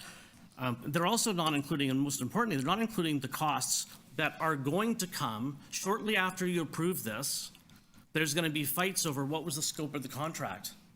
The last time they did it on streetcar, that cost you $500,000 right off the bat. All right, Doesn't include those. Okay, but in summary, the alleged savings that we're being told about, it's not an accurate representation of what it's actually going to mean for us. In my view, it's not an accurate representation, and I would add that part of the reason for that, even with the wage differentials, is because you got to account for the big profit that the private sector employer requires. We have negotiations upcoming. Oh, you do. What do you think would be the impact on the likely success of those negotiations if we approve these contracts today? The only time that the TTC has ever taken work, contracted it in, working side by side, is when this union did not have the right to strike. That's when it happened, when our hands were tied behind our back. Our hands aren't tied behind our back anymore, and it's going to be a significant labor relations issue if this type of thing continues. It's eating our bargaining unit away, piece by piece. And by the way, cleaning vehicles that people ride on is a core issue. How many times do I need to see a picture of a bed bug or a cockroach on a vehicle for me not to want to ride a TTC vehicle anymore? That is core work. One of the, in this report, it claims there's all sorts of benefits to contracting out, including higher quality of work. To the best of your knowledge, is that true? That's not the experience of the bus operators and the maintenance people who I speak to, and I speak to them on a regular basis. I would also note that if you look on there's a graph that the TTC put in that report. My recollection is that the cleanliness of the vehicles was one of the worst of the metrics that they were tracking. And the TTC, I think, tried to gloss over that by saying there's always room for improvement. So no, I don't think that that's accurate at all. I also note the streetcar and the bus stats appear to have been blended. Right. Similarly, the staff report claims that contracting this work out will be good for employee morale. Do you believe that to be true? No, that will be horrific for employee morale. The employees don't like this. The employees don't like to see their bargaining unit being eaten alive, and the Court of Appeal of Ontario agrees it's inherently destructive of collective bargaining. People, what's going to be good, what would be good for employee morale was to take and lift up these people who are doing this work now. Let's lift them up, bring them in, lower the ladder. They can make a move to bigger and better things. Like, by the way, I don't know the stories of the people who came up with the 35 and 40 years, but people spend 35 and 40 years. Successive waves of immigrants have come into the TTC, some at the very bottom of the wage group, and they move up. And 40 years later, they can be on this floor. You're never doing that if you work for a contractor, and where at any given moment, when the contract renews, the threat is over you that the contract will be flipped and all your terms and conditions go right back down to the floor. And that's why it's very difficult for a union and a private contractor to ever make any serious improvement in wages. Right. And finally, Commissioner Sachs, that's your final question. Thank you. The TTC has a program for tuition support for employees to improve their skills. Is that program available to employees of contractors? As far as I know, that is not available to employees of contractors. Thank you. Thank you, Commissioner Sachs. Are there any other questions? Commissioner Holliday, 5 minutes, please. Thank you for speaking to us. Can you help me understand a little bit about how a union makes a proposal? So there's clearly a differential in the wages. And I presume when a contract is put out, there's a number of criteria about performing a contract, but I think it was in your deputation, you mentioned that the union can propose a whole bunch of changes. can the union also propose a level of productivity and then be held accountable to that? Productivity, if productivity is ever not sufficient by unionized workers, management has ample tools to hold them to account. I would hope that your managers at the TTC are getting the productivity out of its own workforce that it requires every single day. So what are the tools? Like, I'm clear in a contract, right? You enter a dispute, or you don't pay them, or you do whatever you do under contract management, but it's a different environment, right? It's a different labor relations environment. Just help me understand, how that mechanism works, or at least from your eyes. From my eyes, there's no tool that's available to the private contractor that's not available to the TTC. And in fact, the TTC should be one of the, if not the most expert organization on this continent at delivering transit, including clean vehicles. So the report has measures in it in terms of cleanliness and so on. If the union was the provider of choice and those began to slip downwards, what are the tools that would be used? I think I understand what could be done to a contractor, but how would it work in the other model? Well, you'll appreciate that the moment that a TTC supervisor sees that a vehicle's not being cleaned in the way that it should, they have all the tools that management has, talking to people, counseling people, giving directions, ultimately engaging in discipline, which is exactly what the contractor will do. Okay, thank you.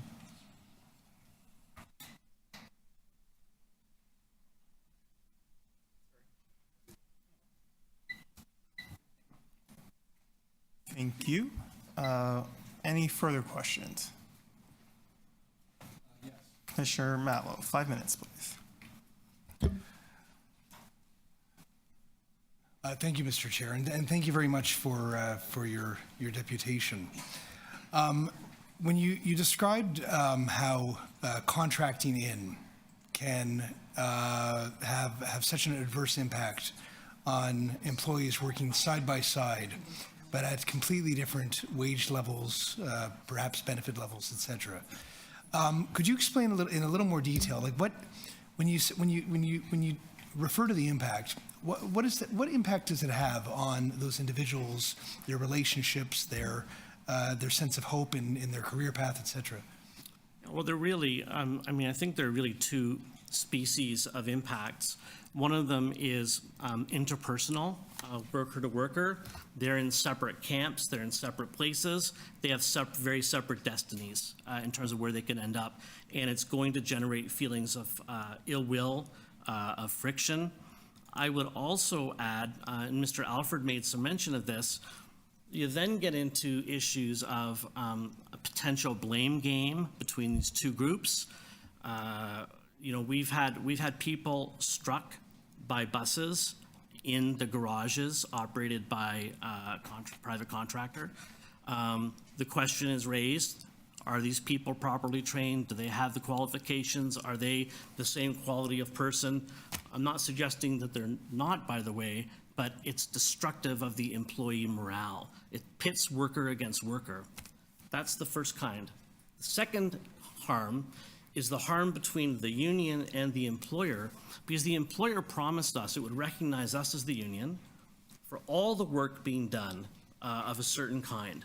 And now there's a work of a certain kind being done in the building with the same tools, ultimately supervised by exactly the same people. It's exactly the same senior managers who, if they see something wrong, are going to complain and say, get it fixed. So it completely undermines the bargaining relationship. It's why the Court of Appeal says not only that it's destructive, but that collective agreements prohibit it, and arbitrators imply a ban on contracting in. That issue has not been litigated. It's being litigated right now between the parties. We'd like to do more Bus of the Future with the Commission. That's what we want to do, is Bus of the Future. Let's work together, let's make it better, and let's get the system right back where I remember it, when I was growing up and as a teenager, as really people came here to find out what transit was like. Let's get back there. Let's stop fighting. So would you support, if we could spend some time today, perhaps working with the chair on a motion that could address the concerns that you raise, avoid conflict, try to arrive at resolution, and move forward in a more, equitable way, which doesn't make us a test case? Do you think that's perhaps a fair approach that we could try today? I think that's a fair approach, and I think the ATU 113 would invite that. I appreciate that. Thank you. Vice Chair De Laurentiis. Thank you. Just a quick question. In your answers to Commissioner Holliday around would you be able to deliver? Would there be comparability between the service levels of the external provider, but also in terms of remediation that the TTC would need? Explain to me, my understanding is that as a union, you would have much more control around the work rules. So to some extent, there is a differential between what a contractor, external contractor, can do and the levers that an employer or the contractor has, the TTC would have with respect to that contractor in remediating a problem versus with the union. There would be more of a negotiation involved. Not to say that those differences could not be resolved, but you would have much more control around the conditions you would apply, the service levels that would be delivered, and that sort of thing. So it's really a work rule question. Can you just enlighten us on that a little bit? Well, I am aware of work rules, but I'm not aware of work rules of the nature that you're describing, which I think has to do more with the specifics of how a vehicle is cleaned, to what standard is it cleaned, to those sorts of things. So actually, I don't think that there is a difference with respect to that. In fact, work rules for what's going to be cleaned, when it's going to be cleaned, and how is actually widely in the discretion of an employer, whether that employer is called TTC with a local 113 contract or the employer's TBM with a SEIU contract. I would say you actually have less control with a contractor. How much control do you have right now? Because it seems to me that you're a prisoner of TBM. You can't. Well, you could always fire the contractor if they are not delivering. Between now and December 31st? Because the collective agreement says that's what you should do. But I think, practically speaking, your range of activity with a contractor, your range of control, is actually reduced over the range of control you have on your own workforces. And I would suggest any employer who is saying that it can't control its own workforces, that's a problem. Now, I do accept that we have higher wages. That is a rule that's in place and that's there. We've done some things, by the way, in our proposal to help on that. We've suggested in I can't recall if it's this proposal or another, we suggested, why don't we use apprentices? Now, at one point, we were told, well, that may be a problem. Where would we find the people? Well, you could have a pool of ready-made people ready to go sitting in some of these service line jobs, ready to move. You get an apprenticeship open up, boom, there's your opportunity. There you are on the ladder, moving up. More questions, Vice Chair? Any other questions of Mr. Fellows? No? Okay, thank you. Thank you very much. I'm going to make a motion to move in camera because I have some questions of staff. Yeah. And while we're in camera, we'll deal with item 13 as well. Okay, that was my question. Yeah. Thank you. Okay. So I'll just call the vote to go in camera? Both. We'll just do one after the other. Okay. Thank you.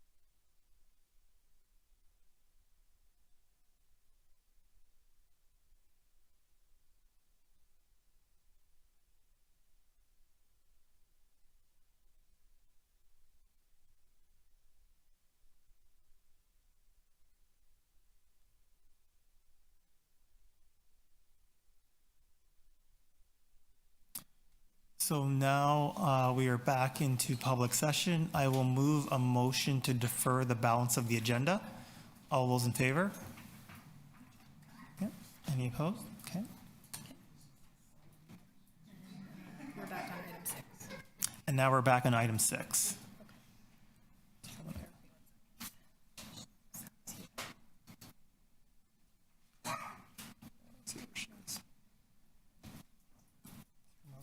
Yeah. Oh, she might be at the bathroom.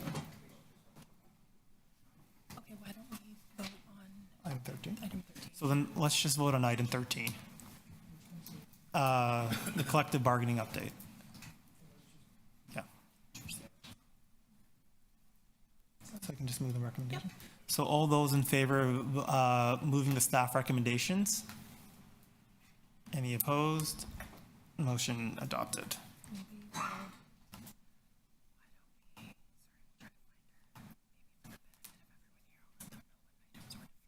Okay. Just for the benefit of the public in the room, the items that were deferred from consideration today are item 7, the financial and major projects update for the period ended September 30th, declaration of surplus property, 21 Pleasant Boulevard, procurement authorization, sale and removal of TTC buses, and proxy to vote TTC shares in Toronto Coach Terminal Inc. Those have been deferred to the December 20th meeting per the earlier motion. Thank you. And now we will move the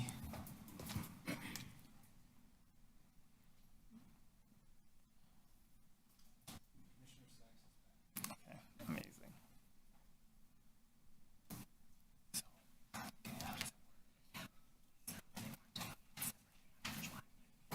So we can vote separately. So we'll vote separately on each clause.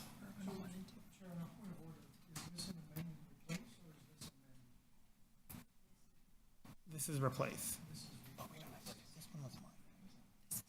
Okay. So the first item.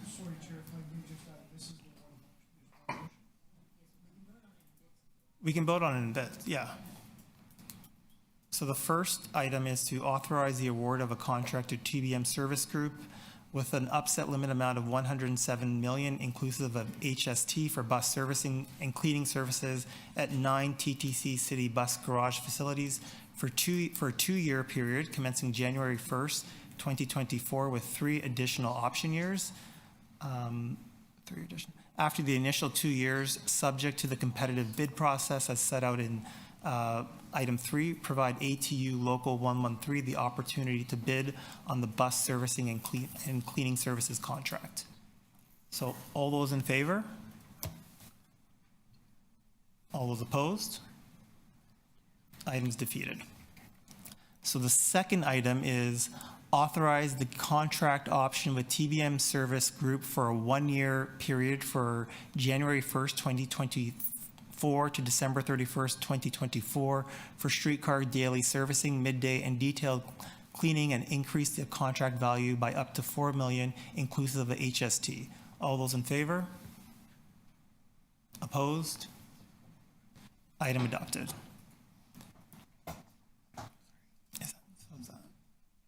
That's it. Yeah, okay. Item is amended. All those in favor? Opposed? Okay. And that's it. And motion to adjourn? Okay, thank you. Thank you.